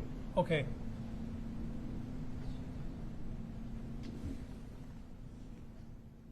So,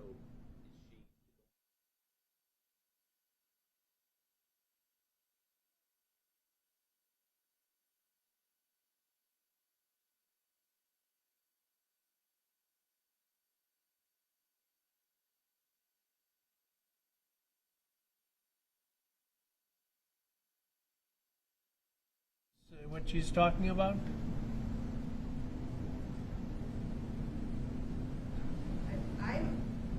I'm honestly not, because this is new information about this firearm being here. This is the first time I've heard about this. State, are you familiar with what she's referring to? She has in, well, what, Yeah, so in the most general terms, when we had met with her one time, she had discussed the firearm piece and then had relayed to us briefly a traumatic event surrounding the defendant, that firearm, and herself. And so that's... And it's not an incident near in time. Correct. It's not a... It's not what? It's not near in time. It's not near in time to this time frame we're talking about. It was, removed from that, so... Yeah, I have no idea about whatever the state's purporting. It was never told to me. Well, apparently the state doesn't think it's relevant, so I don't know if they would need to, but...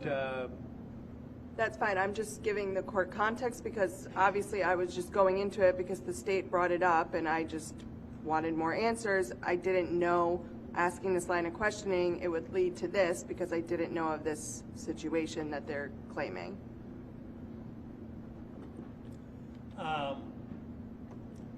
Well, the question is now to how to handle that with respect to the jury, and I guess if it's irrelevant to this case,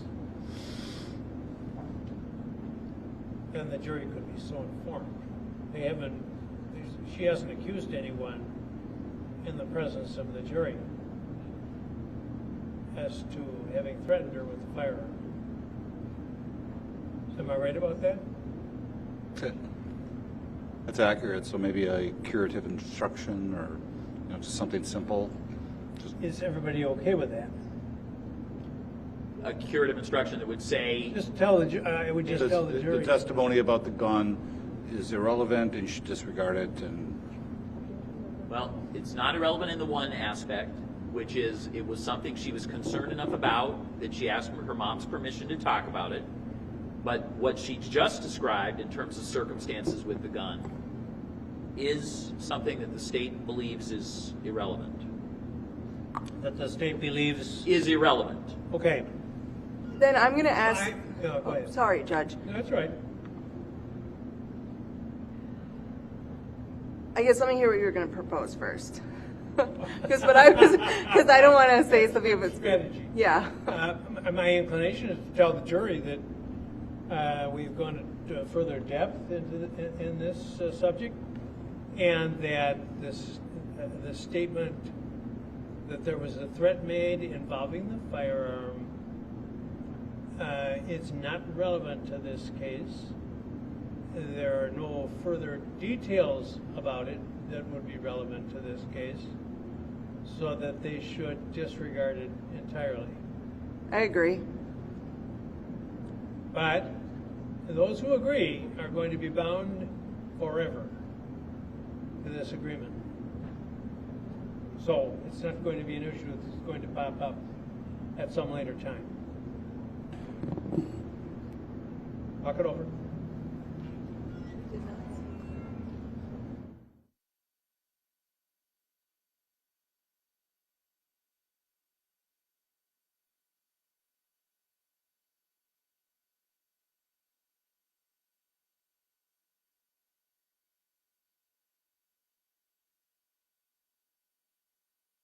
Right now, you, second row of, no, come forward, more, right there, out, you're leaving.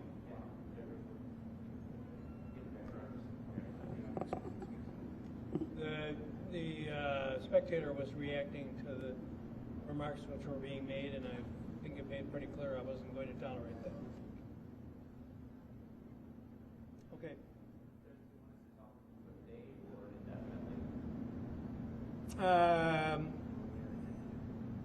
It wasn't terribly disruptive, and the jury wasn't here, so if he returns tomorrow, he'll be allowed to come in.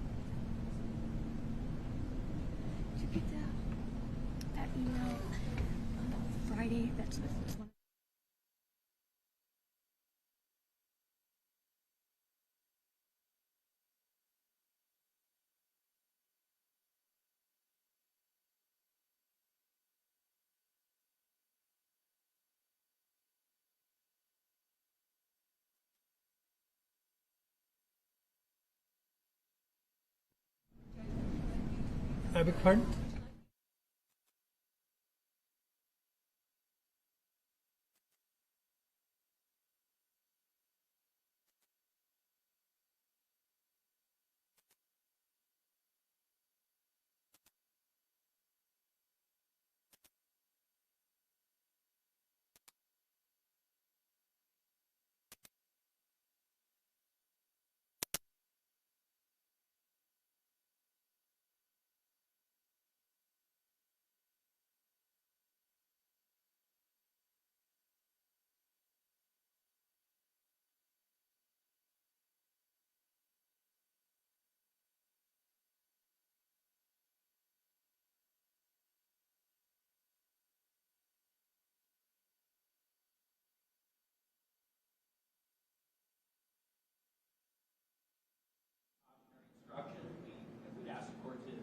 Instruction that simply says this line of questioning has been deemed irrelevant. No.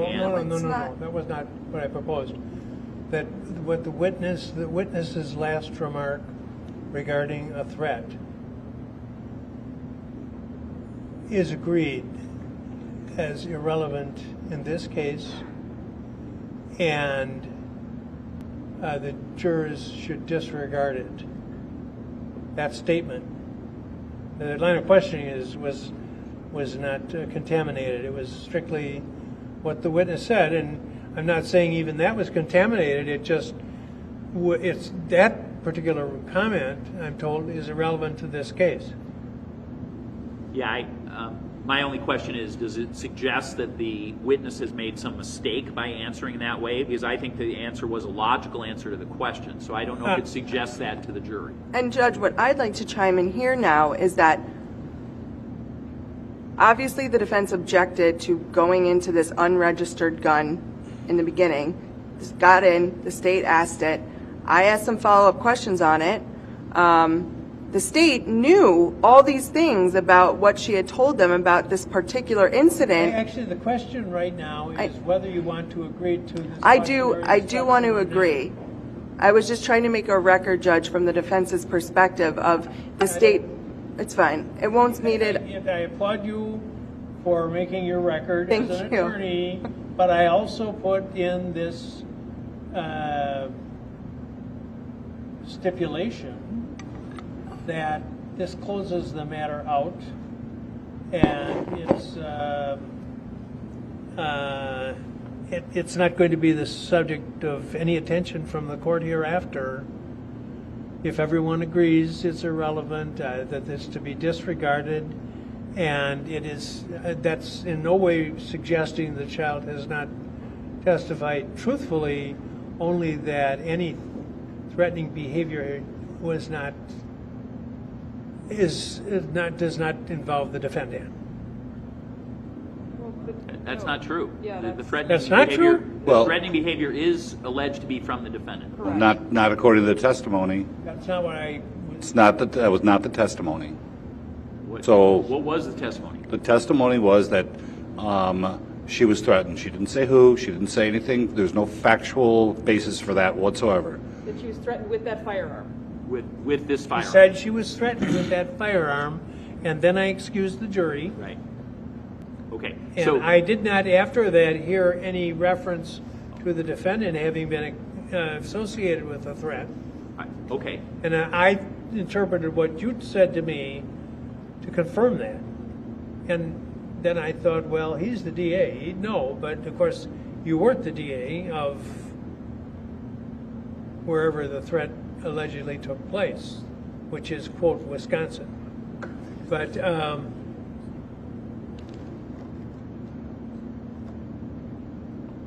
Okay. Well, so the current state of the record is she says, I've been threatened with this firearm, but it doesn't say who threatened her. correct. I see. So I intend Is that to. your recollection as well? To be honest with you, I took it as that she had said he threatened, but I may be wrong. I don't recall Okay. hearing that. You're definitely wrong. Okay, here's Council's. I'm wrong? No, We are wrong. Okay. you're never I'm wrong. not used to being told that. No, I would never, ever suggest that. But I think the way you phrased it was accurate to sort of summarize it for the jury and then say disregard it and it's irrelevant to this case. Okay, I'm going to try it again now, and this is if you agree to it. If you don't agree to it, by the way, the alternative is that we'll have to address it. I can't just leave it out there. So what I propose to do is to tell the jurors that the last response that was made by the witness, we've examined it and the circumstances, that it is irrelevant to this case, and there was no accusation as to whose conduct she was describing when she referred to having been threatened.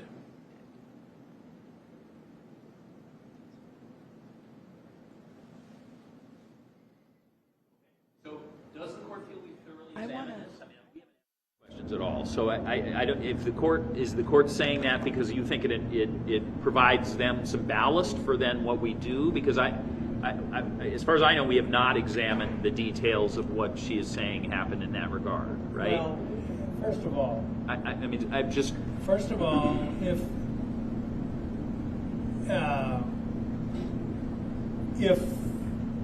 we do examine it and it turns out it does involve the defendant, Right.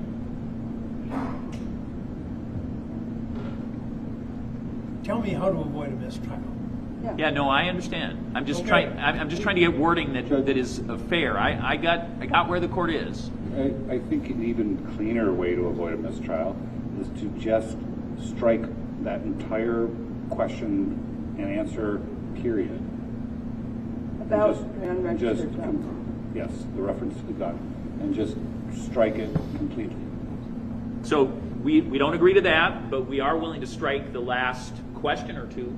No. But the unregistered firearm was brought up, and the court has already given a cautionary instruction to the jury verbally about that. So they brought up, they opened the door.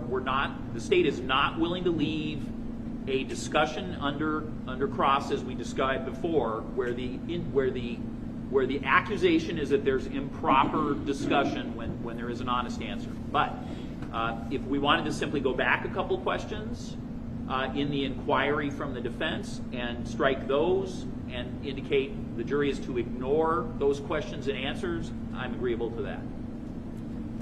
This is why other acts evidence coming in when the state talked about how they want to ask about this gun. And the problem with them knowing this information because of a conversation they had, and the defense then left in a situation where the jury hears about an unregistered gun. Maybe I should find out a little bit more about that. And then it leads into this. I think because the witness has testified that Mr. Anderson had an unregistered gun in California and has now said that when this gun was here, allegedly, she was threatened with it, that the inference that's going to be left with the jury is irreparable if we do not strike everything about that unregistered firearm. Well, I don't agree with that about the irreparable part. I don't agree with Mr. Gravely's suggestion because I did think that, well, I'll leave that at that. I am going to tell the jury that the last remark which was made by the witness does not relate to this case. She did not identify any specific person as having threatened her with a gun. And so it should not form any part of their consideration about this case. We're agreeable.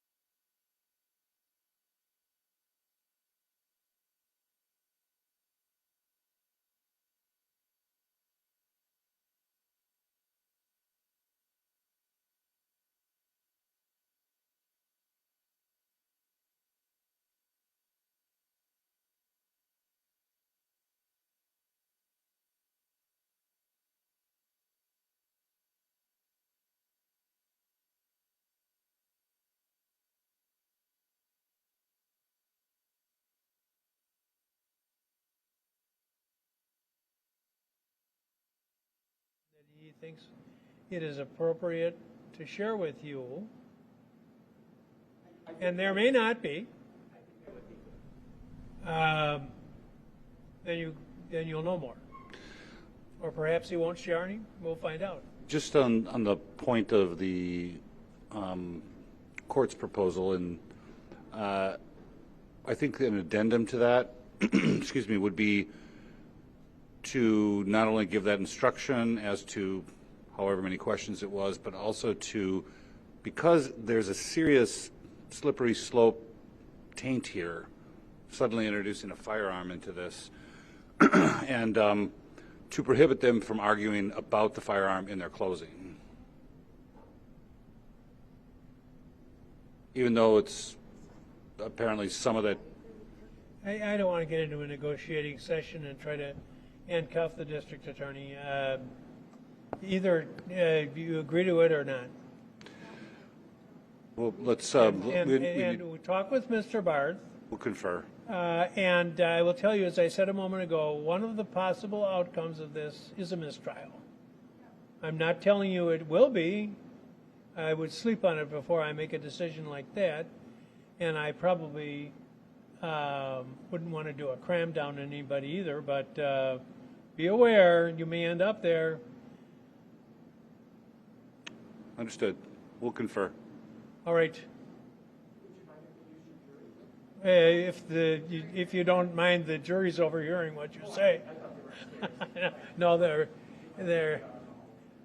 yeah. Position. State's position is that we believe that what the court has proposed is appropriate. Agreed. And yeah, we'll move forward, and I think we're close to. I think we're done. We're done. With the witness? Correct. Yes. Okay. And I don't think you have any redirect. That's correct. Okay.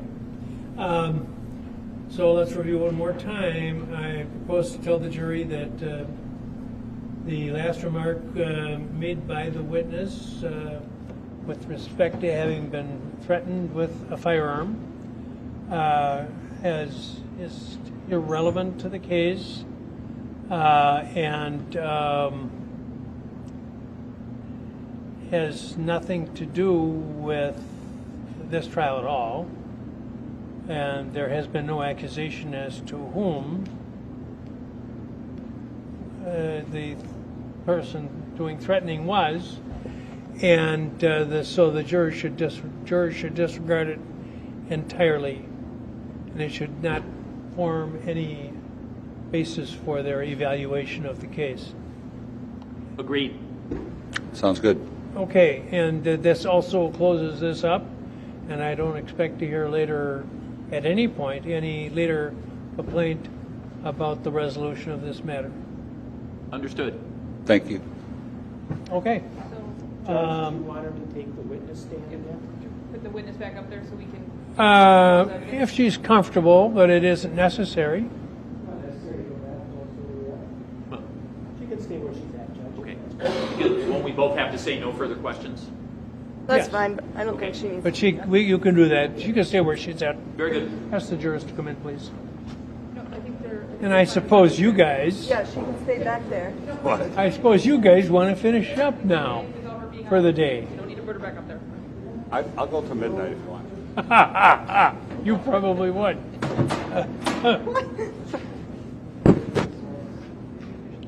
ever leave the door open. That's what we just said.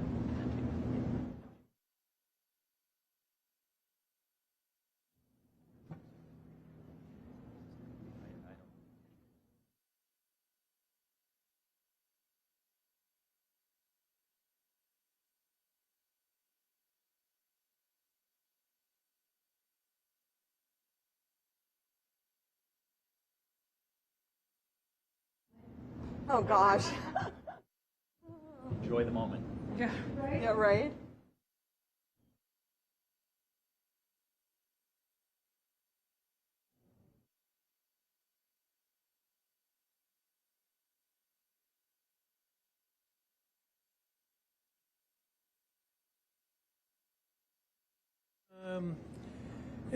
Just before you left, the witness made a statement about having been threatened with the firearm, and that does not pertain to this case at all. There was no accusation made about anybody involved in this case, and so the incident is not relevant to this case in any respect, and what was stated should not have any effect in your evaluation of the evidence in the case when you go to deliberation. Any question about that, anybody? Okay. Who feels that you've earned the rest of the day off? I think he speaks for the jury as a whole. Oh, yeah. Someone's jumping the gun here. It's my understanding. I have no further questions. I'm done questioning that witness. I have no further questions regarding the questions asked of counsel. All right. So they've given me the okay to call it a day. And let's assemble tomorrow again at 9. Please don't rewatch or listen to any account of the trial. Don't discuss the case with anyone, not even fellow jurors or household members. And any question? Okay, have a great day.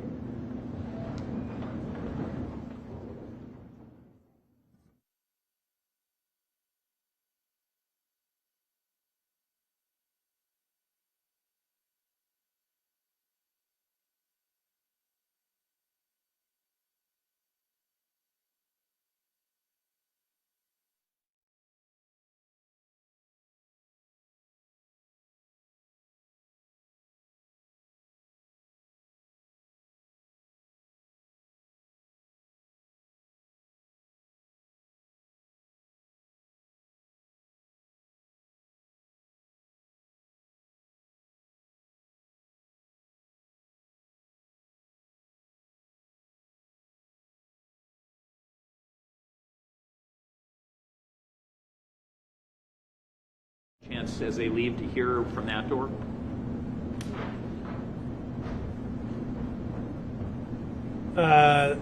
The clerk assigned here, Paula Oddly, attempted to address me about some incident involving the defendant and the child. And, well, I couldn't hear her to begin with. The hearing is terrible in here. So I asked her to send me a message, which frequently is what we do. And I provided copies to you. Comments?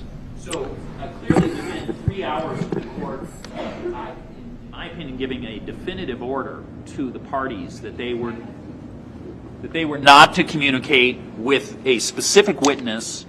The court now sees a second incident where not only, where essentially the same conduct has happened, witnessed by a neutral party, and I ask the court to at this point take remedial action. I think the court should consider all variety of actions that the court feels appropriate, but this is a direct violation of what I believe to have been a court order. And I don't know how the court could have been more clear, and I don't know how the disobeying of your order could be more clear. And, this is a court of law. It's a jury trial. It is a very difficult, impressionable witness who, even in the face of a court order, had this behavior that they faced again. So I ask the court to impose a sanction that the court feels is appropriate and to take remedial steps to prevent this sort of blatant violation of court orders. Of course, this has nothing to do with the attorneys, that there's only one responsible party in this room in this situation. And certainly I intend to impeach with this or think about how this could be utilized in the trial, but that will require a little bit extra thought. But at this point, I ask the court to, a simple warning has not been enough. So I ask the court to think about what should be next here. So Mr. Gravely's prosecutorial side is clearly coming out here, and he's seeing a lot more in this than I think, is there. So, first of all, I'm just reading from the document that was given to me that he was, the clerk says that he was facing the daughter's direction. Well, we don't know if the daughter saw anything, number one, and gave her a scowling look, and was mumbling. Well, we don't know if he was mumbling to himself, and we don't know any of that. We don't know if that was an attempt to communicate. So Mr. Gravely's attempt to connect dots is kind of futile because they're not connectable. So, and so I don't think I have no idea what kind of remedial measures could possibly be talking about, but this is an emotionally charged situation for everybody in the family on both sides, and especially for Mr. Anderson. And his daughter is up there testifying and obviously having an emotional time with it. I think that's uncontested. So we don't really know, what she heard or what he meant, or if he was talking to himself or anything. So I think that the court's admonition from before is more than sufficient, and we can move on. That's our.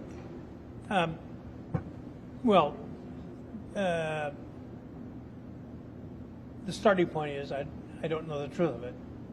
I know that it is a report from the clerk that of what she perceived, and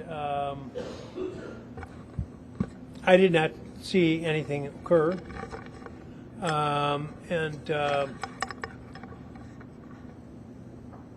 before I would take any remedial action, I would have to know the true facts. Under our law, I can, if I looked at it as a contempt of the court, I can punish only for contempts committed in my presence. There was a more expansive definition formerly, but the law was changed about, 30 or 40 years ago. And I think it's fairly clear now that the contempt has to actually have been witnessed by the judge.